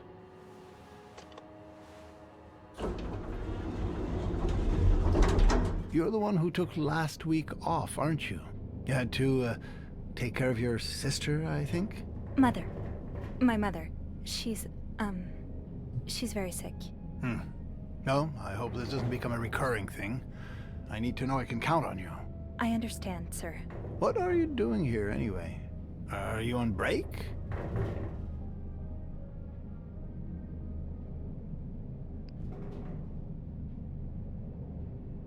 I'm gonna have to lie if I see a screwdriver. No, I'm just getting a screwdriver. A screwdriver? What for? Loose vent. Well, that sounds like a job for Eugene, doesn't it? Yes, you're right. Then leave the repairs to him. Okay, I will.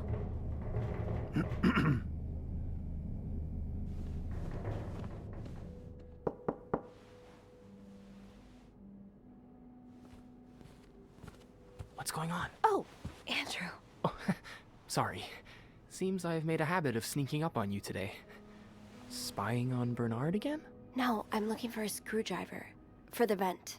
Linda asked Eugene to fix Bernard's window. Ah, gotcha. Eugene? What? Maybe you should go have a look. What a pussy! You know what? I'll stand guard by the elevator and holler if Bernard approaches. What a goddamn pussy! I'll be quick. I can't be with this man. He's a pussy. You know, there's some things certain people in the manosphere are right about. One of those things is that no one wants to be with a pussy, you know what I mean? You gotta, even if you're scared, you know? The concept of courage is conquering fear, so people that are courageous are scared throughout it. But they just push through that, you know what I mean? Don't be a bitch. He probably punts on 4th down. It's true. It's true.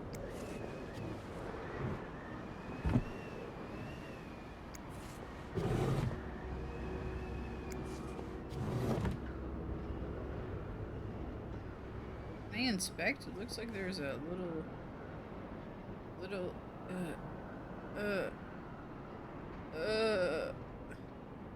yes.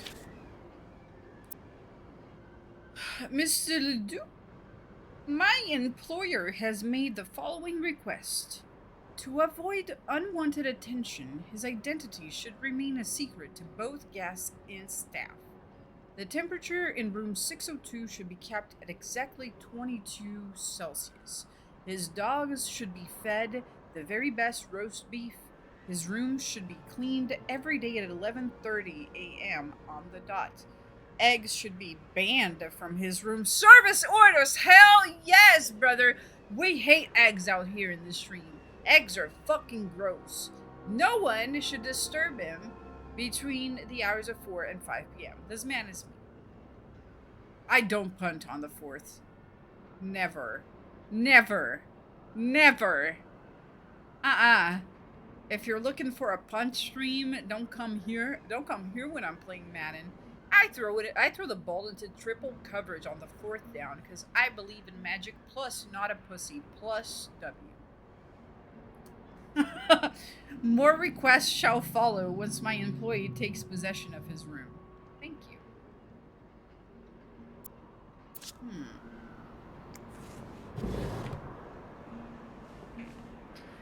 Here's the thing about eggs. The thing about eggs is that there's nothing you can do to an egg that's gonna make it taste wonderful because eggs are naturally like mid. So I'm Gordon Ramsay making an egg is not gonna.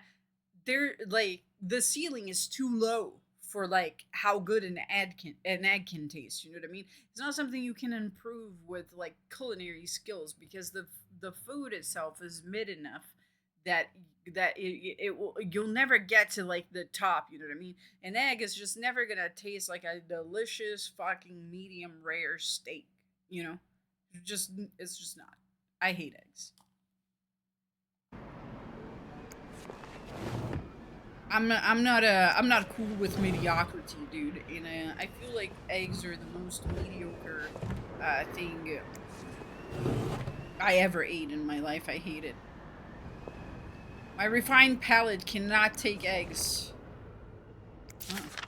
Opposing something that could help so many people just because it's close to your hotel? This is ridiculous. But I mean, it's bad real estate. It makes sense. I mean, I'm on the side of the people that think it's a good thing, and I'm also on the side of the people that think it's a bad thing. From a perspective of the hotel, it's just bad real estate. You know? Dear Mr. Weston, I would like to thank you again for agreeing to this partnership between the Clarendon Hotel and Weston Department Store. Thanks to your generous help, renovations are well underway and the hotel has never looked better. You should come visit soon. When your busy schedule allows it, of course. Actually, change my mind. Don't visit. On another note, it has come to my attention. You see, it would just look more aesthetically pleasing if you just went. You should come visit soon when your busy schedule allows it, of course. And on the next sentence, instead of crossing it, you just say, actually, no, I changed my mind. Don't come. Do not come. On another note, it has come to my attention that you have formed a group of local businessmen to oppose the construction of the new mental hospital. After working so hard to elevate the Clarendon standard, I cannot allow a brand of cuckoos to move to my backyard. Should you accept, it would be an honor and a privilege to join your fight. Cordially, yours sincerely, Bernard Ledoux. Handwritten by Eugene. Enjoy the cold, you cold-hearted prick. I'm throwing away. No one's ever gonna know. Is that Eugene quitting? No one's ever gonna know. No one's ever gonna know, Eugene. I'm extending the RP. Aha! Let's get you to that vent. And pick up clothes. With this blizzard, Bernard's office will be a skating rink by the end of the day. Best to avoid that. Hey, Eugene gets to keep his job. How about that?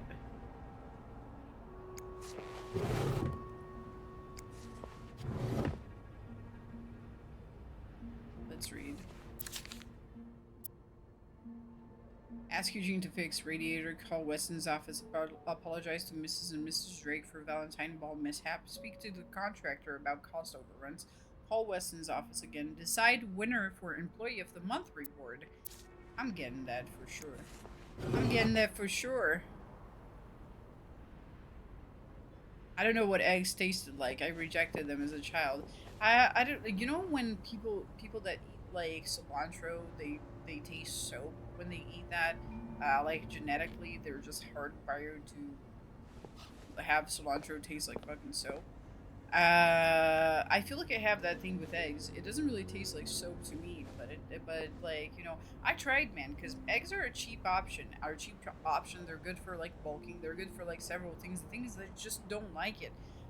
Once every like couple of years, I will have to remind myself that I don't like eggs, so I go and I buy like 6, and then I make something, and then I'm like, why did I do that? I hate it.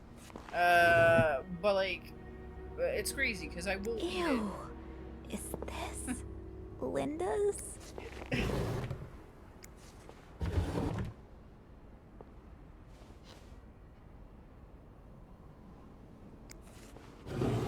Alright, we went through. And let's see if there's anything else to go through. Alright, we gotta go back to 509.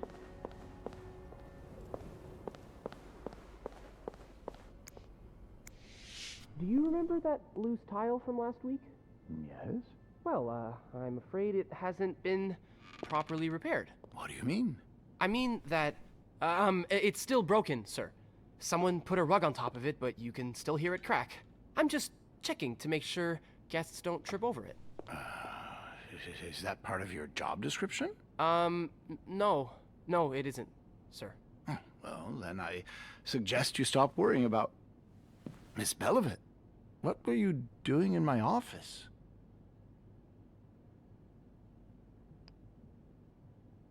I was simply closing the door. Someone left it ajar. Huh. Must have been Eugene. Well, don't you have work to do? Yes, sir. Then get to it. Oh, Mrs. Drake has asked to see you. Again? Just indulge her. Apologize one more time for Friday's mishap. Do whatever needs to be done. We cannot afford to lose such loyal guests. Very well, sir.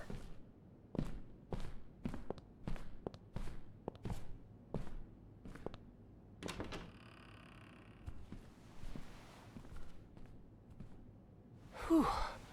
I think my heart stopped beating there for a moment. Yeah, me too. It ain't easy At being least I found what I Snoopy. was looking for. Perfect. Now, I should probably get to it before you-know-who comes out of his office again. Keep me posted.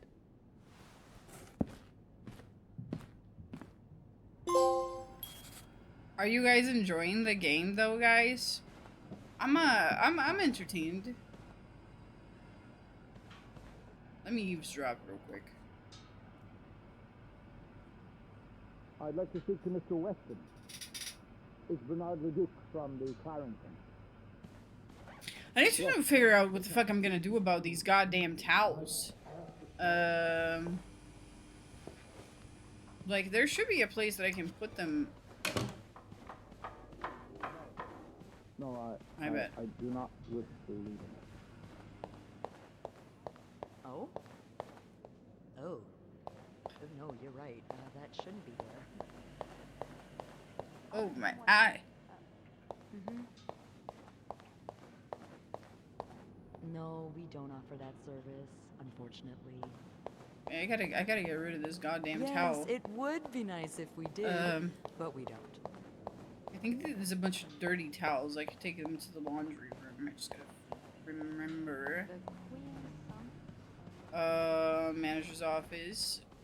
Is this Bobby the made one? it very clear he doesn't like anyone walking into his kitchen uninvited. Where the fuck is it? Stairs, exercise. Elevator, convenience. Yeah, elevator wins this time. This is the boss's room.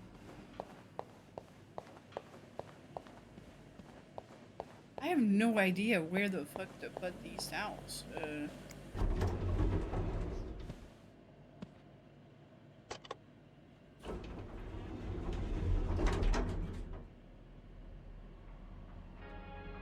So this is the basement level, probably.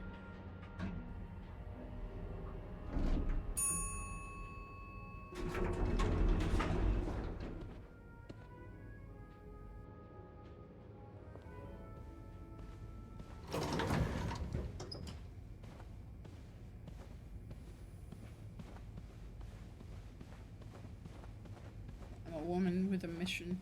Oh, I guess I'm free to disturb room 508 now.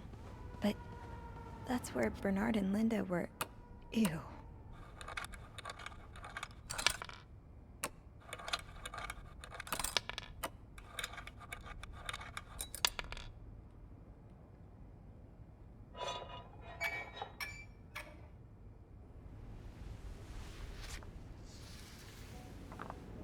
More stuff. Alright.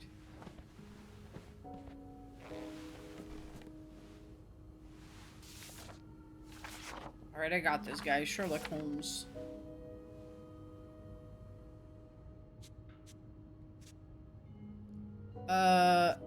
This is... 4 is I.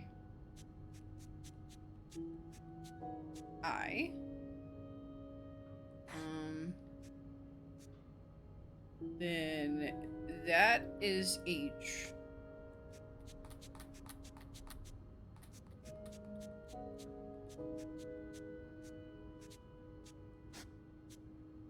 And 2 is A.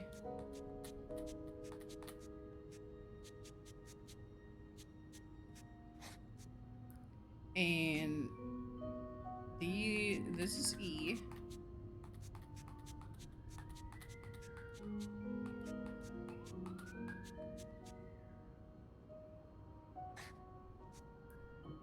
And the little musical note is L.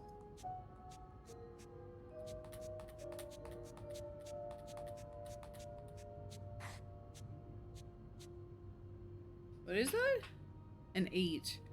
8 is W.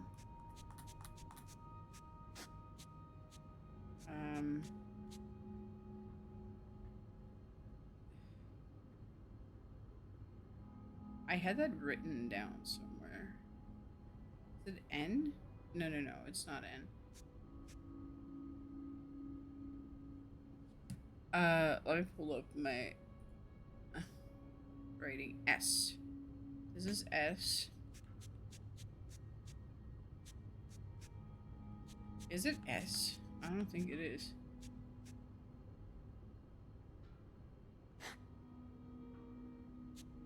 I think I might be wrong about that one.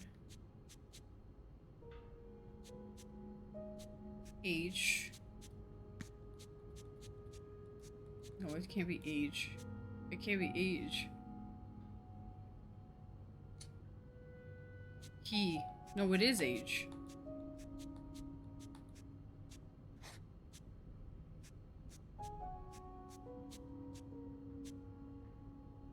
Hey, I'll fix that. I'll fix that. Someone is sleeping. P.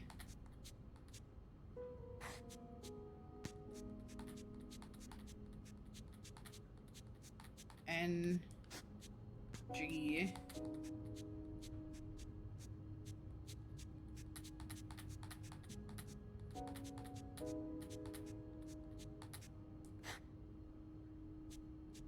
D.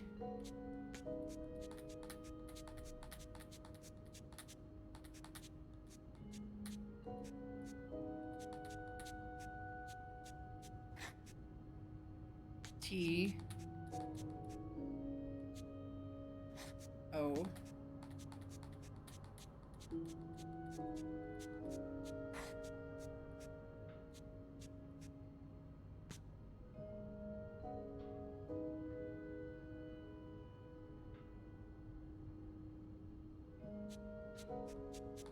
M. I.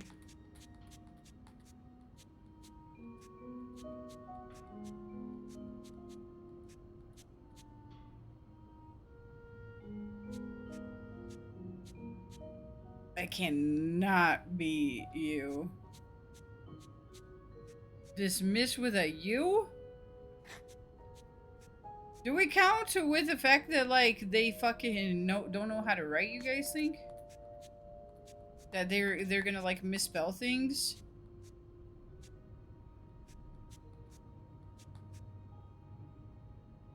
M is wrong.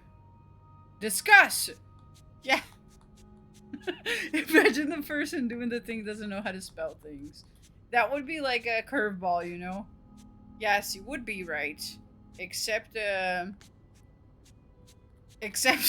person doesn't know how to write that. Discuss.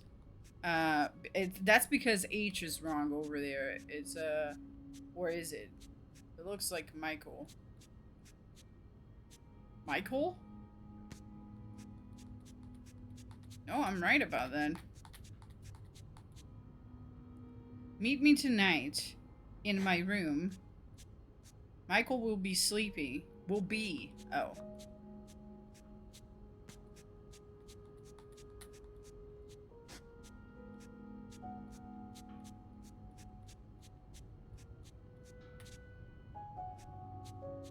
I gotta get to my why.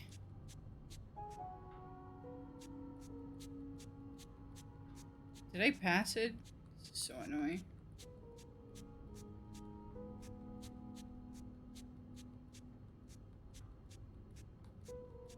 I'm coming. I'm getting there. Ugh. Meet me tonight in my room. Michael will be sleeping. We need to discuss our plan.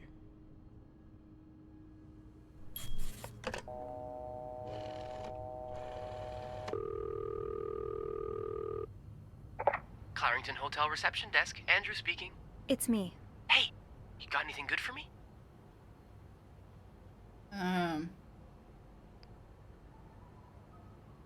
Actually, that's why I'm calling. Would you mind looking up another guest for me? Oh, so there's one more character to the cast. Yeah. Someone named Michael? I'll just check the logbook.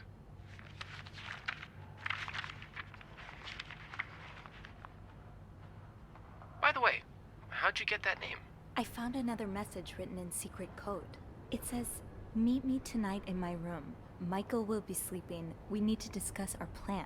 Is Michael another husband? Maybe. Just keep in mind that this is back in the day when you would just like landlines were connected, and if you picked up another landline in the same room, you could just eavesdrop in people's conversations. I don't think it's safe for us to be discussing these things, but what do I know? Well, there's one staying in room 507. Mrs. Beaumont's room? But she doesn't have a husband. She's here alone with... Oh! Michael must be her son. I got him some extra blankets the other day so he could build a fort. That's really nice of you. So, Mrs. Beaumont is linked to the cruises, huh? I have a feeling we may be approaching the climax of this story. I guess I should go have a look at 507, but it's not on my list. There's a do not disturb sign on the door. How about I call up there? You know, to make sure no one's home. Good idea. Just a sec. Did I get caught? Oh.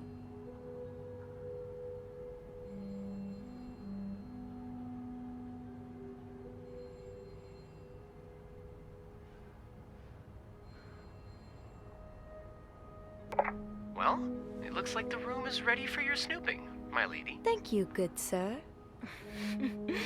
I'll call you back.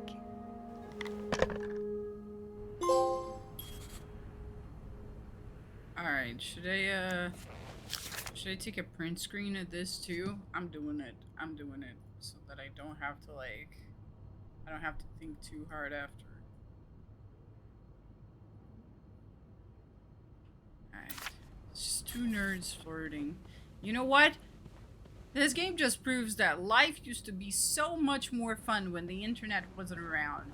If it wasn't for, like, if the internet was around, this maid would probably just do her job and then spend the rest of the day fucking scrolling Instagram. And we wouldn't have this.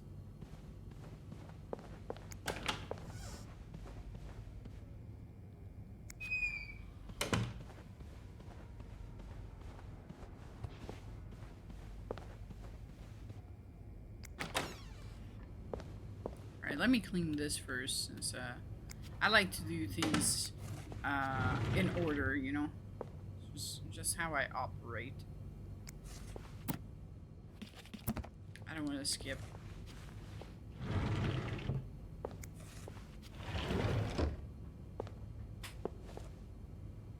Oh, the heater is inside the room. Interesting. I've never seen that before. We don't need heaters where I'm from.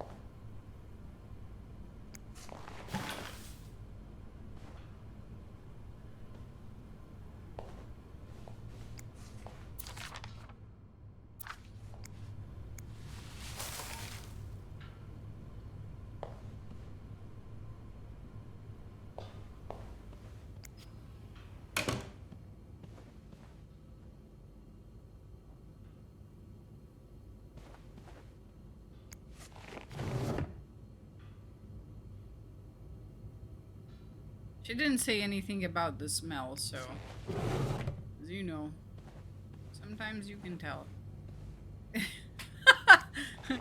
Sometimes you can tell when something went down in a room. It wasn't that freaky, honestly.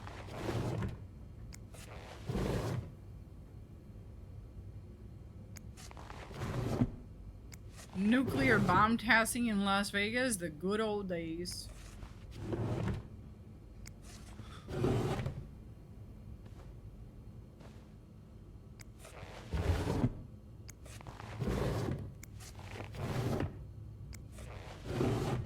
Leg day, guys. It's fucking leg day. We gotta do one more. Leg day. Alright.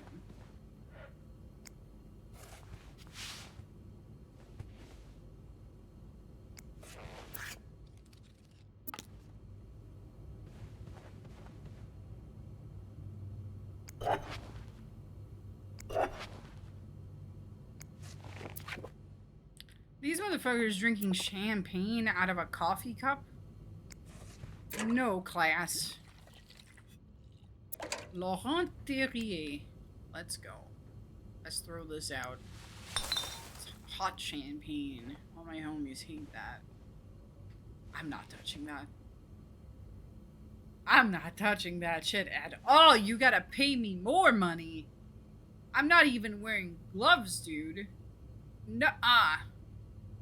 Nuh-uh.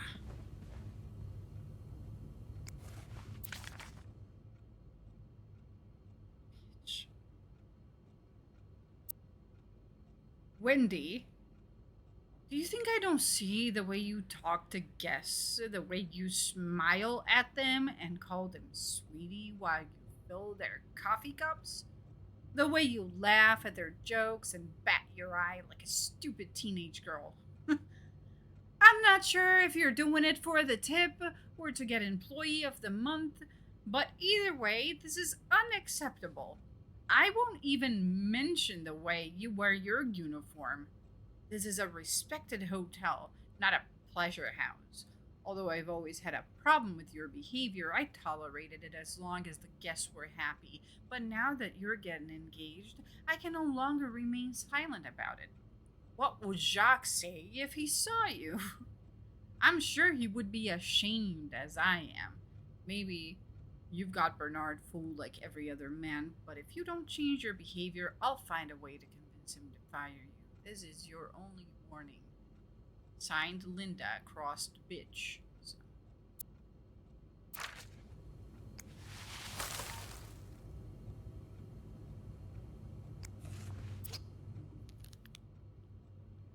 Oh, is this the lipstick from the other room? Oh no, that's a different one.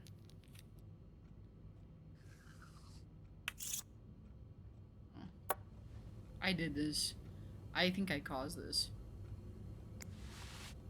I'm just gonna leave it here. Not gonna throw it away. It's a good lipstick. I'm not touching these fucking cum rags. Somebody will get paid to do that, but that's not me. No, but I had to come into a room where two people fuck, and look at this, Chelsea! You cannot tell me that cum is not there on this shit.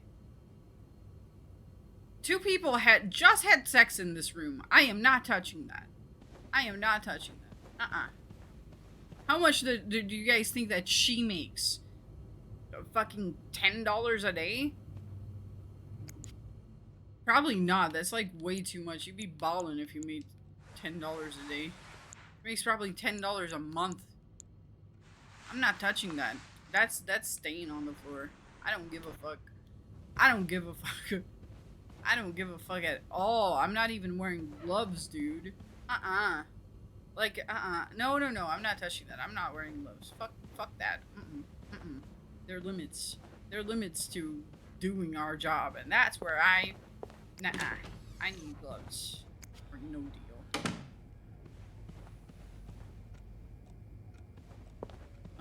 Is it 507? Let's go to 507. I'm sure there's no cum rags on the floor.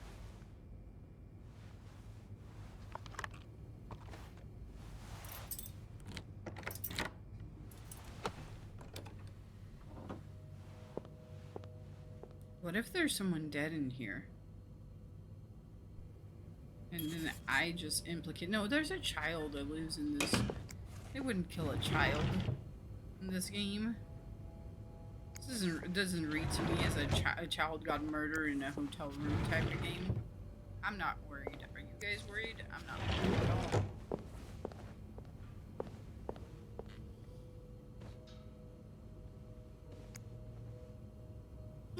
Don't look at me. I was yawning. I'm yawning out of just being tired, guys. I'm not yawning because I'm bored. I'm just yawning because I'm yawning. You know, I wouldn't throw their toy away. That's fucked up. That's fucked up.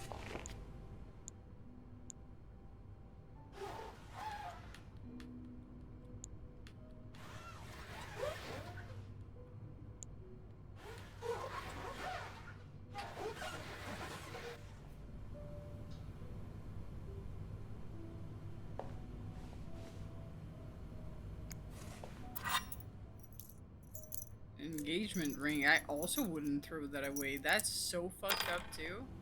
I'm not doing that. Looks like someone grew tired of looking at your face, Mr. Beaumont. Okay, maybe I could throw the engagement ring away to help her out. So she doesn't get any ideas of coming back. The ring itself is cursed.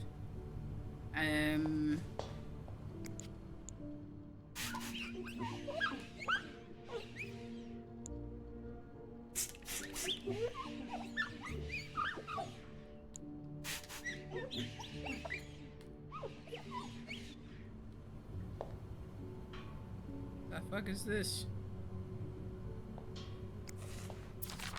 He's all but outright threatening you.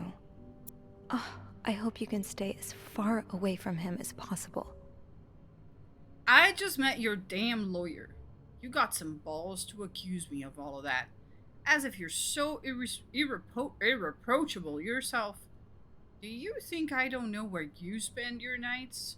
But worst of all is that you won't let me see my son. You won't even tell me where he is. If you think you have a chance to get custody, you really don't know me well. I won't let you take Michael away from me. You know, this sort of shit sometimes ends in murder, right? I feel like... Hot take, okay? But the only time where you should keep a child from the parent, or in that case the dad, is if the dad is a child molester, the dad's a murderer, but if the dad cheated on you, I'm sorry. I know you probably never want to see this guy again, but that's not enough reason. You know what I mean? If the guy is not like an actual danger to the child, you should probably never do something like that. Use the child as like hostage. You know what I mean?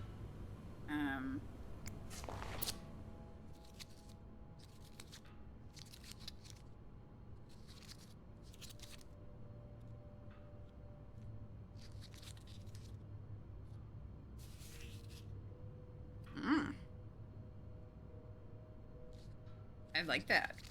Where's this from? Is this a bar? I want to go there.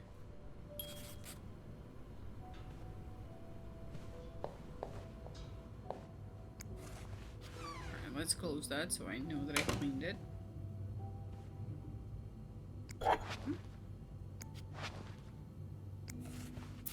Mr. Cruz, huh?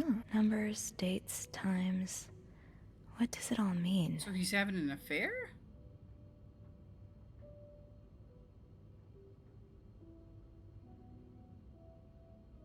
1924.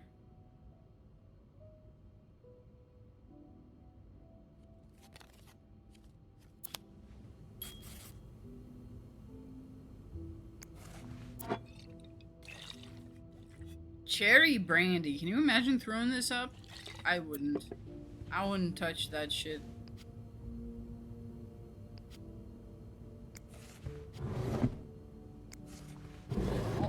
I'll never have like flavored alcohol like that if I can avoid it. I think the closest that I can get to that is like Jack Daniel's honey.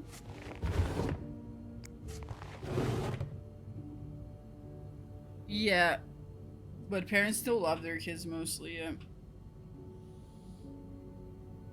I mean, it's just that it's like a manipulation tactic, right? It's just a power play if you think about it.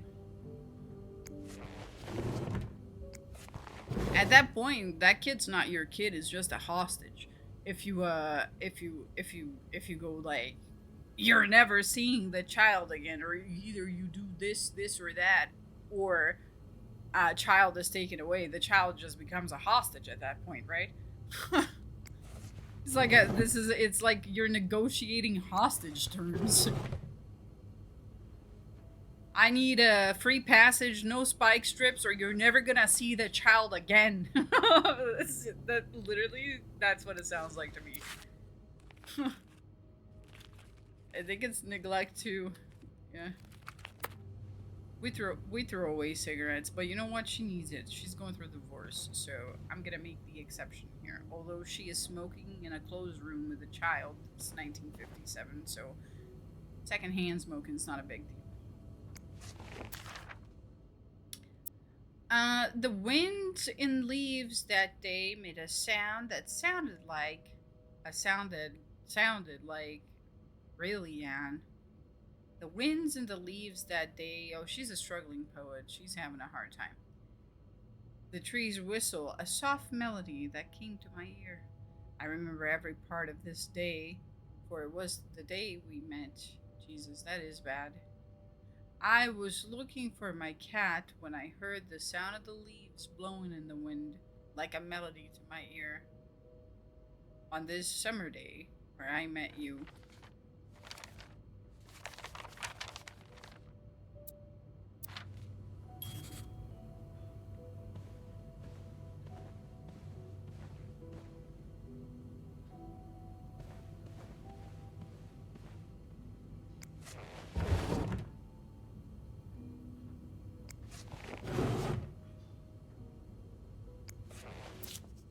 That look in your eyes. What does it mean? You don't need to know And my who's name, this from? but you've seen me. I've recognized that look in your eyes when you checked in. You and I don't need to make a fuss out of this. Keep your wits about you, and I'll do the same. That's probably fucking Brenda from downstairs. I think this woman is escaping like a domestic violence situation. That's what it reads like. That's what it reads like. I would not be surprised if this is the woman from downstairs that sent her this.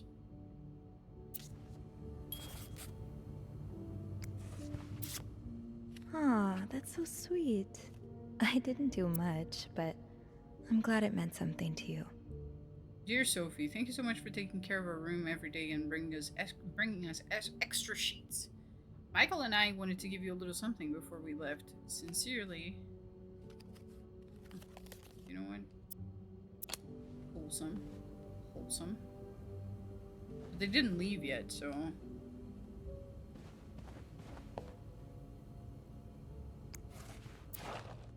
I'd have that. I'd go for this. I'd go for this, guys. Offers you a chance to visit his amazing cereal factory in Calgary, Alberta. Will you be the lucky lad to visit the igloo at the Pity Pots factory? Imagine, bro. The world before internet was so pure. Kids just got contented with so little. Yeah, let's go to a fucking cereal factory, Dad. Please? Can't we go, please? Free yo-yo inside. Oh my god.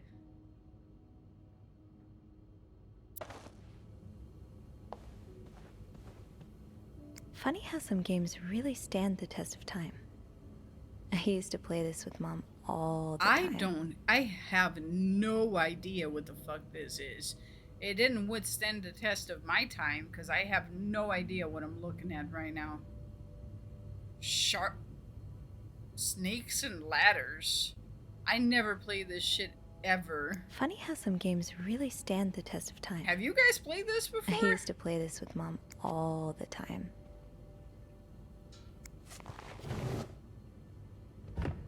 Snakes and ladders, yeah.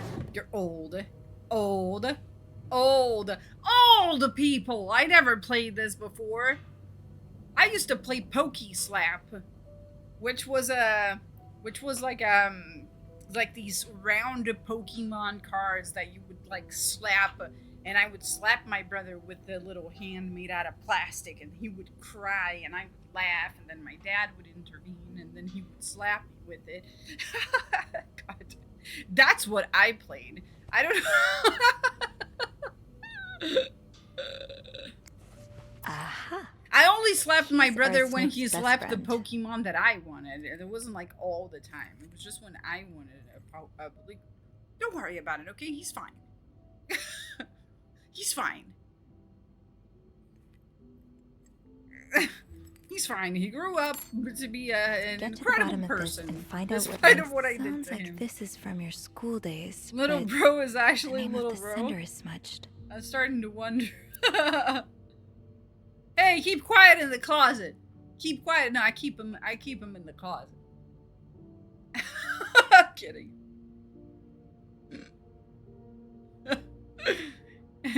December 26, 1945. Dear Anne, you were right. I miss the snow already. It's so hot now in Texas. It's quite a shock after the cool weather in Montreal. My family has never seen snow before, and I could not find words to tell them how beautiful it is. They don't understand what they're missing. I wish I could build my brothers a snowman, like the one we built together a few weeks ago. I know it's childish, but I had not had that much fun in years. Every time I hear the word childish, I remember of that Aaron skit that he goes, "That is churlish." Churlish? Christmas was exhausting. 9 days of eating, singing, dancing. It's great fun. But I am glad it's over, so I can rest a little. Of course, celebrations will resume for New Year, but it gives me a few days to relax. How are things going on with your family? I know you don't get along well, but I hope you still are able to have a good time. I will leave Montreal on the 8th. I cannot wait to be back. I miss finding black cat hairs all over my clothes. I miss our late night studying sessions at Harry's. I even miss Sister Miller's classes, if you can believe it. I will see you soon. Warm wishes. Is that a coffee stain or is that blood? No. I don't know. Is that shit? I don't know.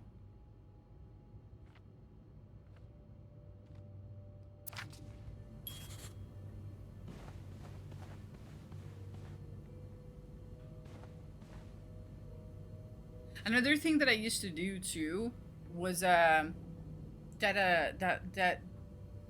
we used to have this little frog, toy frog, that like had these like magnet things inside of its mouth. Was it a frog or was it a shark? I think it might have been a shark. I think we did have a frog too, because I do remember there being a frog as well. And then we would like fish the little magnets out of but the mouth of the fish, frog, or a shark, I don't remember, would close. I used to love that too. And sometimes I would sometimes I would delay my brother's hand there just so the thing closed on his hand, and he would go, "Oh," and then he started crying. He is my little brother, and I did things So a big husband sister can would do, abuse okay? his wife and just get away with it? It didn't And hurt people him, it like just Linda scared him. still think divorce is wrong? Ugh. Dear Anne, I have met Louis. and character building. And he has asked me to give you the enclosed letter. I think I should reiterate that some of our accusations, such as wife abuse, are not grounds for divorce in Quebec. I understand you're hurt, but I do not think antagonizing your husband is very wise at the moment. Don't forget to be in court at 11 a.m. on the 20th. Be on time. Also, a friendly reminder that my fees for January need to be paid before the end of this month. I am happy to help you, but I cannot work pro bono on this. Sincerely, Howard. I told you this woman was being abused. I told you guys this woman was being abused because of that note that said, I've seen this look before. It's probably the woman down the reception that sent her that.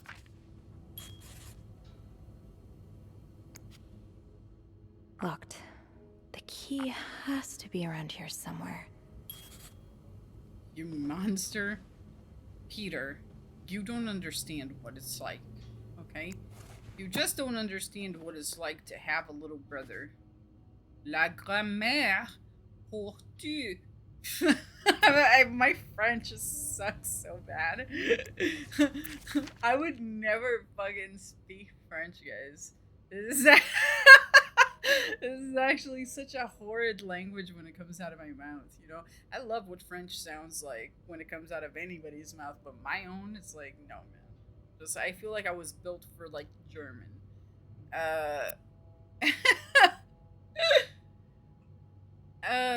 We have successfully processed your request to withdraw your son, Michael Bursey, from his school schedule system under the agreement that you will continue his education from home. Following this letter, you will receive a list of books and school materials you need to purchase in order to follow the curriculum from home. A social worker will be in touch to help you understand our milestone so that your son can benefit from our programs from the comfort of his home. Thank you for thinking of your son's education. Director Donald Byron. Or is it be home?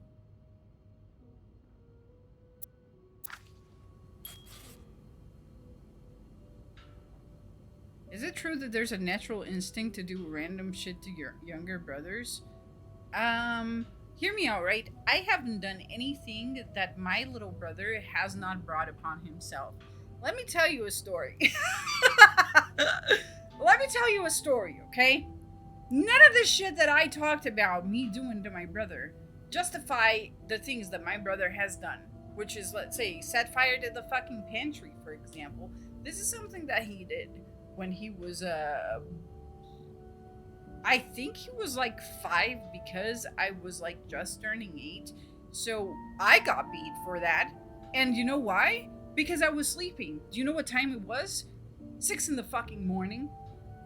6 in the fucking morning, and somehow I should have been watching my brother at 6 in the morning and not sleeping. He set fire to the fucking pantry and almost burned the house down. That's something that he did, okay?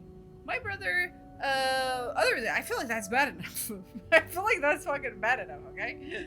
My brother, around the same time that this happened, took my mother's car keys, put them in my backpack at school. My mother just tear the house apart looking for her car keys, and then she found it in my things. You know what happened to me? You don't want to know.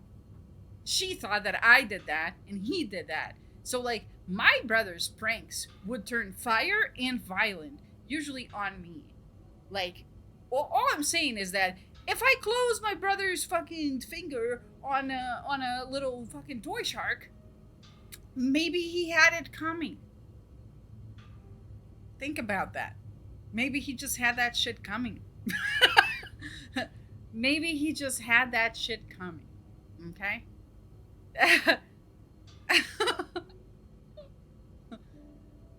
Maybe he just had that shit coming. There was this one time that, because like I had a like a console that was my console. It was a Nintendo 64. No, not a Nintendo 64. It was a Super Nintendo. I used to play Asterix, and that like fucked up. And I would essentially just play video games from like this is what I would do. I would play it like all day long, and then my mother would say go to bed, and then I would lay awake with my eyes wide open in bed and just wait to hear the sound of the TV in her room turning off, and then I would tiptoe over to the living room and I would turn on the console. I would keep playing fucking Mario or whatever it was that I was playing, and then at 7 in the morning, when I heard my mother's alarm clock go off, I would just turn on the TV, leave the console running, go to my room, eyes still wide open. I would wait to hear her have breakfast, get in her car, and go to work. And then you know what I would do? I would turn on the TV. And I wouldn't sleep, man. I would do this shit like... I didn't sleep. I just played video games, and I just exhausted myself that way, right? I was asleep in class. That's something that I would do. But like, video games, crazy, right? And then I wouldn't let my brother play video games as a result, right? So this one time, I walk into my brother, who's chewing through the controller wires because I wouldn't let him play. And then I catch him in the act, and then he just drops the controller on the floor, looks at me, and says, pointing at the dog did it. And you know what I did to him? I beat him with that controller. I gave him a black eye, and then my mother arrived and she beat the fuck out of me because when she arrived at home, my brother had like a black eye and I beat him with a controller. She beat the shit out of me. Yeah, that was my childhood. I grew up fine.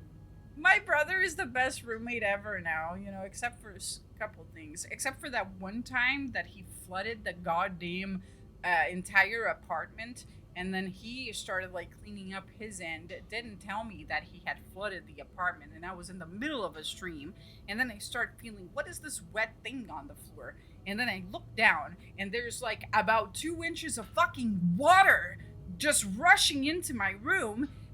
All my fucking, like, plugs are on the floor and stuff. The fucking $3,000 computer and me, I was gonna fry there.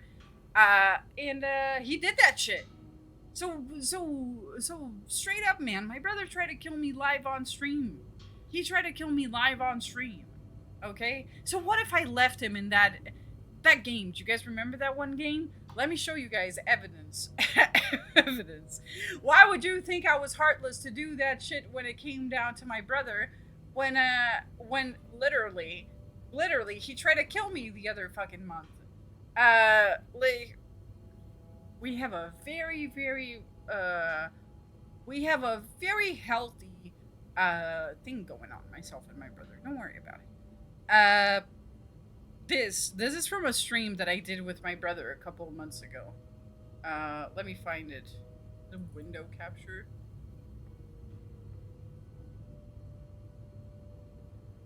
You guys see this? I was playing this game with my brother, and an apparition came along, and I was like, no thanks, no fucking thanks. And I did what I did, and I don't regret it. You know why? Because my brother flooded the apartment and tried to kill me the other day. I did the same in-game. He does this shit in real life to me, so I'm not the one to blame here. Exhibit A. Don't look at it. Oh, Jesus. I love you. You're my brother, but I also am human and self-preservation. And listen. You gotta listen to me, okay?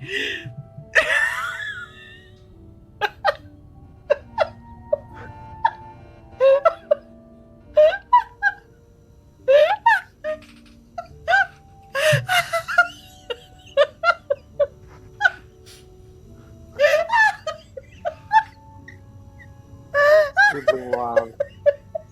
That's what the word means. You left me to die.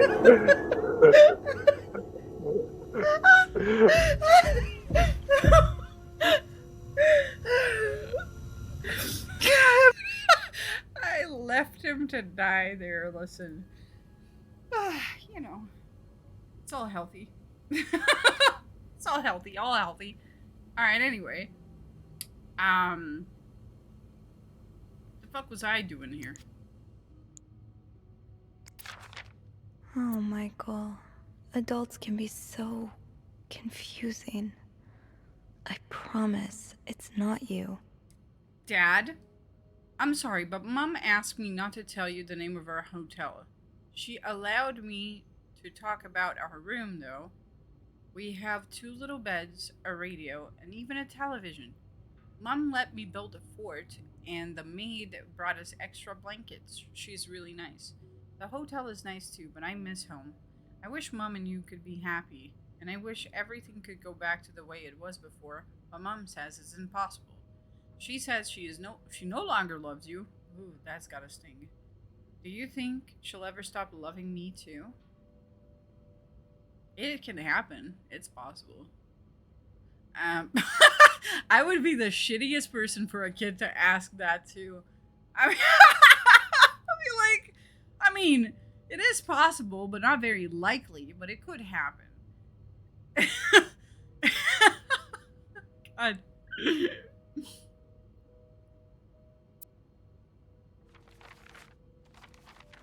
I literally, oh god.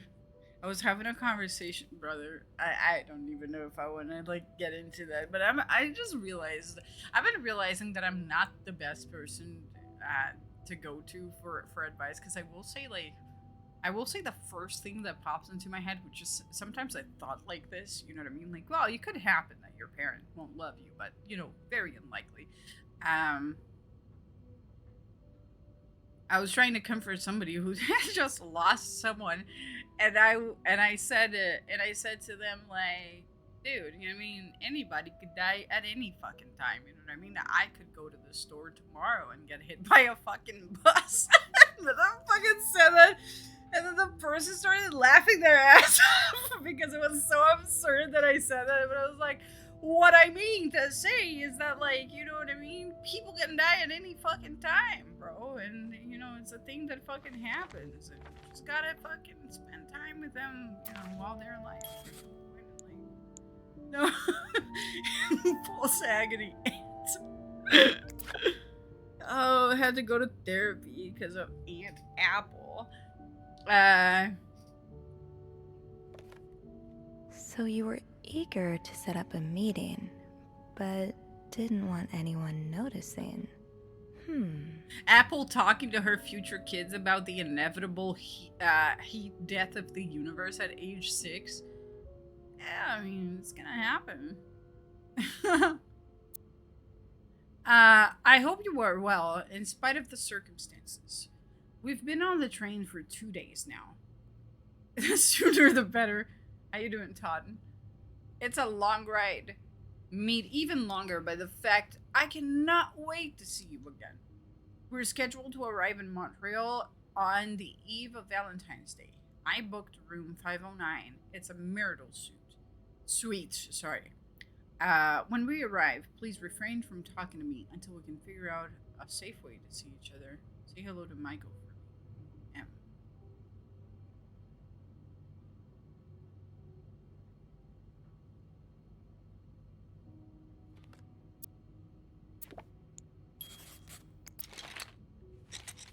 So how does the kid have access to all this shit?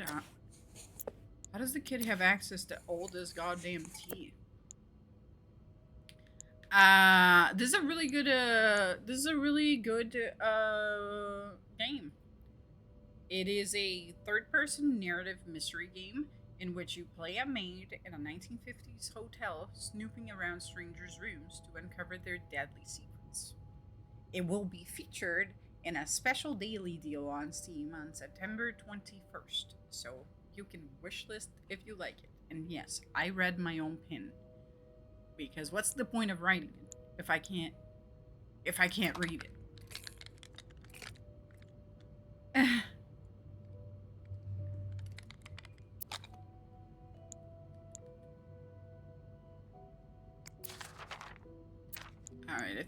done here. I think we're done here. You know the drill, Sophie. Let's sweep and snoop. Okay. Hold on. There's something in my eye. Don't look at me. Don't look at me. There's something in my eye. Alright, I think it's all good now. I start getting tired and then my eyes start getting irritated. I don't know if this happens to you guys, but it happens to me a fuck ton. I start like rubbing my eyes. The more tired I get, the more I rub my eyes, and then I spend like fucking 30 minutes like fucking rubbing my eyes viciously, and then I make it worse, and then my brain just goes like, hey, maybe you should stop doing that because you're making it worse. And the idea that my brain is telling me not to do something makes me do it more and more and more, and my eyes get like really fucking puffy. And then my brother sees me outside and he's like, have you been crying? And I'm like, not today. Not today, don't worry about it. It's just me fucking rubbing my eyes again.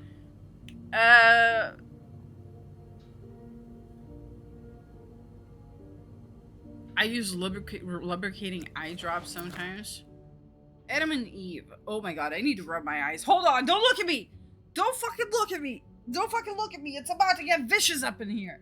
It's about to get vicious up in here. I have such long nails that it makes so difficult for me to rub my eyes. Hold on! Hold on, my nails are getting in the way. My nails. Ugh.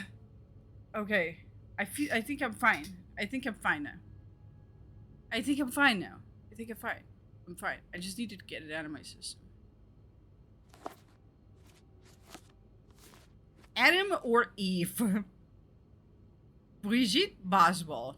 A confession of a shocking forbidden love. Can she resist the ultimate temptation? Should Rose stay in a marriage that no longer makes her happy, or seek refuge in the arms of a woman who truly all this woman writes is gay novels. This is the fucking third gay novel from the same author. She has tasted the forbidden fruit years ago, and now she is all she can think of. But what will her family and society as a whole think of her if she turns to a life of sin? Should she be condemned for even entertaining the thought of leaving her husband, or pitied for having to make such a heartbreaking decision? Brigitte Boswell is the prolific author behind the novels such as And They Were Roommates and The Lonely Girl. Adam or Eve is her 7th novel. Now, if this woman came up to me and told me I'm not a lesbian, I would call madcap on that. I'd be like, you mean to tell me that the woman that writes lesbian erotica is not... You are in the closet so deep, my dude. So deep.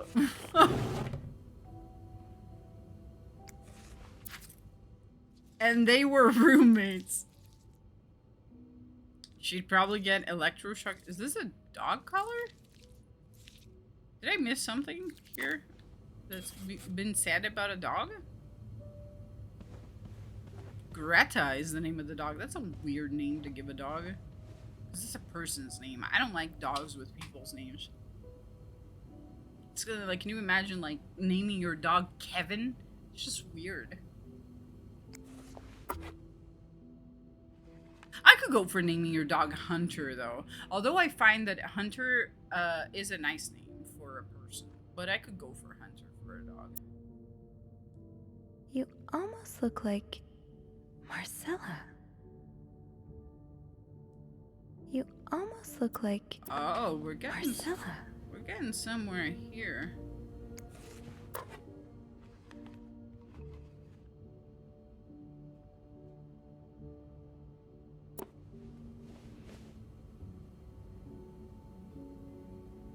Alright, I looked through everything. What the hell am I... The key for the chest must be around. Key for the chest must be around. Key for the chest must be around. Where would that be? Is it in the fucking fort? I mean, if I want to start throwing shit away to see if it's under it, you know? It's the kids' stuff. I can't do that.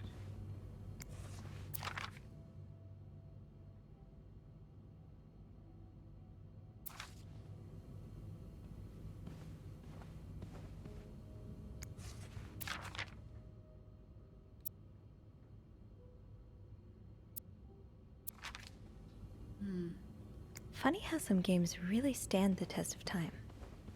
I used to play this with Mom all the time. Henry? I don't know, man. I personally don't like people names for pets, but this is something like very, very common.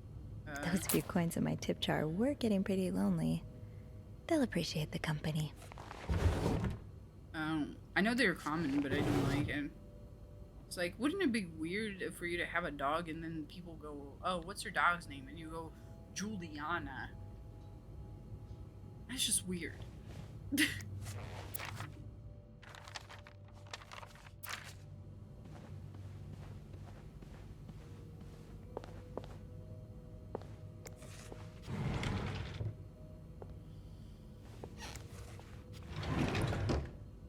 I don't know. I give up. I looked, and I couldn't find anything, and I am a quitter. What could this mean, though? Because they can't. It can't mean or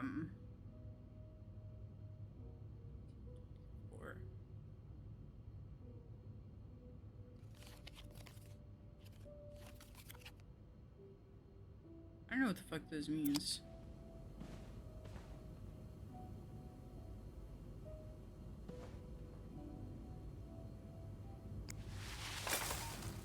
I gotta start throwing some shit out. I'm gonna throw your family photos out, dude. I'm gonna throw the frosted flakes out. I'm just gonna really start cleaning up this shit.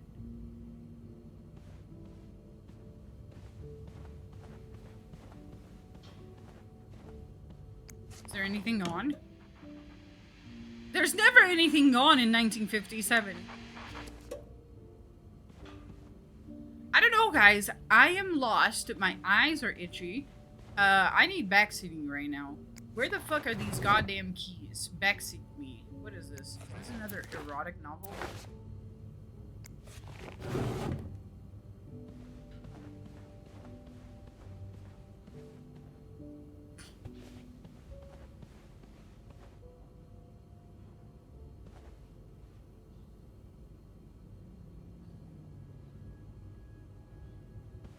I actually need backseating.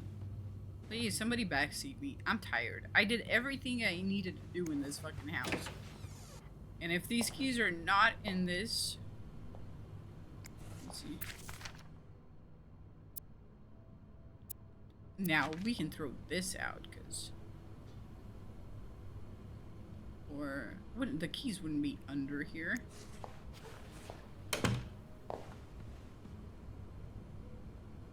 What is that?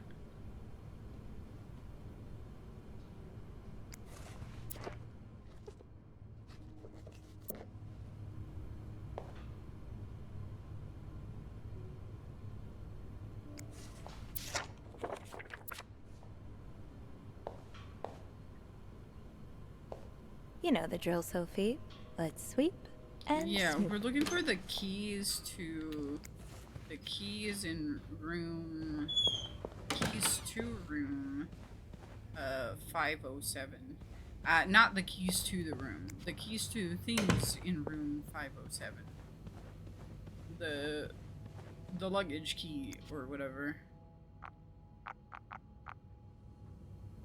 I cleaned everything and I can't find it anywhere, so this is supposed to be in this room. No, that's the master key that's in my pocket.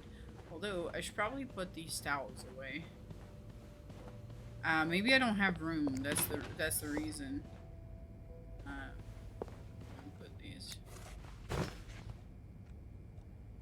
I'm sure I'll find more laundry to add to the pile.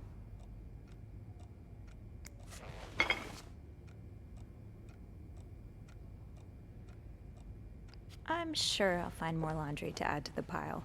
What about the other one? Can I put it in the other one? The other card? No.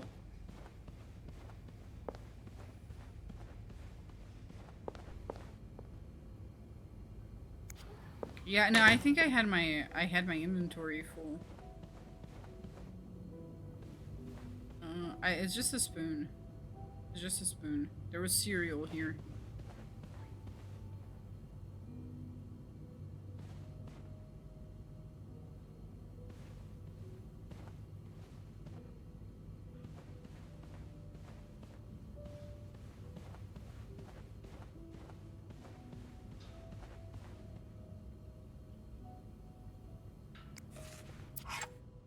Is this a key? Oh. Oh shit.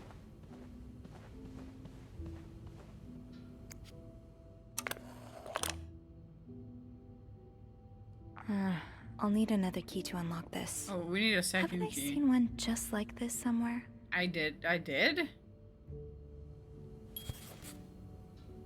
key looks so familiar. Why do I associate it with room 505?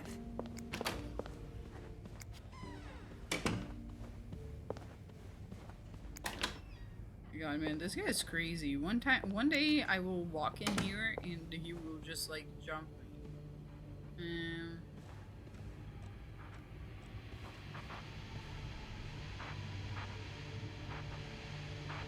There's no way it's on the wall, so.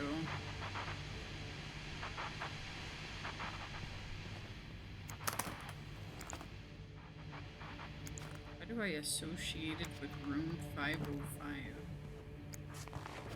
I don't know. I don't remember ever seeing this before. Maybe it's in the safe?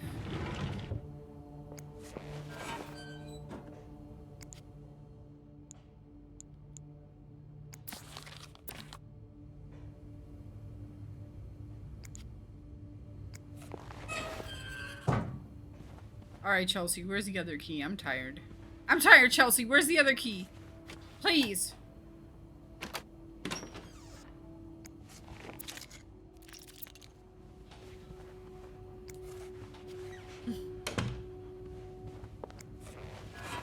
I'm running out of battery. It's on her neck. Wait, so it should be in her room. She has a room. It's not in room 505 as much as it is in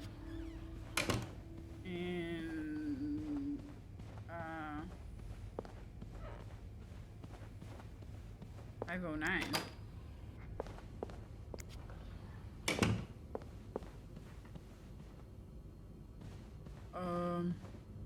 The laundry room? I don't know. I'm tired, so I mean I could look, but that just drained my battery more and more. Locked. It looks like the code is made up of 4 letters. The key is not inside of this fucking thing, is it? I totally forgot I hadn't actually figured out what the 4 letters are.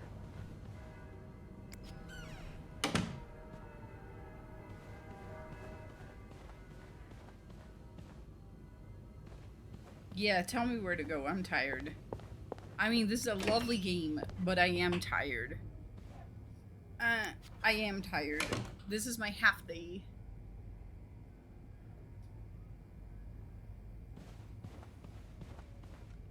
Oh, I've been there. I actually been there, and I looked and I picked it up, and I completely forgot. Now I remember.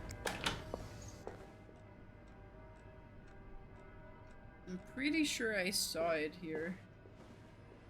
I saw it.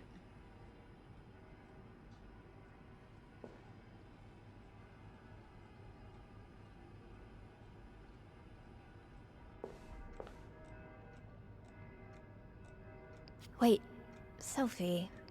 You don't need these. A bag of what? Be I don't careful. know. I thought I saw it. It's a slippery slope towards becoming a hoarder. I thought I saw. Is it this room? I'm so confused right now. I'm tired. I'm getting tired by the minutes. Like, I'm draining. I'm draining. No, this is the janitor's closet. This is not the maintenance room.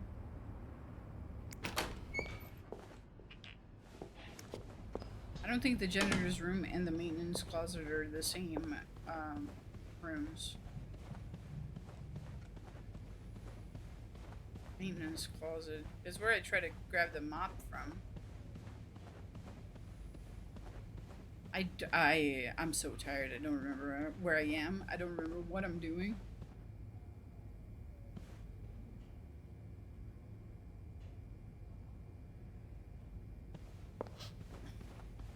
So it is the janitor's room is what you're calling the maintenance closet?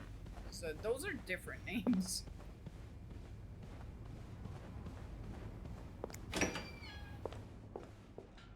What is a bag of plaster? I don't know what that means.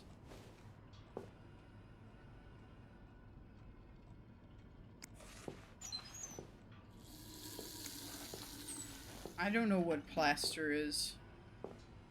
I have no idea what this word means. I thought I'd seen a second key like that on the table, though. Wait, Sophie, you don't need these. Is there Eugene's a pro at fixing the is fuse there a box whenever picture? there's a power outage.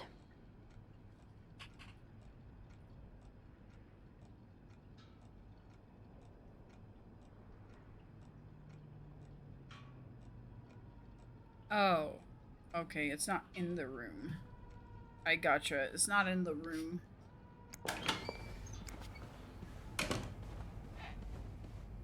Looks like plaster for the renovations. Better not play with it.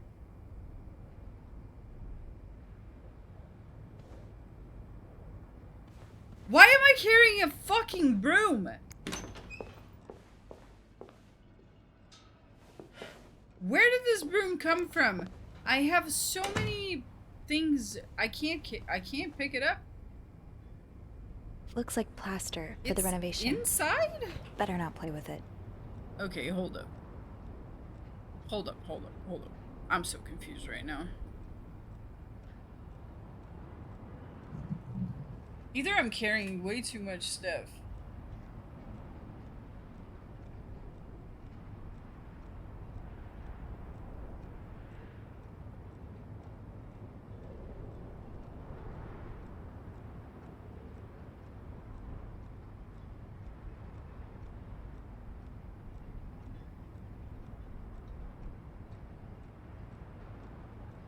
Oh, okay. It's one of those things that even though I looked at it before, I have to zoom in.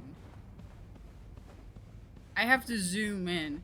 Now, it's one of the fucking annoying things about this game is that you can have looked at something, but if you don't zoom in on what you looked at, then the game is like, fuck you. You didn't see it because you didn't zoom. So, hold up.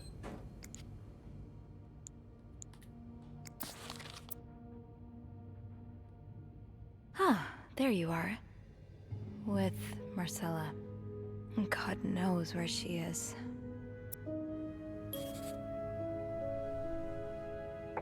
Clarington Hotel reception desk, Andrew speaking. Hey, Andrew. Sophie, crazy timing. I've got something for you. Oh, what is it? I heard a certain Mr. Cruz and a Mr. Morgan had an argument yesterday evening. Really? Who told you that? Jacques did. Apparently, it got so heated he had to get involved. And it sounds like I was on the right track, because he heard a particular word thrown around quite a lot. Can you guess what it is? Bitch? Is it bitch? I thought it was bitch. Cowabunga? Let's go with that, I guess. Cowabunga? Yes, exactly. Really? No, I'm just kidding. It's affair. Affair? How bad was the fight?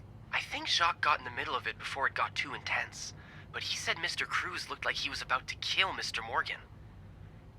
So Mrs. Cruz must be having an affair with him, right? And her husband found out? Maybe, but that doesn't explain Mrs. Beaumont's involvement with Mrs. Cruz. What do you mean? I found a chest in room 507. I think it can only be opened by turning 2 keys at once. I found one of them in Mrs. Beaumont's things. What about the second one? Well, I remembered seeing a similar key in one of Mr. Morgan's stocking pictures, so I went back to check. Mrs. Cruz wears it as a pendant. It looks identical to Mrs. Beaumont's key. Let me get this straight. Mrs. Beaumont and Mrs. Cruz own identical keys that open a chest with 2 locks? Okay, there's definitely something going on between them. Yeah, I think the two dudes are probably having an affair. Yeah, but the answers probably lie in that chest, and I don't think I'll be able to open it. I've looked around room 509. I would have seen the second key if it was there. Mrs. Cruz must have left with it this morning. How you doing, Probably. Archaic? We were so close. I can't believe it all ends here. Well, if you get me a candle and some plaster, I may be able to do something about that chest. How? I'll tell you later, okay? Just find those things, and I'll meet you in the basement as soon as I can. All right. Candle. Cowabunga. Thank you for not giving up. I would never give up on you. Cowabunga.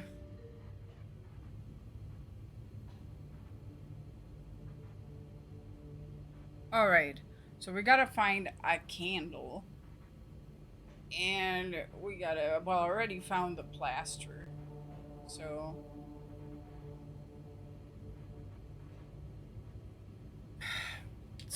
Let's go. Candle. He's not a candle guy. Mr. Morgan's not a candle guy. We gotta find a candle person.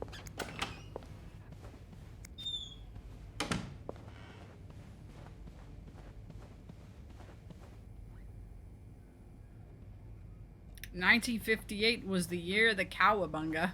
What the hell is that? Great. This takes care of half of this little scavenger hunt. As for the candles, doesn't Rebecca keep some in her locker downstairs? Okay, let's go downstairs then. Questions were answered.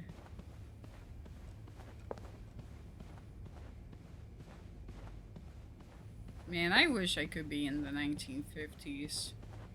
I feel like life was much simpler. Yeah, sure, there's a lot of sexism and stuff, but I think I could live with that. I think I could live with that. I think I could live with all the sexism. It just seems like everything was easier, you know? It's locked. Easier, simpler. Mixed, so hell nah, yeah.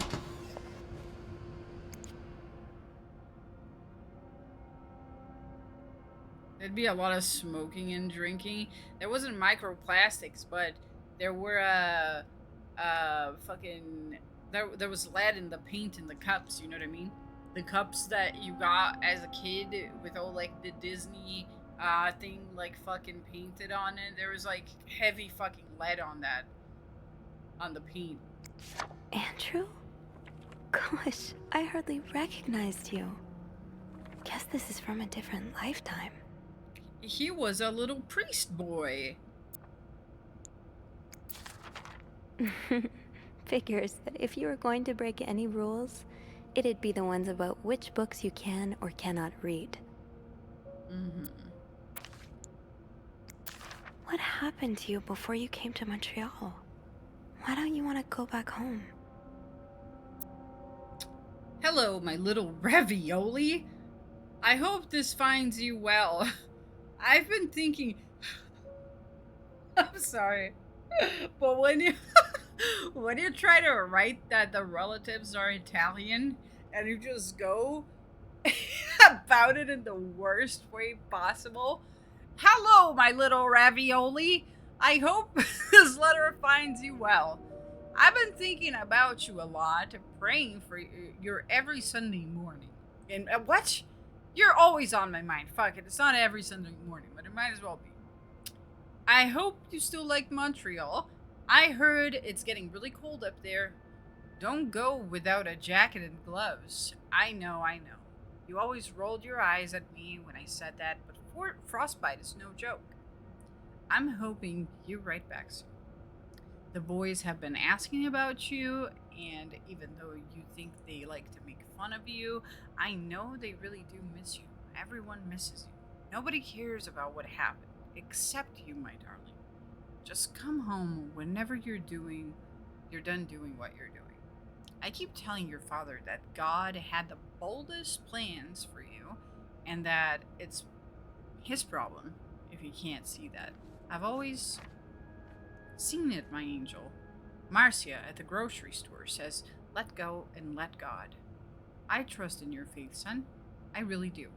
Whatever it takes, as long as you find your way back home. I'll cook you a real osobuco when you do. That's something you can't find in Montreal. God is by your side. Love you, Ma. Hello, my little ravioli. Because we are Italians. and that's how you write that. Fine. Keep your secrets, Locker. It's, People don't usually leave these unlocked. Ooh, Eugene, let's go. My little cannoli. Eugene, half the washing machines are out of order. Because of this, I won't be able to finish our current load in time, and Beth will be forced to offer guests an apology discount. Please fix the machines before Bernard kills me. Sorry, Rebecca.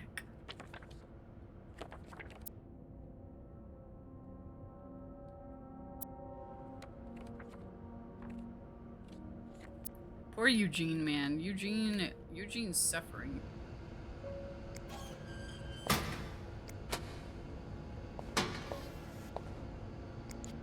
Snooping everything. Oh, this is the reception room. There's an X marked at the right-hand side of the reception, so we'll keep that in mind.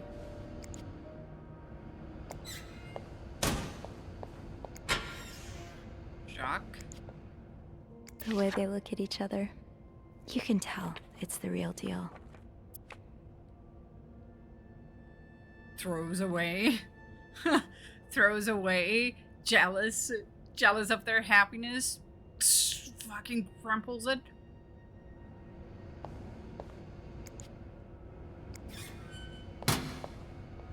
It's locked.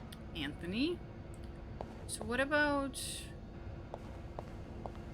Didn't they say Rebecca?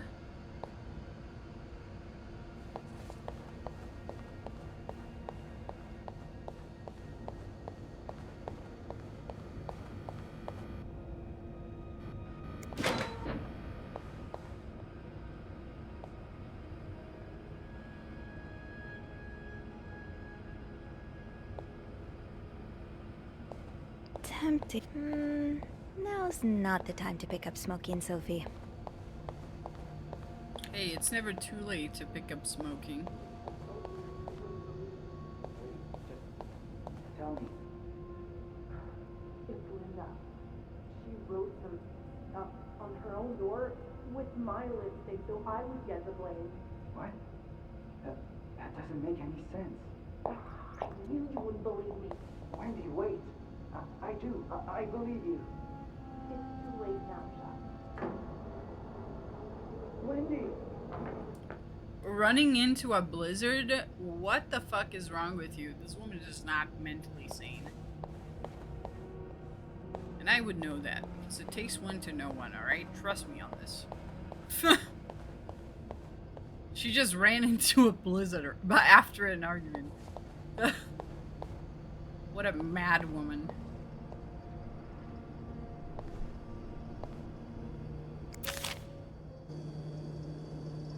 To whoever keeps stealing my lunch, I want my Tupperwares back. Well, that's the very least that a person can do, honestly. Yeah, hey, you can steal my lunch, but the Tupperwares cost a lot of money, okay?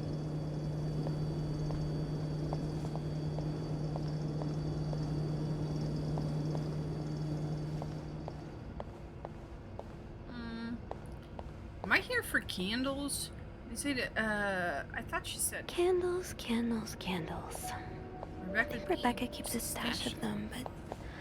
where?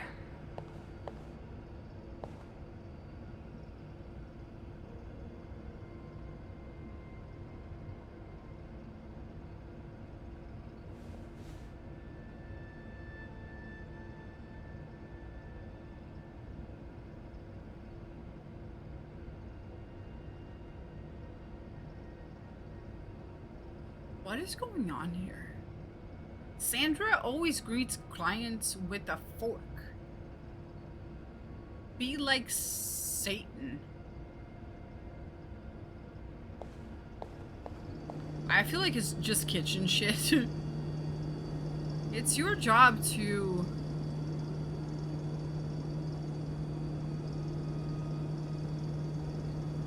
Is it shank? To shank others? I don't know what it says.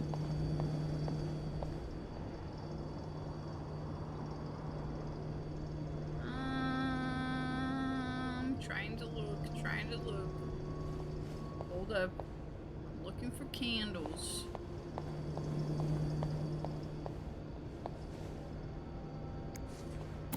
This must be Andrew's current read. Or one of them, anyway. I had a godmother that loved reading. There's I'm gonna straight up offend a bunch of people, but straight up, it's garbage. Agatha Christie is so boring. So boring. Syracuse. I guess Andrew went there on holiday or something. Based Brazilian. I'm sorry, it's just really boring, man. Wait, there's a key right there. What is this? Gotta hold on to these tight. What does it say? Master key. Again, I have another master key. Mine. I have master keys for Don't days. worry, Gosper. I'm coming back to you. I still haven't learned all of Gracie Jones' secrets.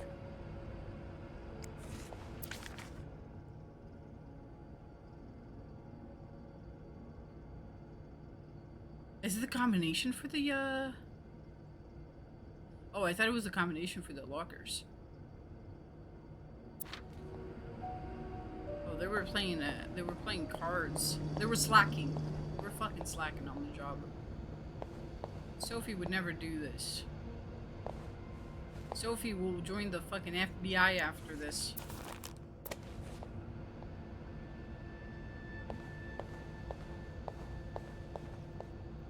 I'm not seeing candles anywhere.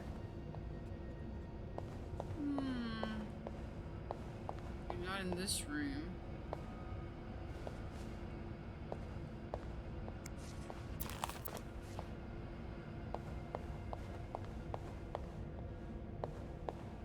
How you doing, Extinguished? There must be candles over here. This looks like a place where I would personally keep candles. If I worked here, that's where I would put the candles. And you can trust me, because I'm a candle person. I would know where candles are. It's just a matter of time. They should be here. Nope.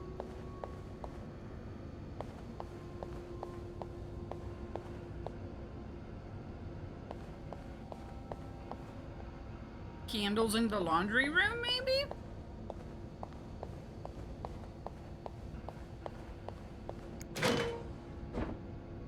Oh, there are more lockers here. Hold up.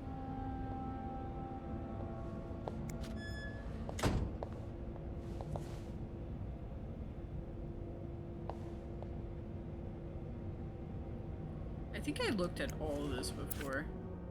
Alright, let's go with Rebecca. Rebecca is a candle person. Yvette, Susan, Wendy, Carol, Beth, Rachel, Rebecca.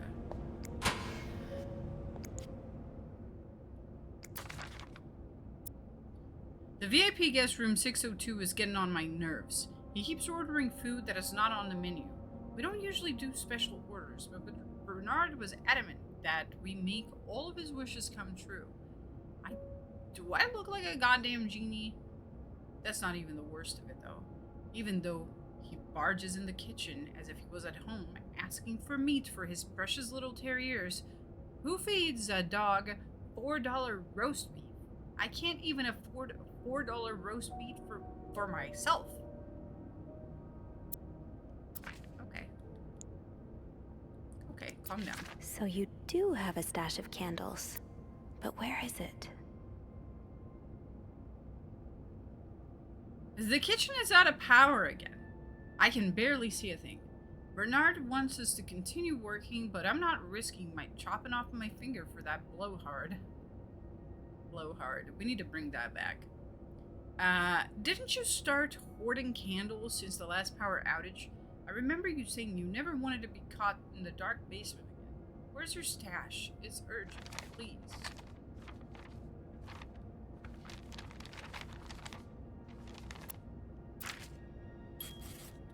Goddamn blowhard. Imagine how you could stunlock someone if you very angrily called them a blowhard in 2024.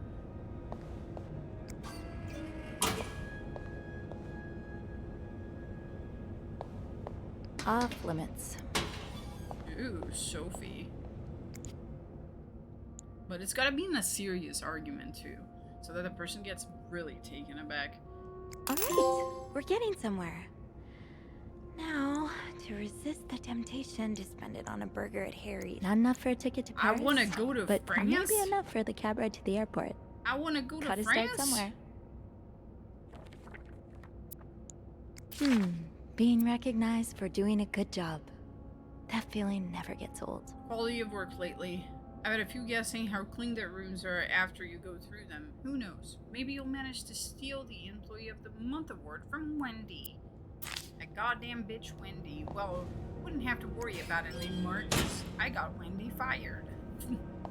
Open sesame? Nope, no luck. It's locked. Whoa. The hidden enemy. An invisible force is lurking in the shadows, threatening our very way of life. And it is not communists. It's the homosexuals. A menace to the young, a threat to everyone. But how do we spot them? They move unnoticed in a society, working in every field. You may even be married and have children with one. They could live next door to you, attend your church, or even be your son. In these pages, you will learn how to spot a homosexual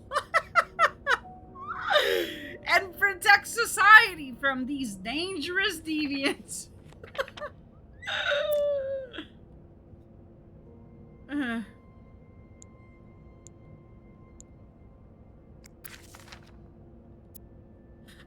I just think it's so funny, the absurdity of the how to spot a homosexual. I'll teach you how to fucking spot them. I'll give you a tip. If you ever walk in on a man sucking another man's dick, that is a sign that they might be a homosexual.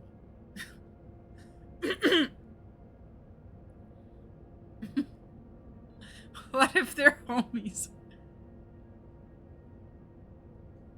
With socks on. We need to talk about Kevin. The other day, Patrick received some pamphlets from a friend from the States, and now he is convinced that our child is a sissy. How is that possible? The boy is only 5 years old. Does it really matter if he likes to play with girls and prefers dolls over toy cars? Still, I cannot help but think, if Patrick is right, and if Kevin is indeed like that, then what kind of future awaits him? Will he ever be able to get a job, have a family, to live a normal life? Every time I look at him now, I feel like crying. I just want my little boy to be happy. Is that too much to ask? Love, Nicole.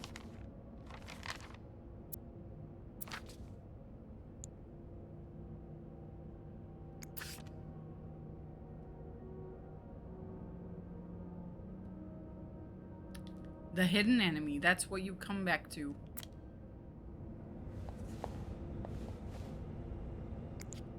Nicole. Off limits. Carol? Carol, Here's the chambermaid's guide I talked to you about. Come see me if you have questions concerning the job or the staff. I can tell you... What? Sorry. I can tell you who you should hang out with and who you should avoid. Yvette. Well, that is the type of person that you know you should avoid. It's like Yvette. Carol, I hope you're having a great first week. Valentine's Day is always very busy, but do not worry.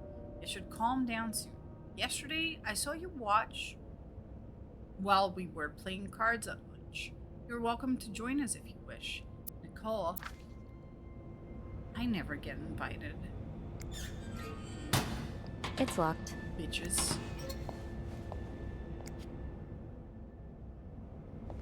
Whose locker is this? That's nasty. Wendy, that's nasty.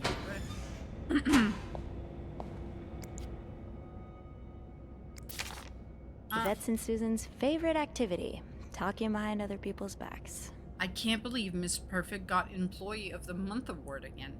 I'm sure she would even use the mixer she won. She wouldn't even use the mixer she won. She's too dumb to understand how it works. Poor Jacques. He deserves so much better than that stupid whore. And did you see the look on Sophie's face when Bernard first showed her the mixer?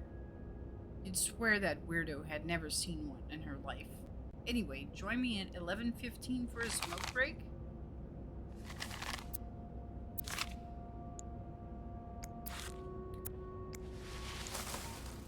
I'm throwing away your cigarettes, bitch.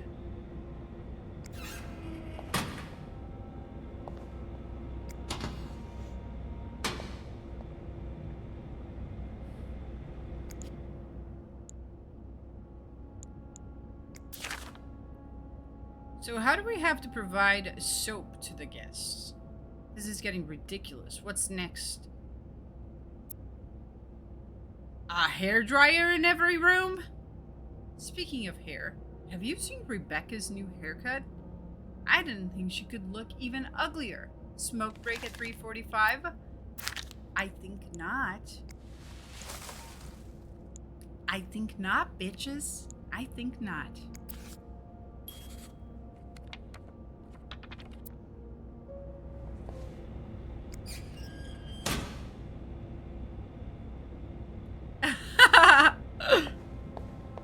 Hair is so 2017.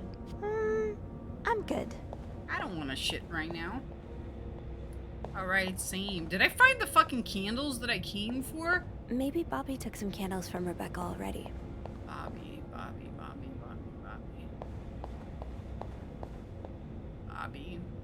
Is somebody doing heroin in here? Why is there a spoon in the locker room?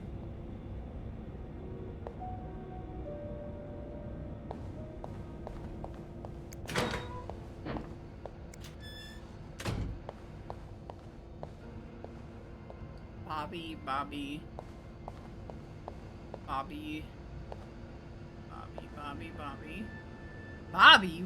Wait, this is the one. So that's where he hid it, isn't it? Why? Why would he leave a map? Why? That doesn't make any sense. No candles, but that must be the location of Rebecca's stash. Why would he do that? Why would he leave it in a map? Why would anybody do anything? Alright. Sophie. Is this not the reception? You're forgetting what you came here for. No, I'm not. The candles. That literally looked like the try reception. To get them before Andrew gets here. You bitch! That literally looked like the reception room. How was I supposed to know that it wasn't? Not the room. Or maybe it is. Maybe it is. Maybe it is. That would mean that that looked like the reception to me. I don't know what it looked like to you guys, but that literally looked like the reception. Let me see if there are any cigarettes on the table, because I will get rid of it. No one's having smoke breaks. None of these bitches. None of these bitches are smoking. Not during this blizzard. Not on my watch. How dare them talk shit behind my back.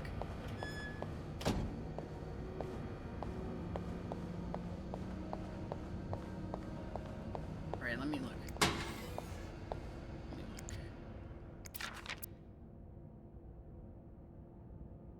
I don't know what the fuck this is. It literally looks like the reception to me. That must be the location of Rebecca's Yeah, stash. right. But this looks like the reception to me. And I couldn't take the elevator, so now I'm confused. It would make sense for Rebecca to keep her candles by her workstation. By her workstation. Her workstation's in the laundry room.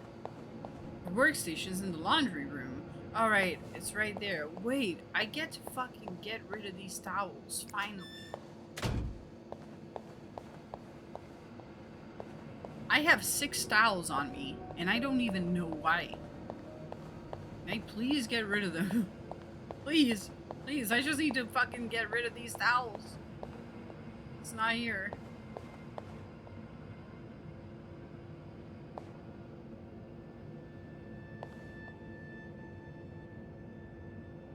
Came here late. Listen, don't worry about it, alright? You're about to understand all of it. All of what the game's about. Stay dry, everyone. Inspect. I'm throwing away people's cigarettes. Is this a movie script? Change title. Not catchy enough. In a northwesternly direction. Needs more murderers. Add killer tornado? Why cut the scene inside the nose? The best part of the script. See if James Stewart is available. You know what? I would throw out those cigarettes if I could. Fortunately, I can't. But I would.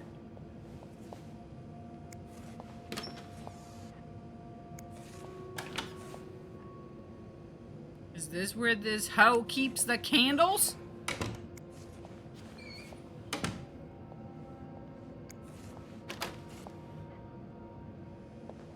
I think the candles are on the other side, but I'm committed.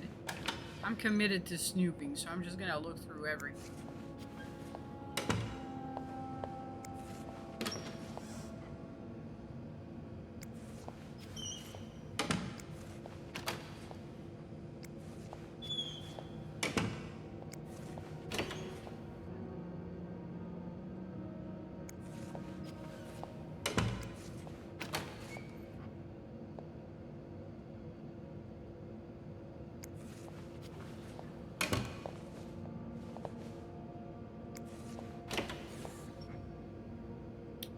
Bingo, guys. It's the next one. It's the next one. Are you guys ready? Where's that, what is that Pepe of anticipation? The anticipation, Pepe that I have. I always forget the codes. I have 500 of them. Have you guys noticed that I have 500 BTTV emotes? It's impossible for me to remember all of them.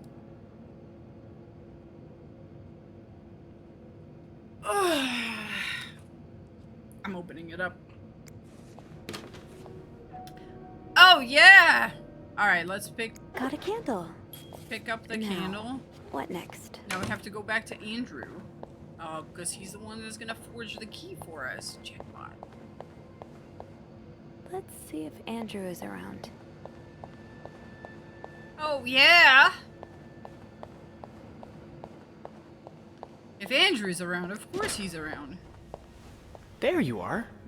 I'm not sure I understand what Andrew the was plan a is here. naughty priest. Well, I remember reading a spy novel. I can't remember the title, it wasn't that good. In which they used wax and plaster to make a key mold. I'm thinking we could do the same. Are you sure it's gonna work? Sure. You see, that's why the priest boys are only allowed to read the Bible. Because he just said, I read it in a book, and I learned how to forge a key, and reading a book that wasn't the Bible got him to sin. You see that? It's a very fucking... Maybe they have a point. He wouldn't have learned that from the Bible. He would have learned to cut people's fucking foreskins and put it in a little bag. No. In the novel, Like the they used a foreskin special guy. kind of wax, not candle wax. But I think it's worth a shot. Yeah, you're right. So let's do this, shall we? Well, there's a guy in the Bible that would collect the foreskins of the people that he beat in battle, and he had the foreskins of, like, I don't know, man, 500 Philistines. He would just carry that around in a little bag. That's the foreskin guy. That's what I call him.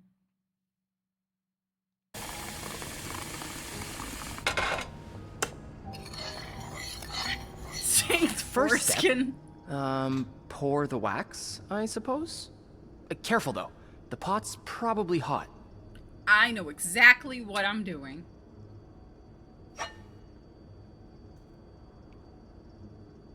Is out. That's it. Nicely done. Yeah, I mean, I'm a woman. I know how to fucking Next do step, kitchen shit. put the key in. Better wait a few seconds before removing it. Looks good. Pretty sure you can take it out now. I think we're Hold almost on. done. All That's that's not what's left next. is to pour the plaster from the cup into the mold. The plaster from the cup.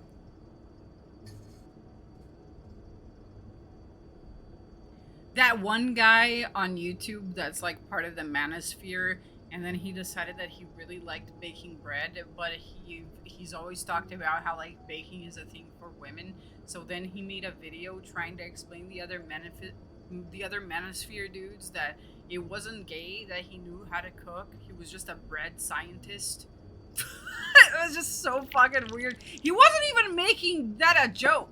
Those were literally the words that came out of his mouth. Now we wait until it's dry, I guess. How long do you think it's gonna take? Baking bread is science. A few minutes, though. probably.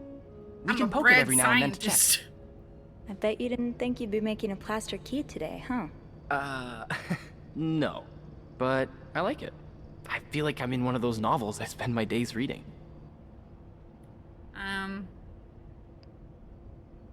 Ever read banned books? Have you ever read banned books? What do you mean? You know, books banned by the church. I heard, Copernicus is a pretty interesting read. Huh. Funny you should say that. It's on my list, actually. Although I can confirm it takes a more scientific mind than mine to enjoy it. I suppose there's a reason why those books are illegal, right? Well, the church did persecute Galileo for saying the Earth revolved around the sun, and not the other way around. So, even as a man of the cloth, I don't mind saying their judgment isn't always the best. Wait, I'm romancing a guy that just doesn't want to fuck forever? Why did I park my car here? Like, making mistakes. Mistakes were made. Like, this is what is it with women and unavailable men, huh? Had I known. What, you're a priest? A man of the cloth? Wait, you're a priest? Technically, no. I've gone through most of the classes, but I left the seminary before taking holy orders. Wow, I never knew that. Yeah, I think you're the first person here that I've told. I really can't imagine you in robes. Actually, I can't imagine you in anything but this uniform. Yeah, I guess we've never seen each other outside of work, huh? Maybe we should grab a coffee one day? She's such a weirdo I could that tell she you all already about knows the exciting his things that favorite happened at the color 'cause seminary. She looked through his locker. Yeah, I think I'd like that. Awesome. The corner cafe is not too far from here. Why don't we meet after work one of these evenings? That sounds great. Oh, look. I think our key double is dry and ready to go. I can't believe it worked. I could not have done this without you. Well, I'm glad I was able to be of some help. I should get back upstairs, though. I've been gone far too long already. Let me know how it goes with the key. Oh, and you should probably be careful when you turn it. Otherwise... I mean, he's a redhead. He's helping me sin. This man is Satan. This man is Satan. It could break inside the lock. Yeah, I'll be careful. Thank you for everything. You're welcome, Sophie.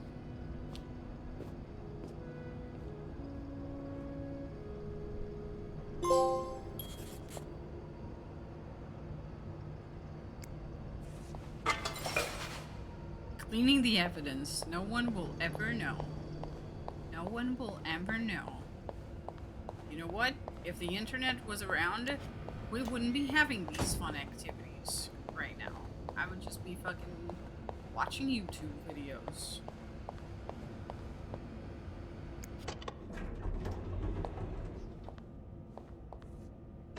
Somebody's watching me.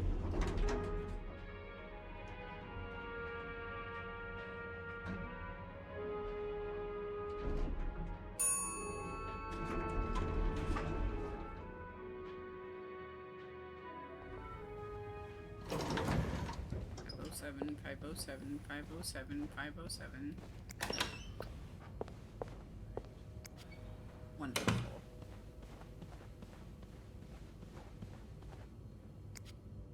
Be careful, Sophie. You don't want this key to break.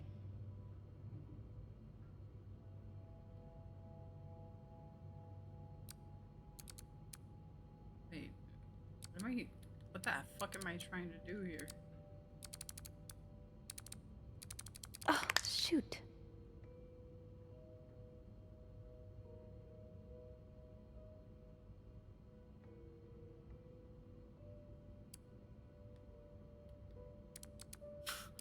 It's fine. I think I got it. I think I got it though. I did it. I did it. I did it. I did it. Hey, they said I couldn't, and I went ahead. Damn it. It's stuck. Oh no, man. I'm gonna get fired. Unlike my favorite bar, this one was black. Her alliterative name will surely take you back. These two sure love their riddles. In Atlanta, I noticed yours was pretty worn down, so I decided to buy you a new one. I hope you like it. Since you enjoy them so much, here's a little puzzle to figure out the combination. 2 5-letter words are key, both related to our history. Are the key, both related to our history. Unlike my favorite bar, this one is black. Our alternative name will surely take you back. From the first one,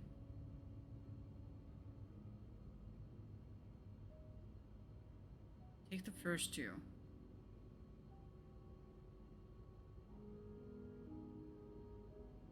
From the last one, take the last two.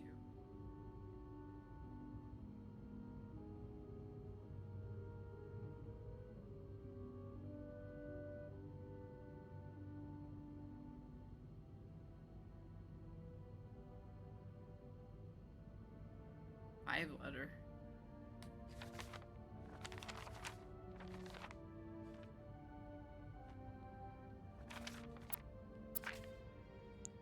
Okay, and I hope you get better. Try to rest today. I will bring you hot soup after class.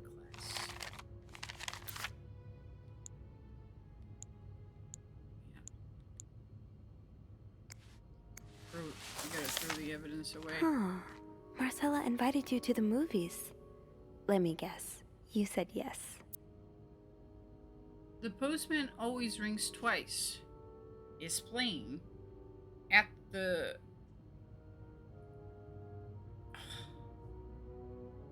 Low, how do you even read that? Is a Low Theater tonight. It's based on a novel I read a while back. I'm sure you would love it, seeing as you like crime stories and murder so much. Nothing creepy about that. No, there's absolutely nothing creepy about that. Trust. Trust.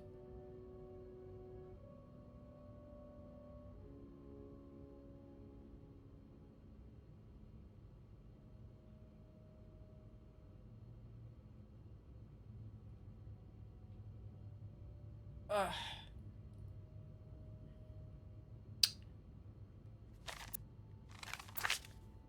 And I can't pull this. I can't. It's stuck. Oh my god, man, I'm so getting fired. I can barely listen to Sister Miller's lecture today. All I do is look at your lips. Oh. So they're gay. I don't know if you guys caught on to that like way like 50 fucking minutes ago, but that's like now everything makes sense to me now. They're having an affair with each other. Oh. And they met at the convent. Ooh.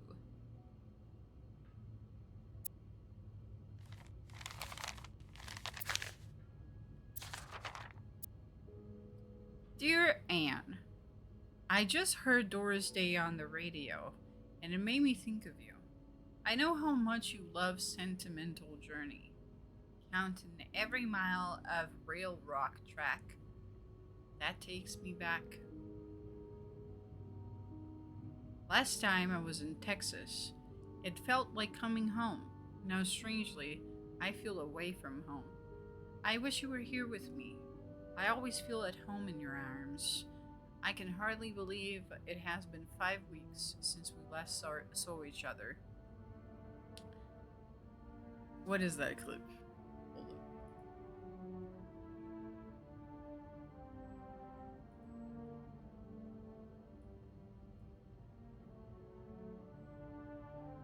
Oh, it's like I shouldn't break the key. How was my reaction to that?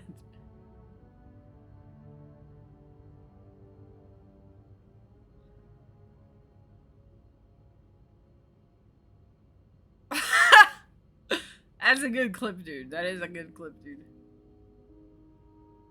That is a good clip. I didn't think the key would break that easily. Sometimes I wonder if I might be going crazy. You are always in my head. Everything reminds me of you.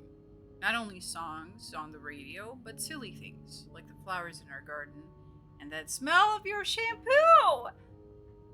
When people say the word darling, and I can hear you say it with your lovely French accent, darling. My family seems to have noticed my odd behavior. But of course, I cannot tell them about it, even though I wish I could. I feel like climbing on the roof of the tallest building in Austin and shouting my feelings for you at the top of my lungs. God, I sound like a giddy teenager in love for the very first time. Maybe I am.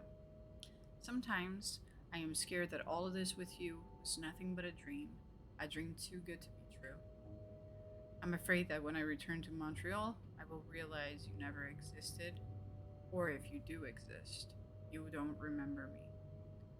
I wish I had a picture of the two of us, so I would know for sure it was real.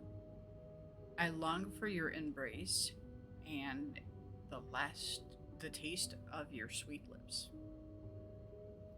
Ooh.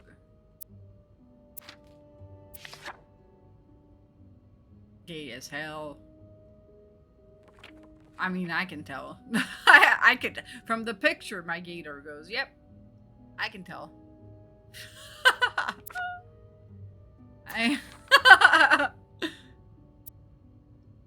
Dear Anne, I am sorry it took me so long to answer your last letter.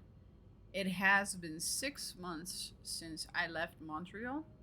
As you always say, le temps passe si vite. I think it's something like the time passes with life or some shit. I don't know. I don't understand French. I think I don't understand French. Something about the time passes by life. I don't know. I don't know what the fuck that the last bit means. But my parents well, can somebody translate that? I have no idea what it means. I think I know what it means kind of, but I don't know what it means. You know, I can guess what it means, but I don't know if I'm getting it right. My parents are glad I am done with my studies. They always thought it was a strange idea for me to go to university. Now they want me to find a husband and have children like any other woman. I think I will. so that's why I thought she was infertile this entire time, right?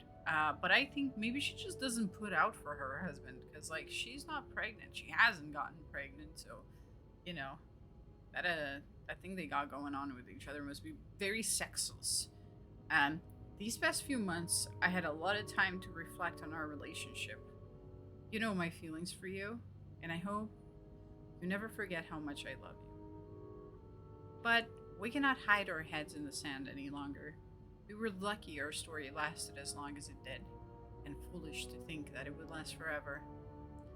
Our love is forbidden, and hiding it from my family is proving more and more difficult every day. It will always have a special place in my heart, but I believe it is time for us to go our separate ways. We broke up on a fucking letter like that? You made me feel like a teenager. You made everything but the present disappear. Now I need to be an adult and think about the future.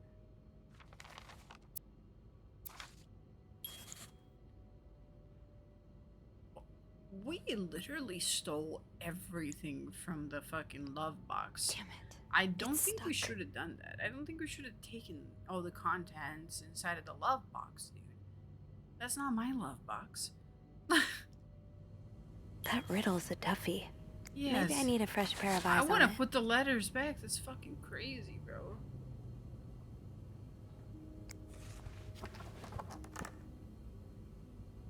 I mean, fuck, man. You know what? Oh my god, I'm getting fired. I'm getting fired! I'm getting fired!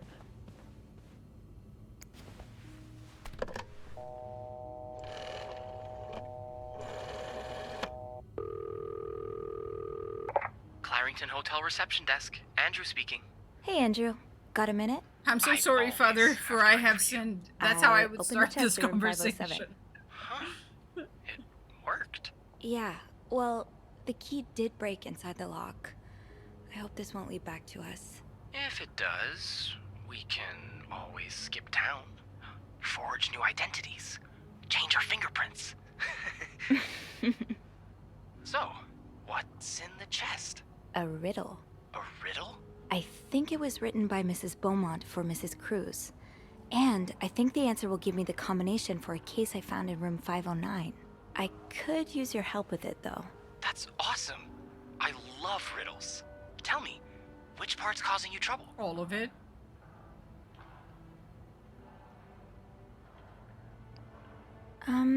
Her alliterative name will surely take you back. Intriguing. Yeah, I'm not sure what alliterative means. Oh, it's a series of words that start with the same sound or letters. Like perpetual peril. Does that help you?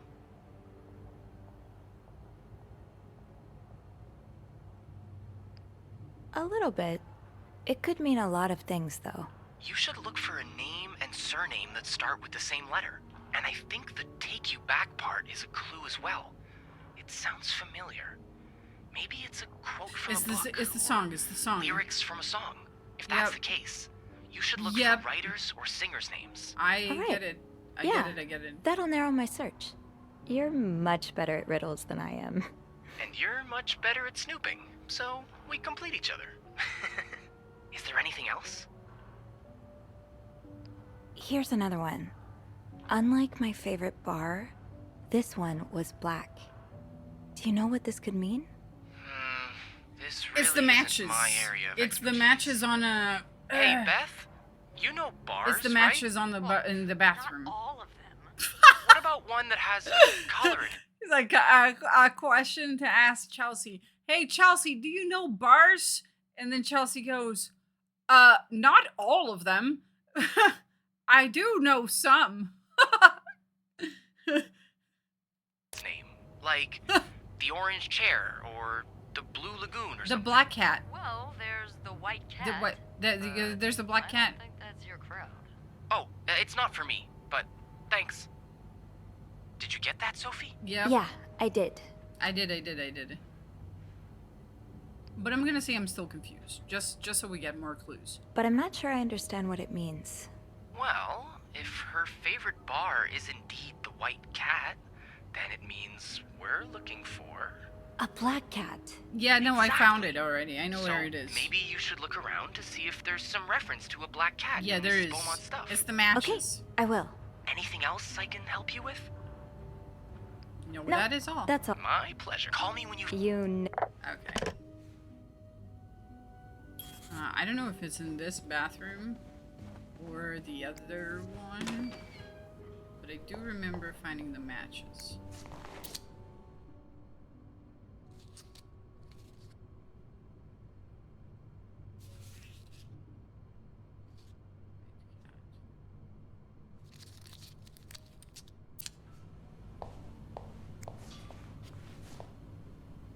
So the lyrics to the song are in the love letter. I gotta close this. I have a thing with closed doors. I don't know what to call that, but in real life and outside of real life, I always close the doors behind me because I think it gives me like a sense of security, in a sense that like, I don't know, man. I think it's a self-preservation thing. If I close every door behind me, if someone opens that door, I will hear it. Does that make sense?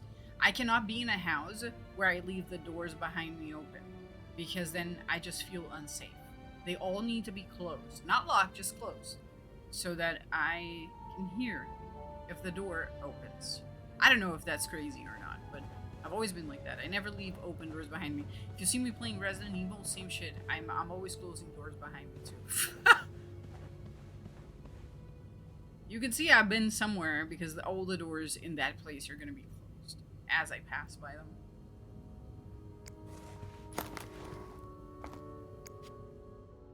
Alright, so it's the lyrics to the song, one by one.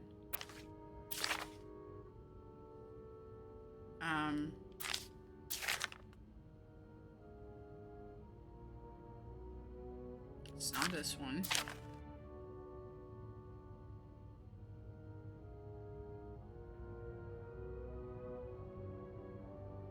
I wanna see what this is. What they wrote. Let me pull up my letter thing. Let me pull up my letter thing.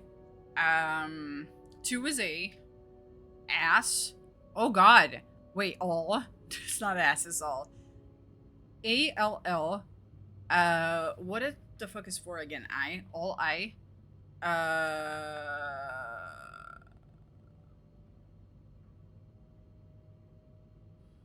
All I.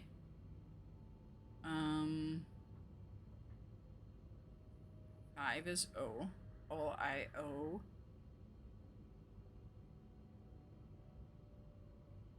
Wait, I'm confused because there's also O. All I do. All I do. All I do is. All I do is. No, wait. All I do is look. All I do is look. I'm trying to read what the thing says in numbers. All I do is look to at. All I do is look at. What is that? When no matter what. All I do is look at. All I do is look at you. 6. Let me see if that's.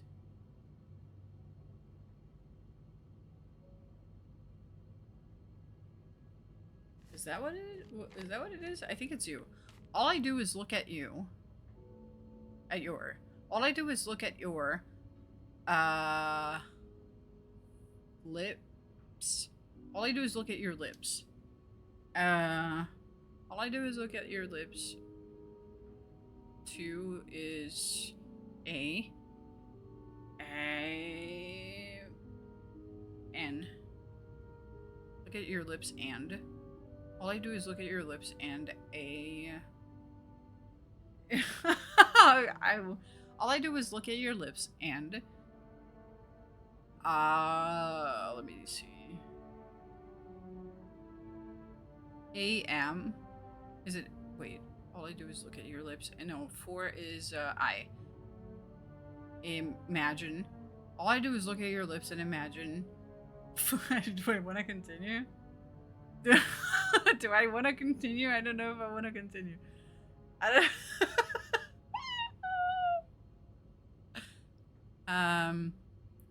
Okay, so one is give me the T. One is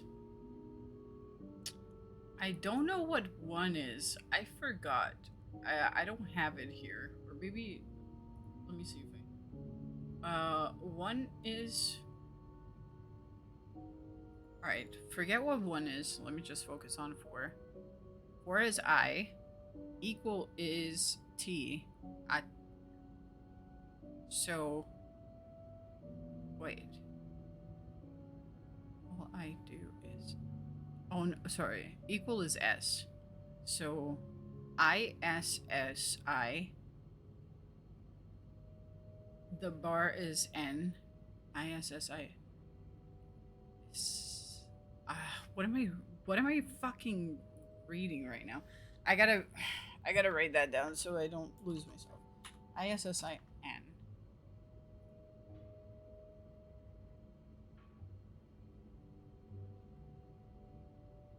Kissing you. Kissing you. All I do is look at your lips and imagine kissing you. That's what it says.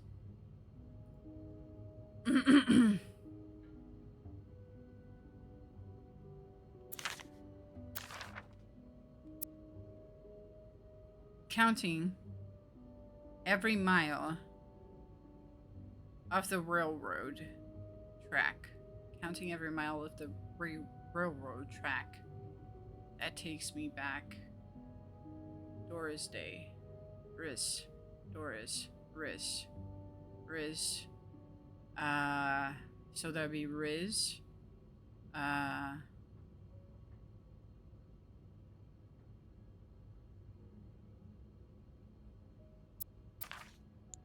me put it back.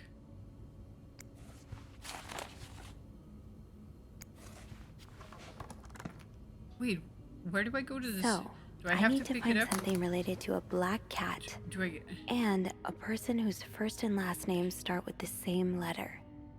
Doris Day. It's Doris Day. Hold up.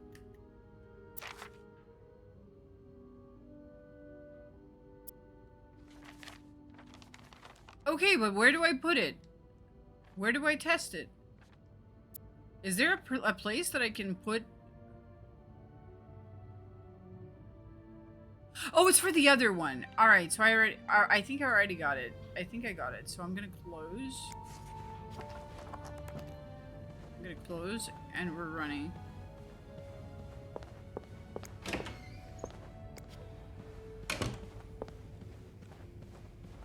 It's not a he, it's a she. They were lesbians in the 1950s. They gotta encrypt that. Both of them are married.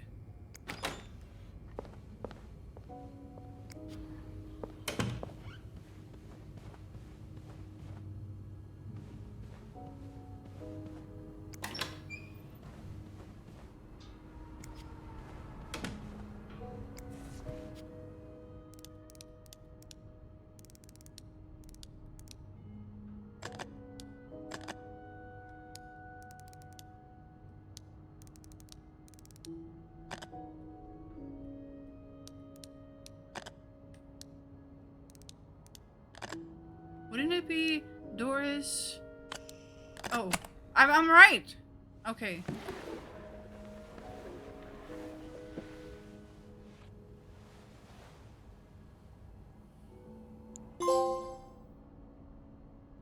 Got a fucking typewriter, baby. That novelist, Bridget Boswell, is actually you, Marcella? I told you the woman that wrote this was a lesbian. I told you. I was like, there's no way Brigitte is not a lesbian. After the fucking 4th novel of gay love, I was like, no, there's no way the person that writes this is not a lesbian. Dear Marcella, or should I say Brigitte, you know I prefer a good old crime story, but last week I came upon a romance novel with an intriguing title. Quote, and they were roommates. I bought it on an impulse at a train station and read it from cover to cover during the journey. Can you imagine my surprise when I recognized our story? You may have changed the names and locations, but all of our moments are there. Endless discussions in the dorm room, our first date at the theater, our trip to Quebec City. You often said writers are thieves, but I never fully understood until now. It has been almost 10 years since I received your last letter. The letter that painted our relationship as nothing more than a summer fling. At first, I could not believe you had written those words. Then I waited in vain for your answer, and I had to accept your love for me had never been real. For many years, I was broken-hearted, angry, confused, and questioned the nature of our feelings, our attraction, and made many wrong decisions. But this book, your book, am I foolish to think that it's proof you really loved me?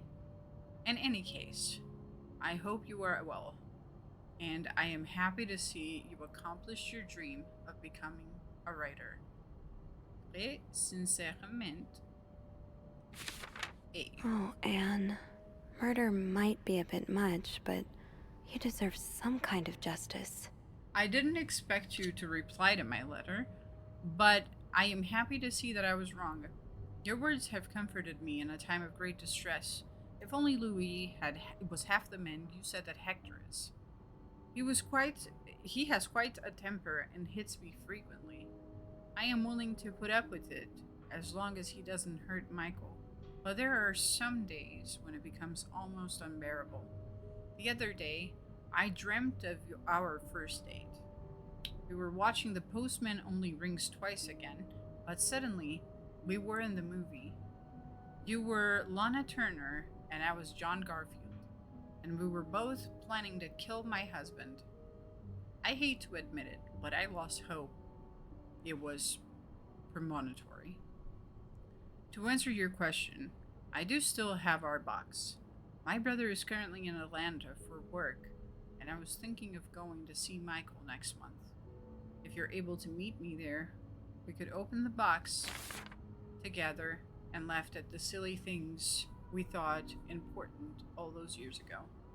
I hope to hear from you soon. Très sincèrement. Do you remember that secret language we invented to Sister Miller? That Sister Miller couldn't understand the notes we were passing during class in secret language. I still do.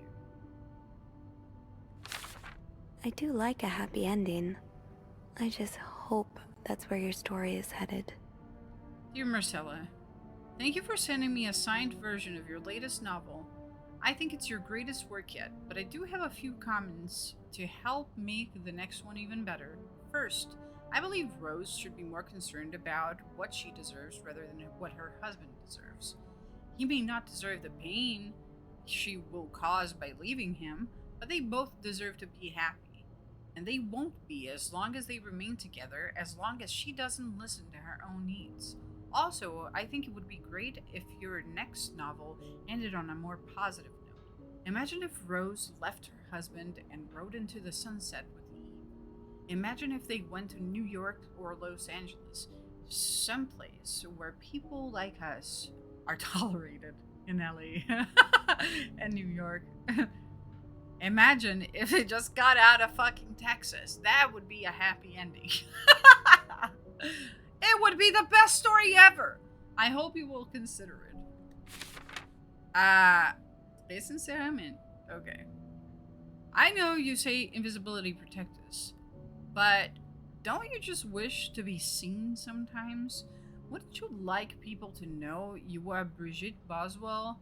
To recognize you on the street? To recognize you from your work? Why not publish your next novel under your own name?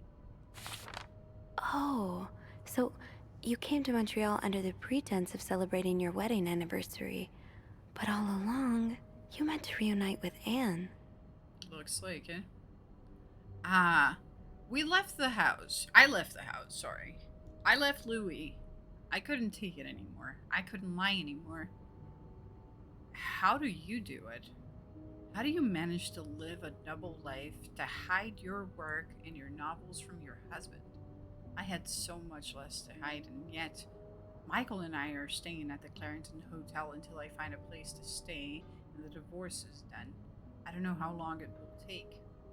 Could you come and see me in Montreal? I really need you by my side right now. I would put it past Louis to scour every hotel guest book in the region looking for me under his surname, so I've registered under the name Beaumont.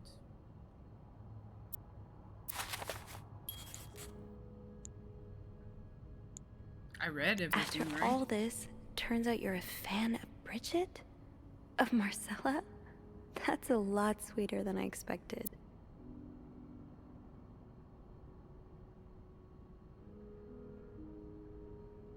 Wait, it's more letters I haven't read, right? I'm so confused because there's so much paper.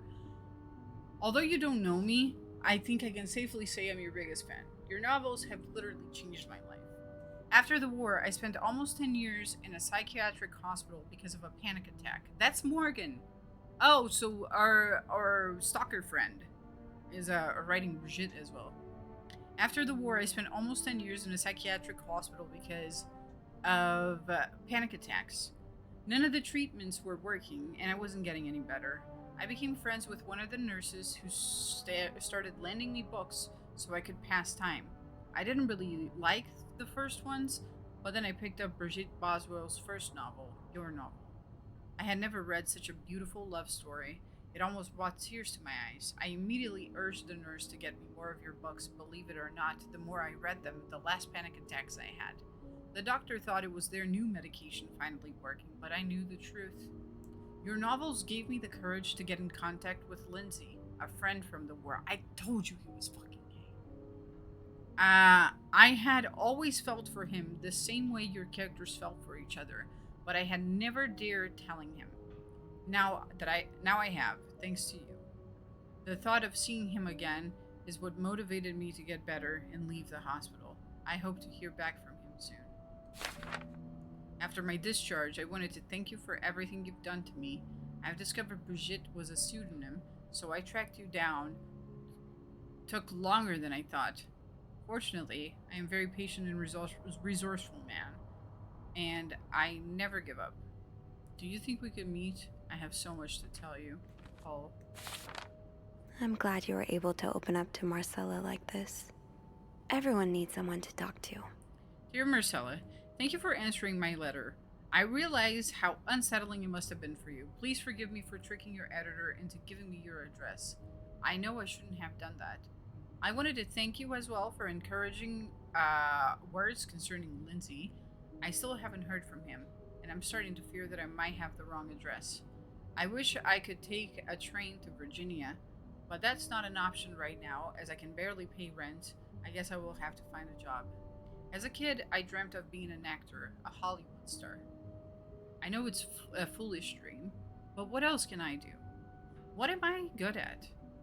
I've tried getting some odd jobs already, but employers turn me down as soon as they learn that I spent the last 10 years of my life in psych ward. If it continues like this, I will probably end up on the street like so many of my army buddies. Why am I even telling you all of this? After reading your books and getting to know you through them, I tend to forget I'm only a stranger to you. I hope you don't mind. You seem to be a good listener, and I've been feeling rather lonely ever since I left the hospital. Anyway, please let me know about your life, and do not hesitate to write long letters. I must have read your previous one 1,000 times already. Stan as hell, this guy. Red flags all around. An advance on my salary. So Marcella hired you. But what for? Dear Marcella, I've just received a letter from Lindsay's mother. She tells me he's dead. Words cannot even begin to describe how empty I feel. He died 2 years ago, before I even sent my first letter. He will never know my feelings for him, and I will never know if he could have loved me back. I guess I should have known this would end in pain, just like your novels. I feel like it's better to never know if he loved you back than to be rejected, honestly. I'm glad for you that he's dead. To be honest. I wish I had Lindsay's ability to find beauty everywhere. Even during the war, amidst the death and chaos, You would marvel at the forests of Germany, at the sunbirds. He loved birds so much. He could identify them just by listening to their song. I have to admit, your proposition took me by surprise. I was hesitant to leave home at first. I was afraid to miss Lindsay's answer, but now there's nothing keeping me here. I'm desperate for anything that will help me forget the pain. But I don't have enough money to make it to Texas. Do you think you could give me an advance on my salary? In spite of everything, I'm really excited to know and finally meet you. She may have hired this guy to kill her husband. To kill someone.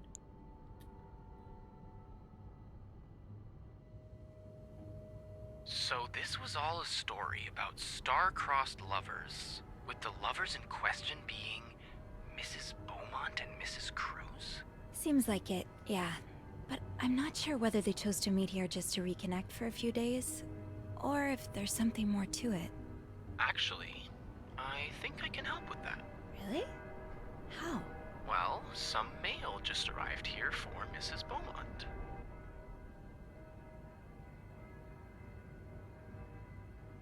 Fuck it. You've opened it, right? What? Of course not. I mean, it's illegal. Aren't you intrigued? Of course. But I can't just...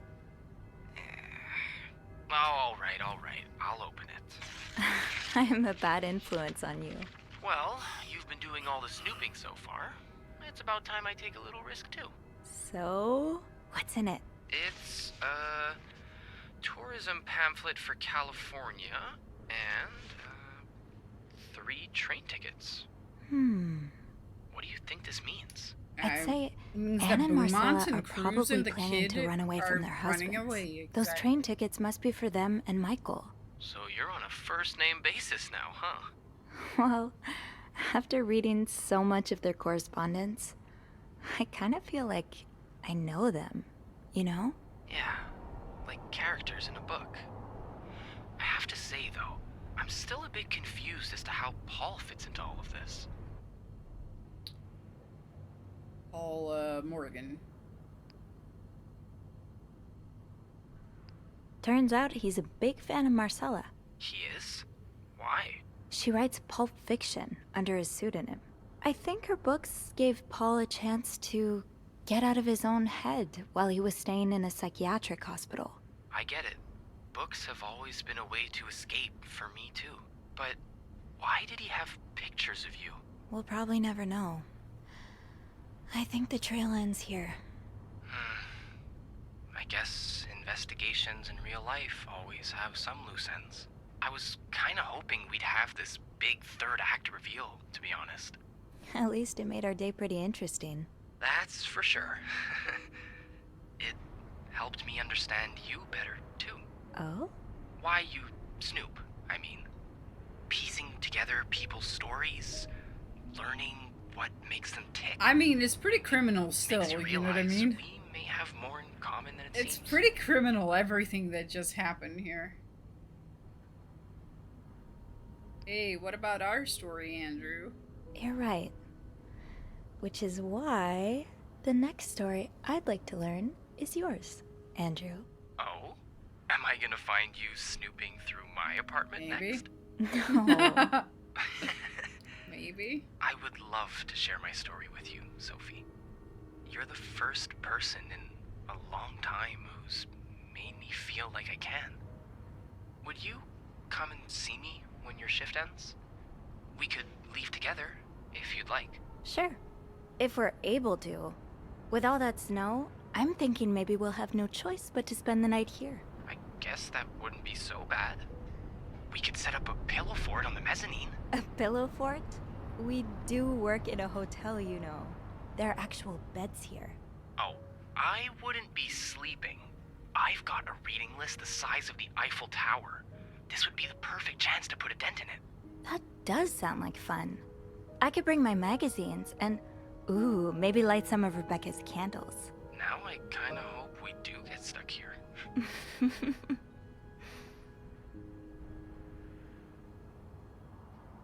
I just have to finish my tasks for the day, and then I can leave. Okay, what are my tasks for the day now?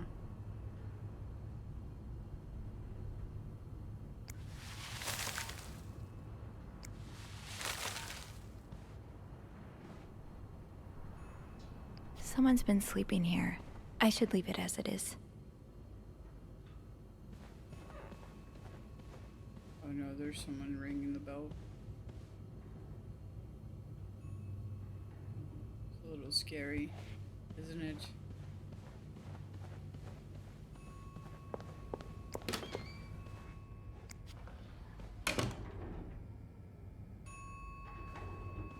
coming from this room?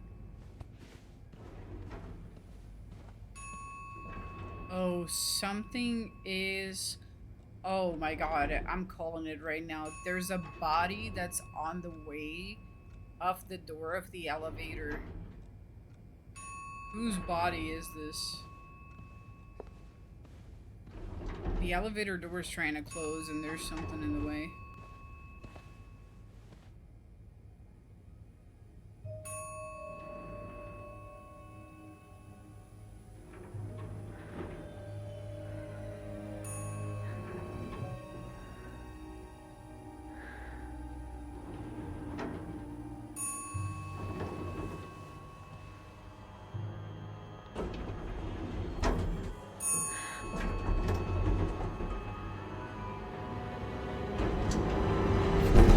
Who the fuck is that?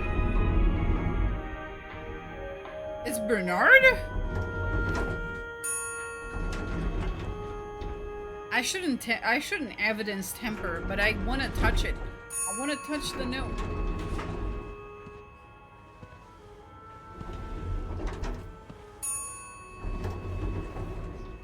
This might be the guy that owed a bunch of money to a bunch of mobsters too. Mr. Cruz? Oh.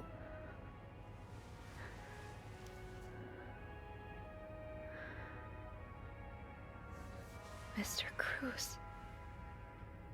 Alright, so Morgan was hired. Oh god, what happened? Mr. Cruz's life insurance policy. Why did he have this on him?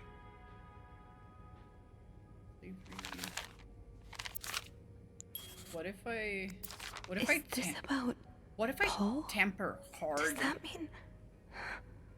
What if I temper hard with evidence to ensure that the lesbians have a happy future, and I just destroy all of it? Make sure that the lesbians have a happy future? I just destroy all of it. Thank you for reporting that guest's unacceptable behavior. We will look into it as soon as possible. However, I regret to inform you that we cannot divulge our guest's personal information, regardless of guest behavior. As I am sure you will understand, we're very concerned with our guest's privacy, and our staff prides itself on its discretion. Please contact us should that guest bother you again. Sincerely, Bernard Ledoux. Okay. Yes, that guest bothers you again.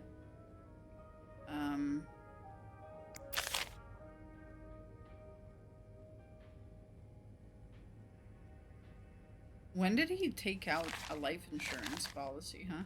When did this happen? February 6th, 1958. I don't want to,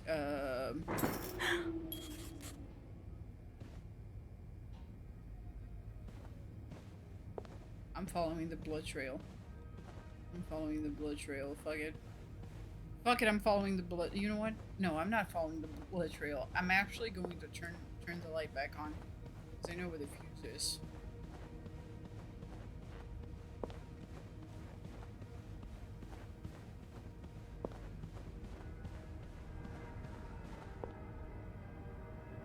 So there's another note here?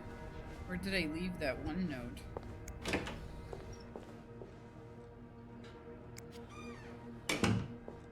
Might need this to restore power.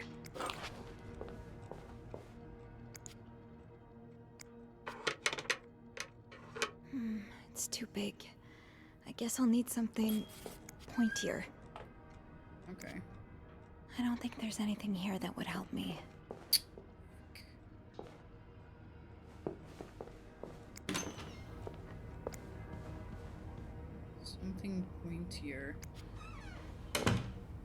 I have to take the stairs.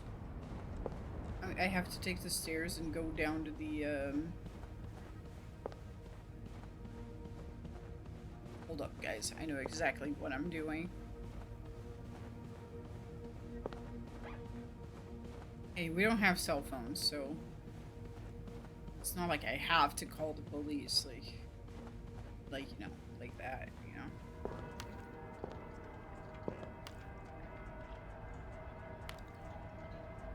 Oh, I found something pointier. Hold up. There is more bodies. I don't know if I want to open it. Okay. Who the fuck do you guys This think looks like that something is? I can use to open the fuse box. Wait, maybe he got murdered over there? Poor Paul. Montreal's Lindsay's death much really hit him bigger than I hard. had expected. He hasn't been in the best headspace. Okay, let me read, lady. Let me read. Montreal hasn't been in the much bigger than I expected. Big cities always make me feel lonely, and that feeling was only exacerbated this morning by the fact that everyone around me was speaking a language I could not understand. I bought an English-French dictionary at the train station, but I don't think I'll need it after all. English speakers seem more common in the downtown area, thank God. The hotel is nice. When I arrived, the whole staff was busy getting ready for some big event. It wasn't until I saw Marcella enter the lobby with a flower bouquet that I realized today's Valentine's Day. Hector and her were gone in a flash, and I was left feeling more alone than ever. Wishing Lindsay was here with me. Helping Marcella out these past few weeks has been a great distraction, but it still hurts so much every time I think about him. I had hoped the pain would have gone by now. I'll probably need a double dose of Milton to sleep tonight. So Paul just needed to pass the time while Marcella was away. That's why he was observing us. Today, I wanted to follow Marcella and Hector out of the hotel, but the sidewalks were so packed with people that I started having a panic attack. I tried taking a cab, and that's when I realized I was all out of money. It's been a while since Marcella's last payment, and the hotel room was much more expensive than I had anticipated. I couldn't resort to selling the camera, so I decided to pawn my victory medal instead. It was hard letting it go after so many years, and yet I also felt strangely liberating. Maybe it's a sign that I shouldn't be holding on to the past so much. To fight boredom until Marcella and Hector returned, I started looking at the hotel staff. I heard Andrew and Beth at the reception desk discussing books and movies. They both seemed like very nice people. I wish I had found the courage to join their conversation, but when you look at people all day and they never look back, you start feeling invisible. I noticed that Sophie, the maid in charge of cleaning the 5th floor, seems to share my interest for other people's lives. Maybe I should try talking to her. Paul was hiding out right here. Did he ever find the person who was sneaking out at night? Who's sneaking out of their room every night? The question has been driving me crazy since my first night at the hotel, so tonight I decided to investigate. I found a hiding spot near the ice machine with a nice view of the whole corridor. My camera's at the ready, but there's been no movement for at least 3 hours, and I'm fighting not to fall asleep. No need for Milton tonight. I thought being a detective would be more exciting. Maybe Marcella's right. Maybe it's time I let go of Mr. Spade. 9:45? So Anne and Marcella met here this morning while I was busy cleaning room 504. I woke around 9:30 a.m. and realized I had fallen asleep sometime in the early morning. I was about to go back to my room when the guest from room 507 came to sit on one of the chairs close by. She's been there ever since, and I don't dare leave my hiding spot in front of her. Marcella joined a guest from 507 around 9:45. Apparently, she told Hector she didn't love him anymore, and he is now convinced she's been cheating on him. Well, I mean, she technically is. That explains why he assaulted me out of the blue yesterday evening, and accused me of having an affair with his wife. The guest from 507, I learned her name is Anne, has just said she might have an idea on how to solve their problem. I'm thinking of revealing myself, but I don't want to anger Marcella. The longer I wait, the more awkward it will be when I do come out. Maybe I should. So hear me out. What if Marcella is orchestrating this whole thing to making it seem like the crazy stalker has killed someone, but she in fact killed someone, but he would be the person accused of the murder because he's already crazy anyway, so who gives a shit? I don't know. Maybe I'm thinking too much. I'm reading too much into it, but I'm starting to not like Marcella a little bit because he has no idea that she knows Anne. So if he doesn't know that she knows Anne, then why the fuck did she hire him for? And he was very surprised that her husband attacked her. So I'm thinking that she set this all up by the end of it to be like, hey, you know, this guy is a crazy dude and he did this shit and I had nothing to do with it. I want Marcella to go to jail now. If this is what's happening, then I don't know if I'm gonna help her. Who's sneaking out of their room every night? The question has been driving me crazy, blah, blah, blah.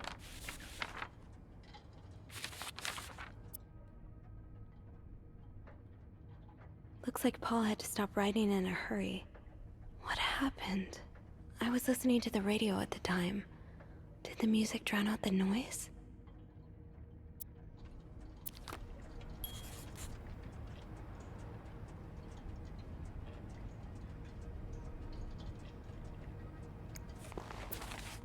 Oh, so Paul's work with Marcella was to follow her around like a private investigator, to help her with research for her novel.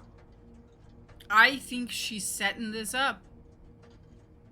Dear Paul, I am so sorry to hear that you are in such a dire situation. You seem to possess a lot of useful skills, and it's a shame employees cannot see past your medical history. But don't despair. I have been writing novels for almost 8 years now. My publisher takes most of the sales revenue, but I was still able to collect a substantial amount of money over the years. Now, I would like to use that money to hire you. I'm getting tired of romance novels and I'm thinking of branching out into crime fiction. As a sort of research, I would like you to follow me around and take notes of my comings and goings. She's setting him up! I am aware this is a very unusual job, but considering you were able to track me down, I believe you could make a great private detective. In addition to your salary, I will cover all work-related expenses.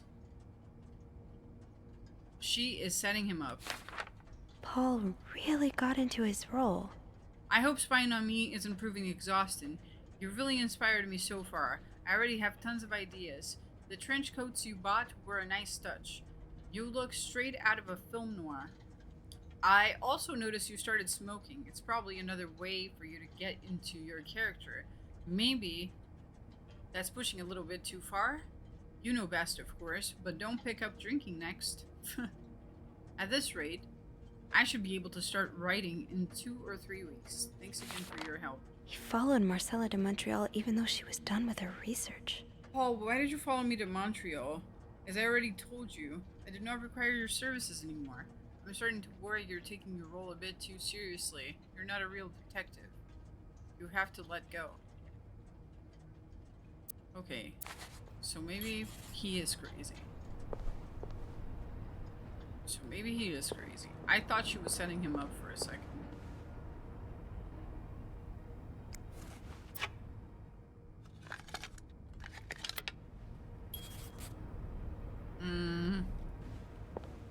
I thought she was setting him up because he was crazy. What is this? Alright, so there was a woman here. I don't think Paul killed him. I think... Because where is she?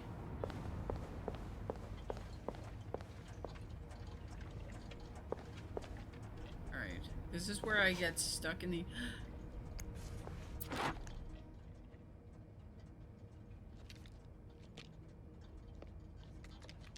Is there a roll of film still in this?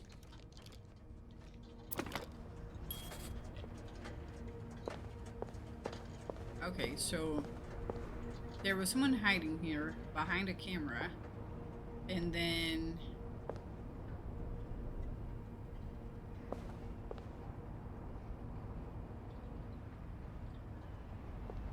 they were having a fight with a woman, and then they got stabbed with an ice pick. Oh my god! I have to get the power back on. I picked up the fucking murder weapon, and I'm going to turn on the light with it like a fucking dumbass. I'm so fucking retarded. It's it's not even... Guys, I have the murder weapon on me right now.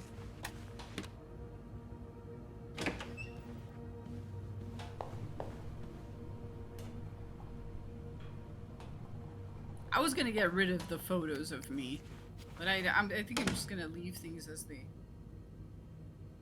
Wait, I never left this open.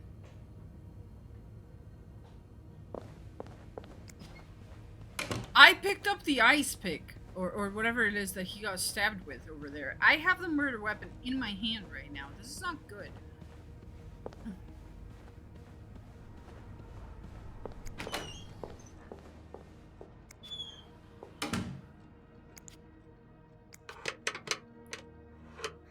It's too big. That worked, thank God. Now, to get the power back. What do I even have on me right now? Because I picked it up, but I have no idea.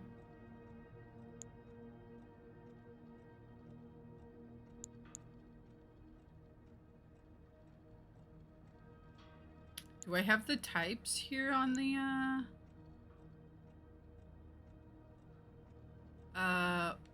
let me read this. No power.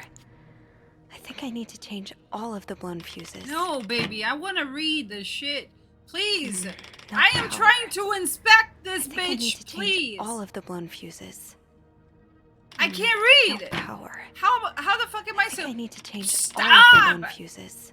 Please stop! I'm trying to read the note, goddammit.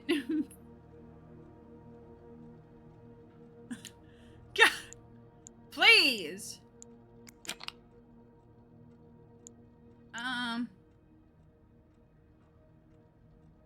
It's G, I think. How do I...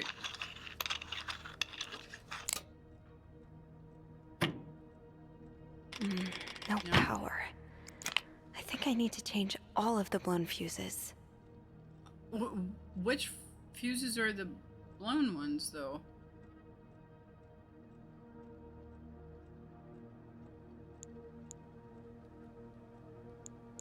Like, how the fuck do I even know? Eugene, what I would give to have you with me right now. If there's a power outage and I'm busy preventing note will another have part to of the make do. hotel... Shut up, lady! I'm trying to read. If there's a power outage and I'm busy preventing another part of this hotel from collapsing, here's what to do. Check the fuse box plan for required amperage of each socket. Remove all blown fuses from sockets. I usually blackened. Screw in the new fuses. Click big lever. Okay, that seems fucking normal enough. How did this end up here?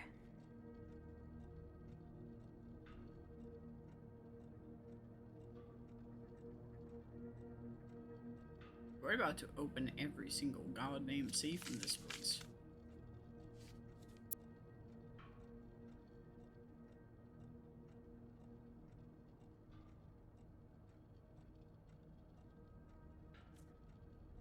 Oh damn, should I just try to open every single safe? I think it's time for, before we... I'm going to jail. I'm going to jail for a murder I didn't commit, because I'm thinking of stealing right now. Since the power is out, someone's dead anyway. And I'm a curious little slut.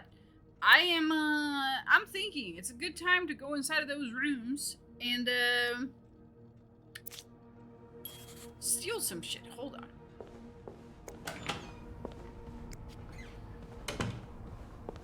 Hold on. Room 501? 501.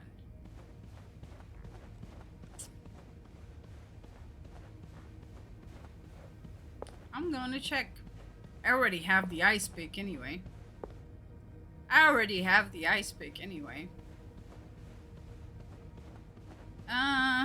You know, I'm really fucked. I have the murder weapon on me. Hello? Murder I didn't commit. Is anyone in? 509. Hello? I need help. Wait, which room is this? 504. We only know the first number is 3. I've already cleaned here. No one's in this hotel. It's just me and this dead body. God damn it. Anyway, I'm aborting the plan of stealing stuff.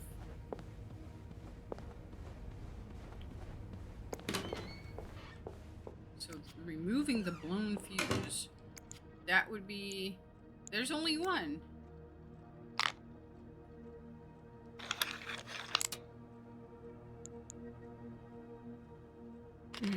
No power. I think I need to change all of the blown fuses. Oh no, that's, oh, wait a minute. Wait a minute. I think I get it now. These are burnt. Alright, I gotta remove it. That's a type S. No.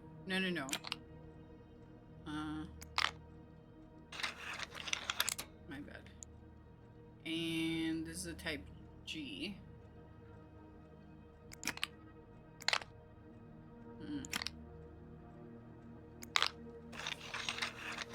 And then I should go for a type A. How does Eugene do this again?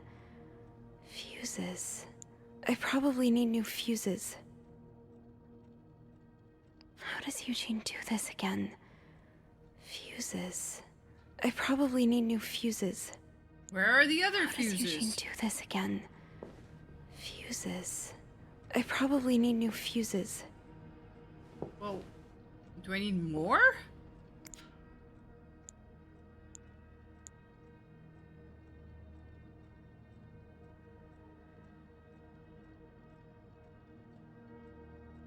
So I gotta divide it, right? So I pick up a 15. No, that is a 15. So I need,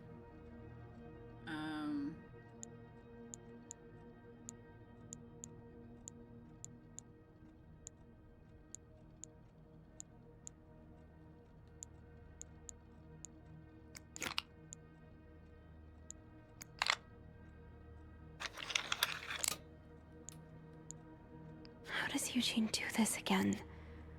Fuses. I probably need new fuses. No power. I think I need to change all of the blown fuses.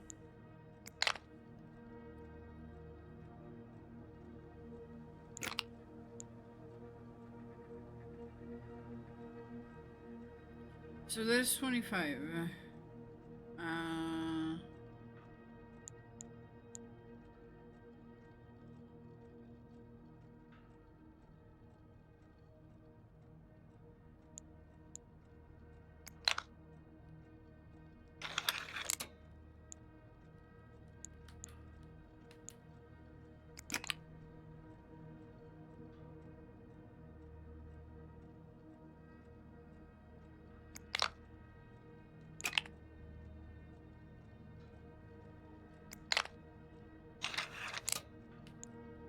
How does Eugene do this again? Fuses. I probably need new fuses. How does Eugene do this again? Fuses. I can't really, like... I probably need new fuses. Woman, shut up. I swear to God. I'm about to flip the fuck out. I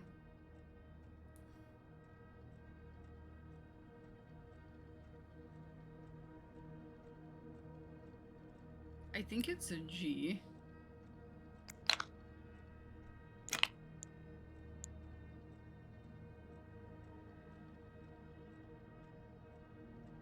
$30.35. But I can only like.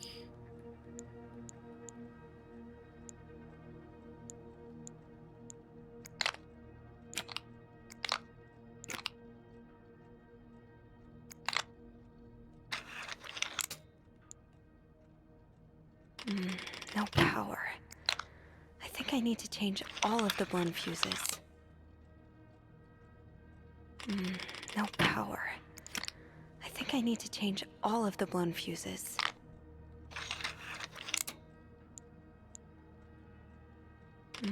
No power. I mean, think there are I need only to so change many all of the blown combinations that I fuses. can do, and it's a matter of time until I get it right. How does Eugene do this again? Fuses. I probably need new fuses. The thing is that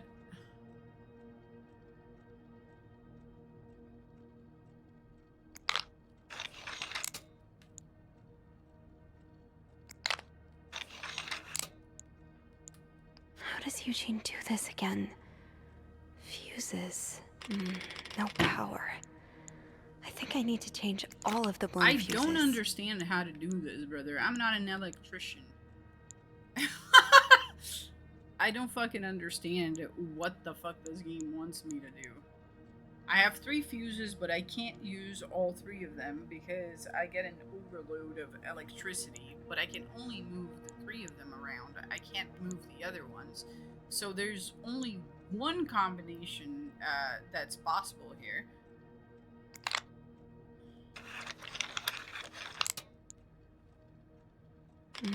No power. I think I need to change all of the blown fuses. And it's not the initial one that I had, so no. It's gotta be G. No power. I think I need to change all of the blown fuses. No, I can only use these 3. That's it.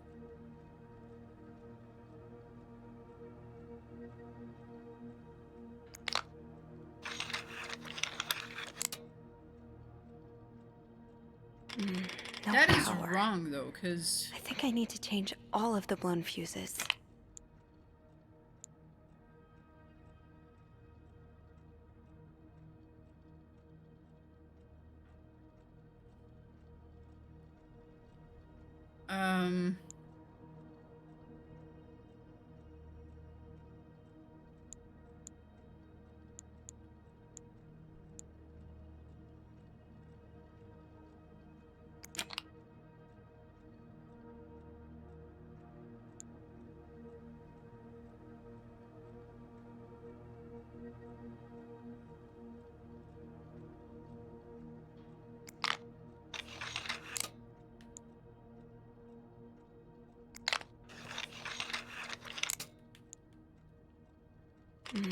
No power. I think I need. How does Eugene do this again? Fuses. I probably need new fuses. No power.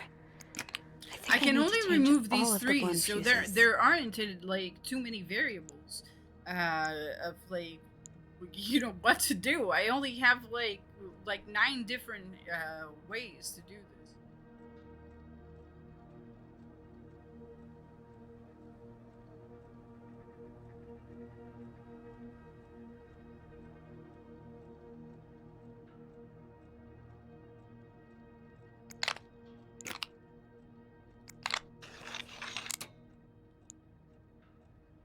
But it becomes a problem because I cannot move the other fuses. I can just move, these.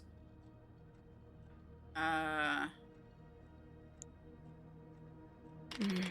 power.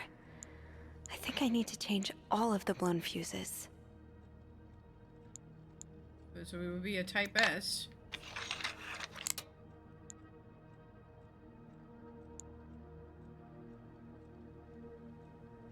How does Eugene do this again? And I can't use the A.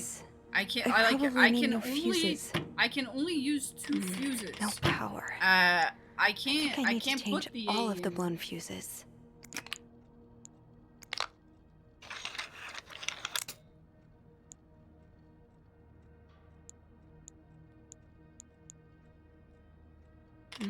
No power. I think I need to change all of the blown fuses. I can't use the A.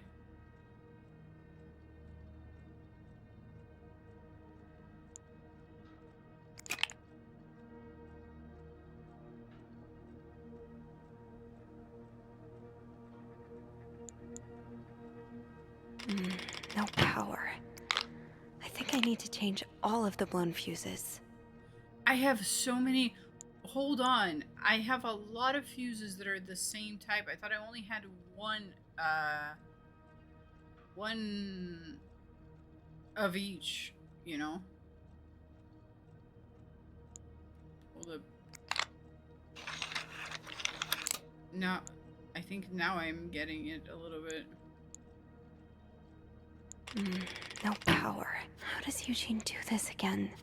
I have 3 options. I probably need new Okay, fuses. shut up, lady! You're fucking annoying the shit out of me right now.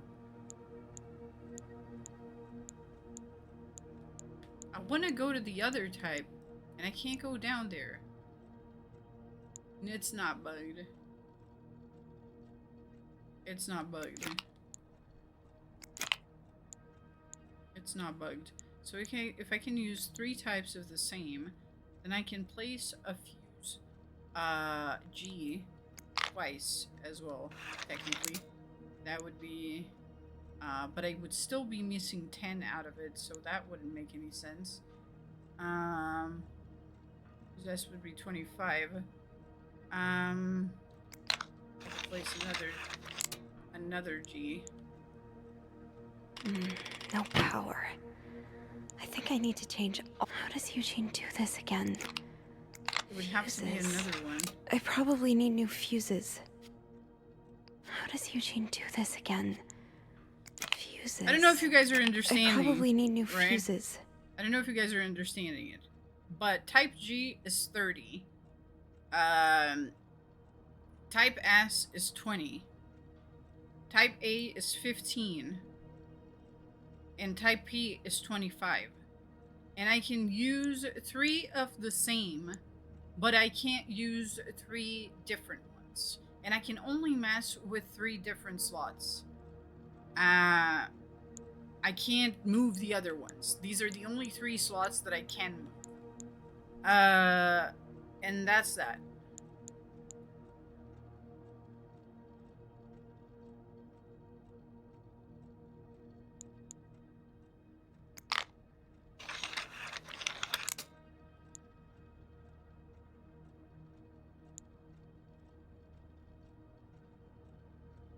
And I don't have a fuse P. I only have a fuse G. I only have 30, 20, and 15. 30, 20, and 15.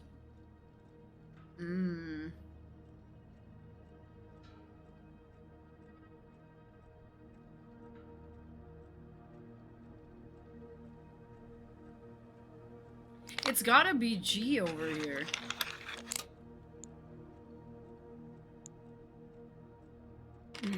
No power. I think I need to change all of the blown fuses.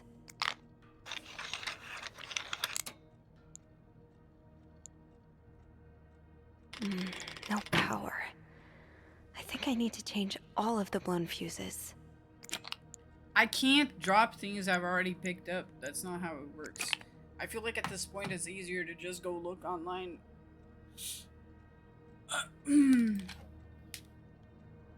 Getting the fuse box open was half the battle. Now I need to take a look inside and fix what needs fixing. Is there a certain limit you can't go over? I can't put 3 different fuses in. 3 of different types. I can't put S, G, and A in. I can't do that. I can put 3 A's. I'm pretty sure I can put 3 of the same in. I can put S.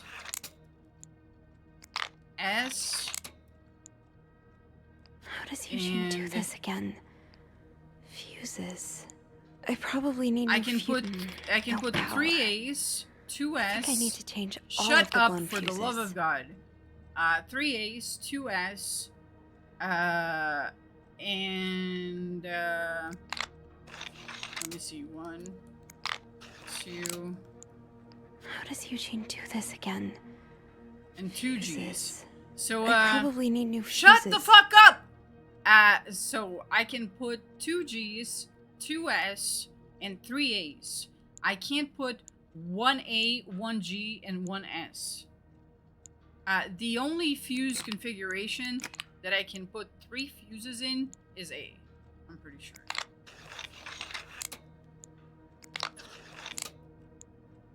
How does Eugene do this again?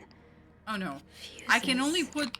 I probably need new fuses. Unless there's like there's a goddamn third fuse somewhere that I haven't found. Is it in the box? I don't think there's anything here that would help me.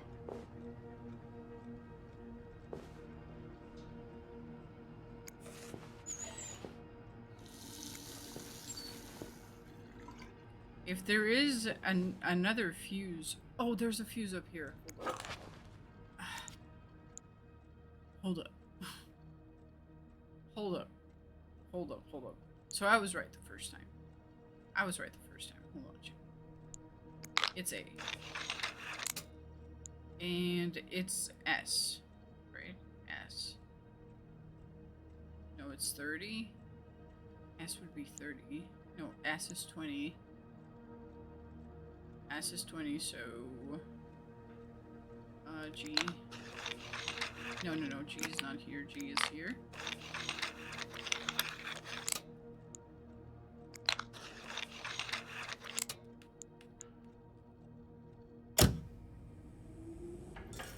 I'm really smart. Electrician, bitch!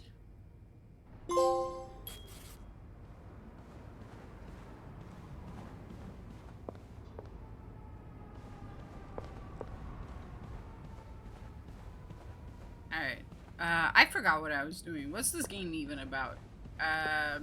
Oh yeah, I got the ice pick of the murder victim that's like across the hallway. Maybe I should like use the goddamn phone.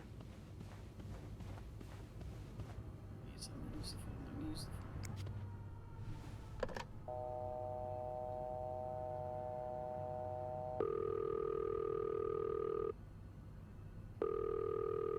Oh my god, man, is my boyfriend dead? Oh my god, did they kill everybody at reception?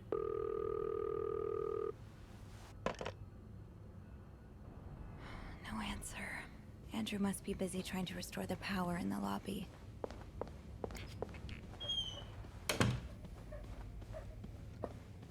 Should I just kick this man's body out of the way and just take the elevator? Is there anything I've forgotten? Excuse me, sir. Once I leave this floor, I probably won't be able to come back. I mean, listen, you gotta understand, right? I got some combinations for some lockers, but I'm not sure if I should be messing with the safes anymore.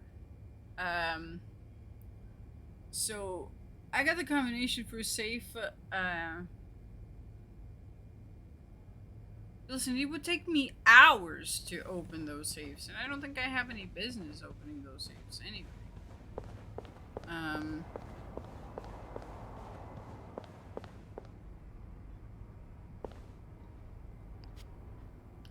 open that. I mean, I feel like I'm good to go. I mean, there's a dead body up in here. I got the ice pick that killed the guy. I didn't do anything. I feel like that's enough for today. It's just enough for today. Wouldn't you guys agree? Wouldn't you guys agree? I feel like I'm implicated enough in this. Oh, please, I just want to leave!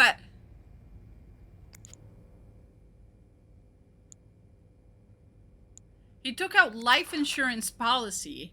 Hear me out. Why would he have taken out life insurance policy if his wife wasn't planning on killing him? He wouldn't do this like out of nowhere. You know what I mean? Let alone die with that shit in his pocket. I still think she orchestrated all of this. I still think. Oh God, man! I think she orchestrated all of this. I think that hold up. Is there a way for me to pick up things without destroying? Because I honestly think that she orchestrated all of this to pin it on Morgan.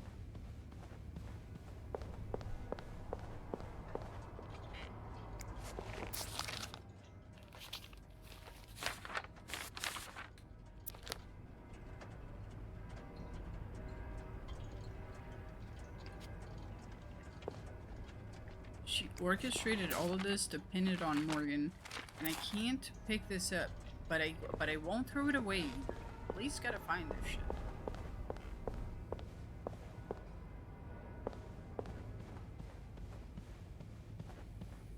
Someone took out the policy on him, then planted it. Why would they do that, though? It doesn't make any sense.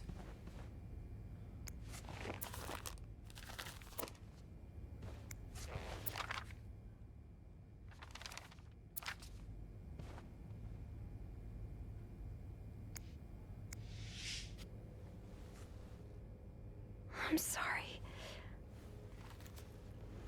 I'm sorry. I'm so sorry. My God, man, she touched the body too hard. Why did she just take the fucking stairs?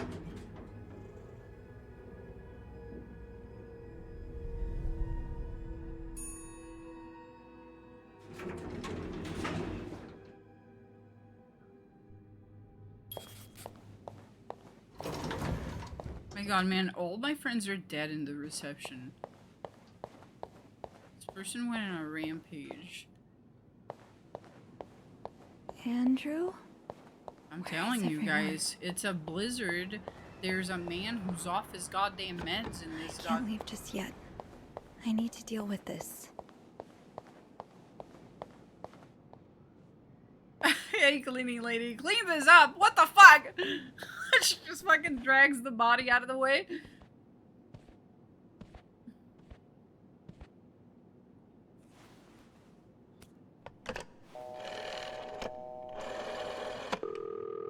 Montreal Police Service, Station 22. There's a man dead.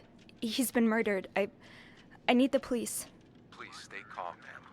Where are you right now? The lobby, but the body, it's upstairs. Can you give me the address, please? Oh, 1178 Drummond Street. All right, ma'am. Officers are on their way. Thank you.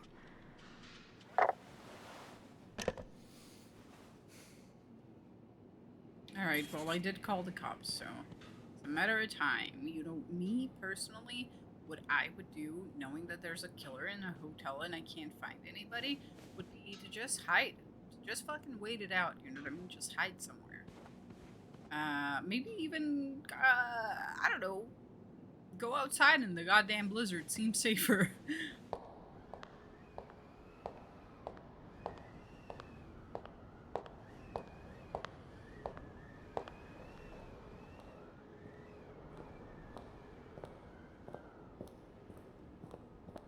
Hey, you're here. I've tried restoring the power, but I think Eugene's the only one with the key to the fuse box, and Sophie? Don't worry, I'll find a way to bring the lights back on. Hey, you look a bit pale. Is everything okay? I found Mr. Cruz. Hector. He's back? How's he taking that whole thing with his wife? You don't understand. I found his body. He's dead, Andrew. Jesus. Maybe you need... He's not reacting to this much at all, and I don't know if it's the voice actor or if he's supposed to be like that, because if it's the voice actor, then hey, you know, you gotta do what you gotta do. But if this is on purpose, just really sus right now. Sussing Andrew out big time. You need to sit down, huh?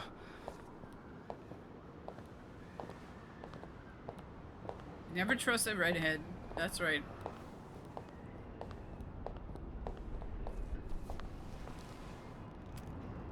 Did you call the police?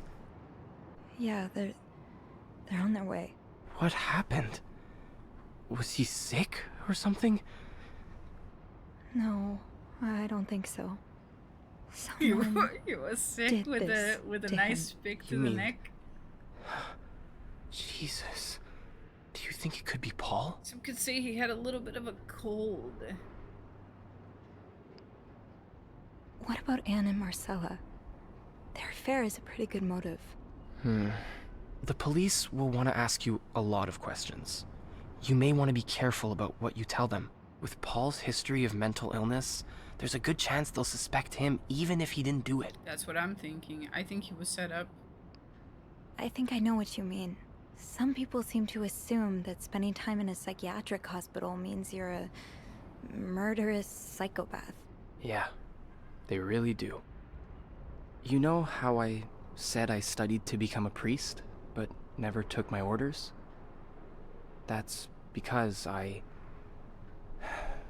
felt so lost. I couldn't enjoy the things I used to like. I thought he was gonna tell me he was crazy or something. You know, that's because I'm God. I'm actually... And I would have gone to a place like that had I not gone to the convent instead. There they understood me.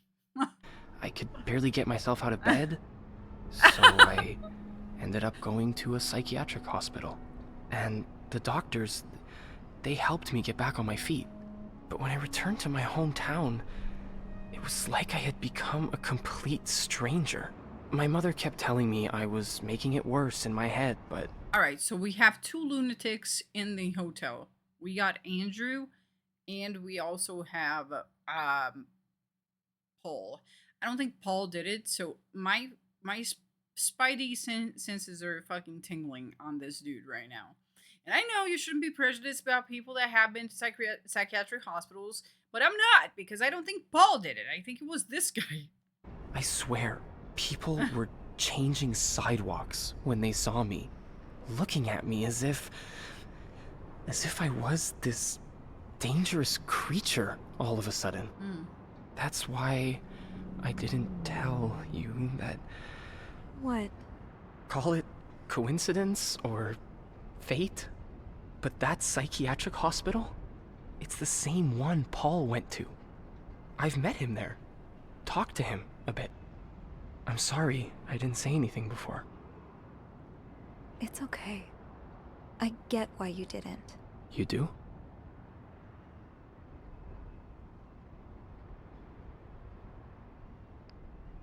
You know how I tell everyone that my mom's sick, bedridden? Well, it's true, but I always leave out the part about her illness not being physical. I'm ashamed of the truth. So even though I don't know exactly what you went through, I can understand. Thank you for telling me. I know it's not an easy thing to talk about, but if you ever want to talk about your mom, I'm here. I don't know, man. Listen, he knows Paul. He was in a psychiatric hospital. He's not reacting to the fact that there's a dead man, like, fucking upstairs too much. I'm sorry. I mean... I don't know, man. Promise me you'll be careful with the information you share. Yeah. Yeah, of course. I mean, the women could go to jail for being lesbians. Anything is like is scandalous and prejudiced enough that the police would just run with it. You know what I mean? Yeah, you got 2 lesbians, but you also got a man that, you know, wasn't a psych ward, and you also got another guy that wasn't a psych ward. I mean, the police would probably go to any of these guys, honestly. Miss Roy. Miss Roy. Oh, sorry. I was distracted. I really need you to focus right now. I don't want to be here all night, and I'm sure you don't either. No. No, I don't. And I have the ice So, pick. as I was saying, We're trying to ascertain the circumstances of Mr. Cruz's death. Can you tell me how you came to find the body? No. I was cleaning room 509. I don't when recall. I heard the elevator bell ring. I don't again recall. and again and again. I don't recall! I thought maybe a child was playing with the doors.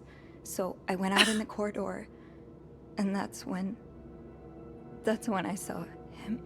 Lee, she learned nothing from Little Wayne. Why was the elevator bell ringing? I'm sorry? You said you heard the elevator bell ring. Why was it ringing? I assume it wasn't a child after all.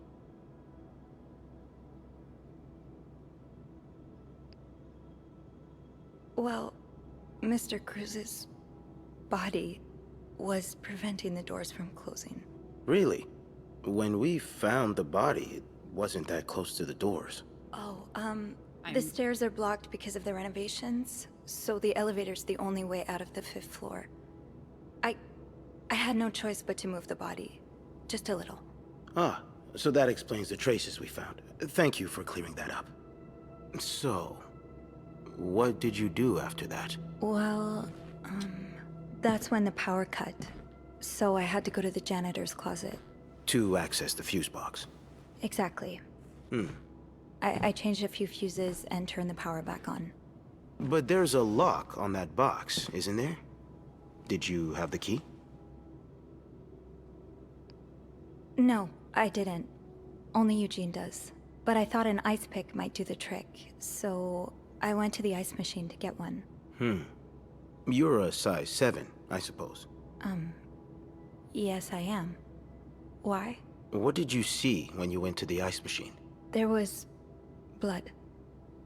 A lot of it. Did you touch anything? Yeah, I did. I might have touched a few things. Just to figure out what had happened to Mr. Cruz. Of course you did. Why so many witnesses can't help but compromise the evidence is just beyond me. Anyway. He hates me now. What did you do after restoring the power?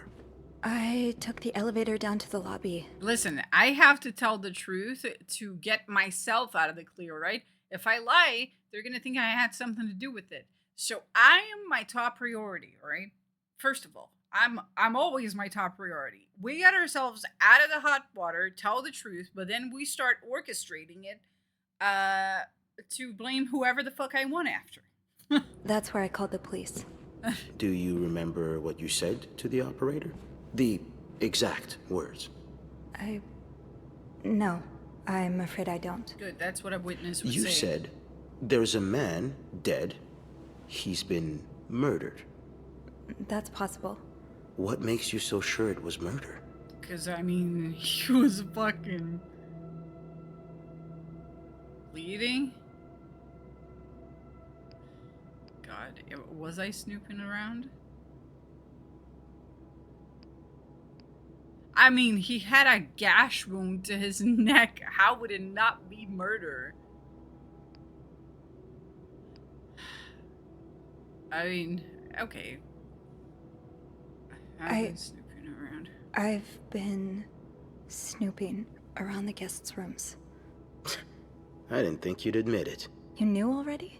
We found pictures of you snooping around. Yeah, they did! I knew it because I didn't get rid of it. Unless you want me to arrest you for violating your guests' privacy, I suggest you tell me everything you know.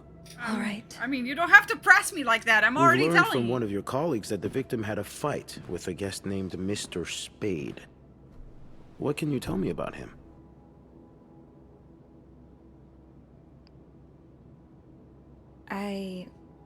I don't really know anything about him. He seems nice, though. Nice. I wouldn't be so sure. Oh? We found out that Mr. Spade is fresh out of a madhouse. When we called the place, they painted quite the picture of him. Did you ever see him display odd behavior in or around the hotel? No. I mean, we've all got our little quirks, don't we? Did he seem obsessed with Mrs. Cruz? A little, maybe, but... Obsessed enough to kill her husband? No, nothing like that. We all have our obsessions. Me, for instance. I'm obsessed with celebrities and gossip magazines, and... You don't seem to understand, Miss Roy. Mr. Spade is not like you and me. He may look like us, but he's not. He's dangerous and needs to be taken off the streets. So tell me, did you ever see him be violent or aggressive? Deny, right? What does take a stand? The fuck does that mean? No, I didn't. I'm sorry I can't be of more help. No, I'm sure you are. But we're not quite done yet, Miss Roy. The victim's wife, Marcella Cruz. Apparently she left in quite a hurry this morning. What can you tell me about her?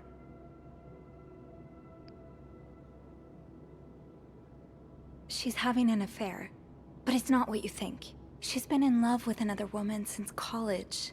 They've been apart for more than 10 years, and now they... Yes, I know all about Mrs. Cruz and Mrs. Beaumont's sexual deviance. Have you ever witnessed them engaging in immoral behavior? What do you mean? I'm asking if you've seen them being, you know, intimate. No, I haven't. No. And did you hear them discuss their deviant ways in front of Mrs. Beaumont's son, perhaps? Yuck, no. Imagine what kind of effect such perversion can have on a young child. No, I didn't hear anything. Did you hear them express their hatred of men? Did they ever talk about using violence against men? Did you hear them speak ill of Mr. Cruz? Mr. Cruz? No, I didn't hear any of that. I'm sorry, Miss Roy, but I just don't believe Well, you. then that sounds like a think you know more than problem, you've let doesn't on. it? That sounds like a you problem, buddy. Can I please leave? You can. But you'd better stay in town. I'm sure I'll have more questions for you very soon.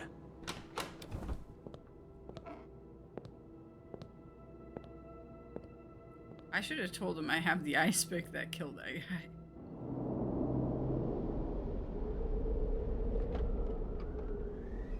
I think, listen, the husband of the wife beater, he comes from a lot of money, right?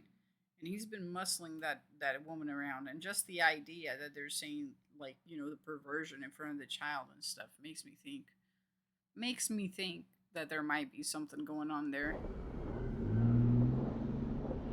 for like custody battle purposes.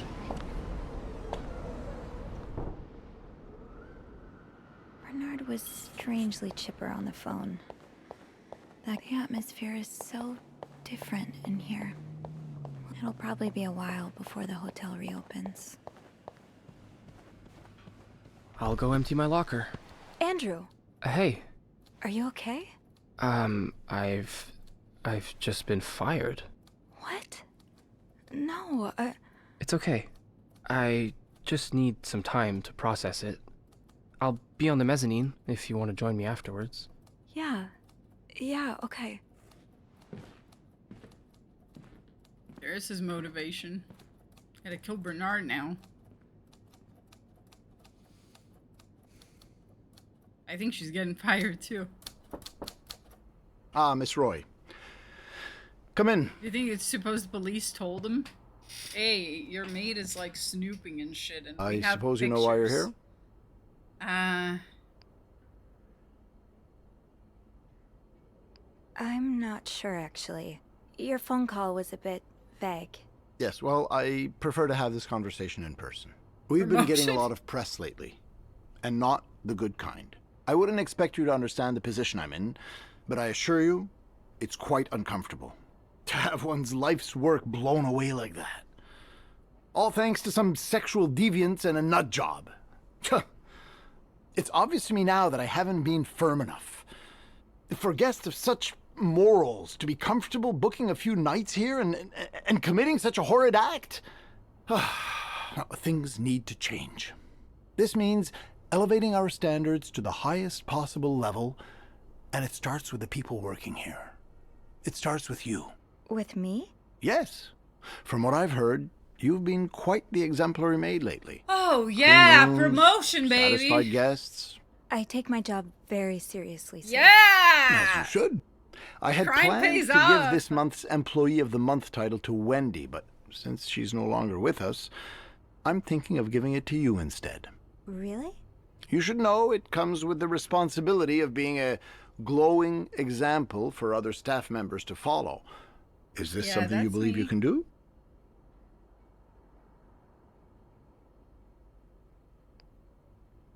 Fuck. Because they fired Andrew. Why did they fire Andrew, you guys think? Would it come with a reward? I see you're a pragmatist. Yes, it would. Okay, then I'll do it. Good. I expect you to be here on Monday, first thing in the morning. There's a lot of work to be done before the reopening. That'll be all. He doesn't want to sleep with Andrew. Good point, good point. Hey, Andrew. I know you just got fired, but I just got a promotion.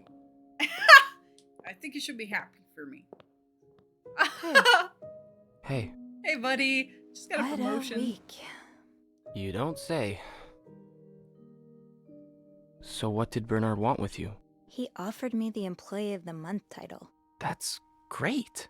Congratulations. It's too bad I won't be there when you get your reward, though. I'm so sorry. It's not your fault.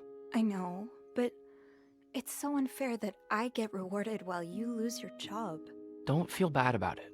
You need it more than I do. Did Bernard say why he was firing you?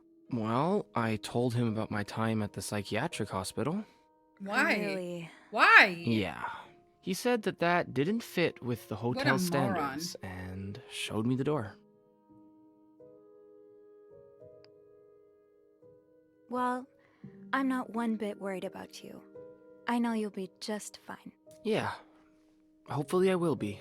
Think of all the good times you'll have away from Bernard.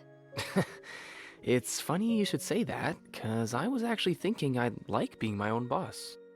I've had this dream for a while of maybe opening a bookstore. I can't say I'm surprised. It just makes so much sense. I'd be able to combine the two things I love most, reading books and helping people. Granted, helping people find books is a far cry from helping them find God, but... My mom likes to say, there's no job too small. Plus, just by the way you're talking about it, it's obvious it'd make you happy. And that's what really matters, I think. Yeah, you're right. Thank you. I'm really glad I have you in my life.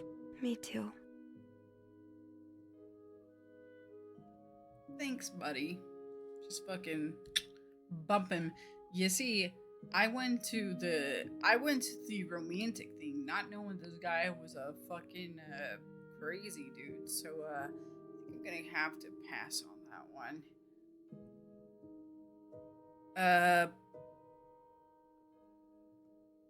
I've been thinking about mental illness.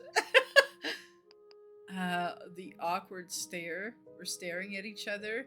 Maybe lean in for a kiss, and then I go, I've been thinking about mental illness. Been thinking about Paul a lot. Oh, really? Should I be jealous? No, not in that way. I've been thinking about what he went through. And you as well. How you've been ashamed of something you have no control over. How I've been ashamed of my own mother. I don't want to be ashamed of her anymore. And I don't want to be ashamed of you. Well, then let's be shameless together. Whoa, he's so fucking Look, feisty. it for may a be hard priest. at first, but I have a feeling a wind of change is about to blow. One day, struggling with your own mind won't be any more shameful than having chickenpox. It's I still really shameful, hope that's I true. think. It in a will be. way.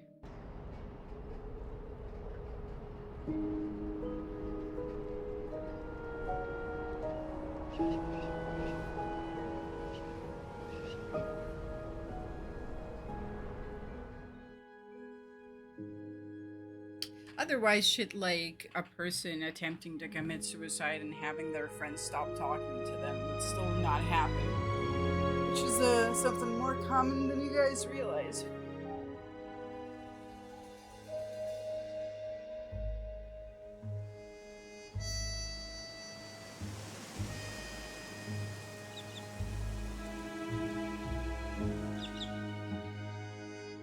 I still think it was all orchestrated by Marcella.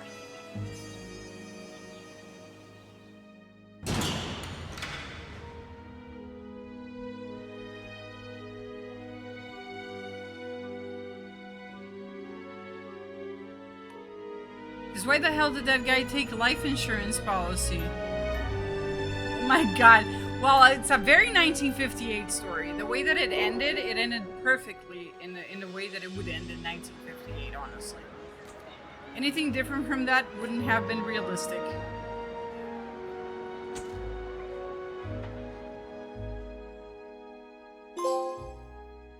Hey, I'm Employee of the Month, baby! After all the snooping!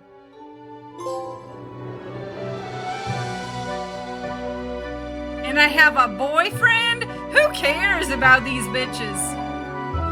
I got the happy ending for me, dude.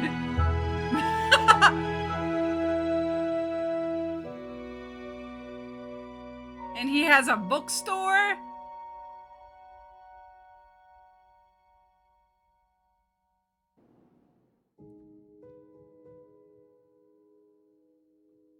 What matters is, chat, I'm Employee of the Month.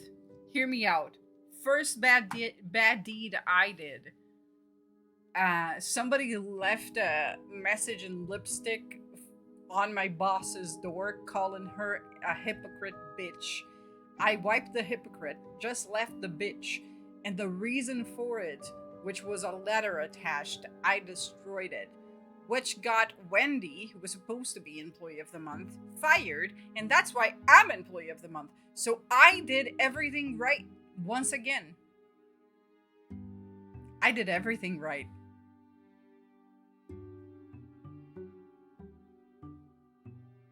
Can you imagine how different this would have turned out if I would have just wiped everything?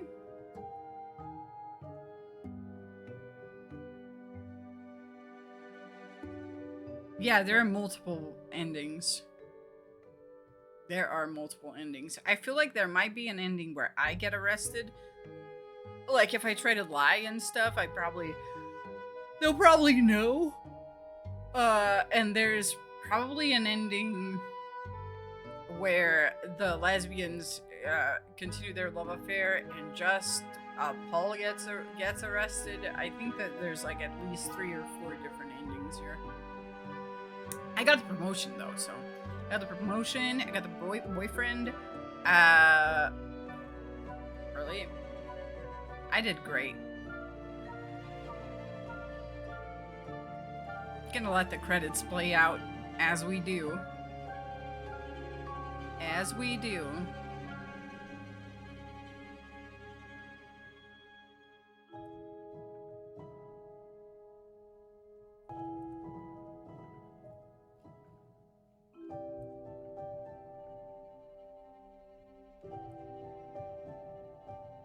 What did you guys think of the game? Did you guys like it? I think the story was engaging. The puzzles were okay. I liked it. It was a fun little game to play on a Wednesday. Didn't overstay its welcome either. It was just the right amount of time. I love games that last for a whole stream, like 8 hours tops. My type of game for sure.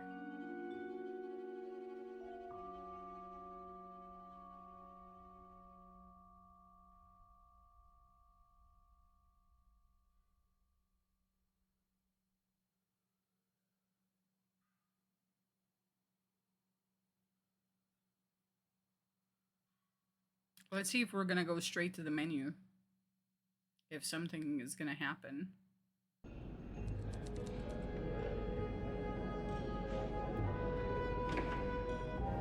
Okay. Well, guys.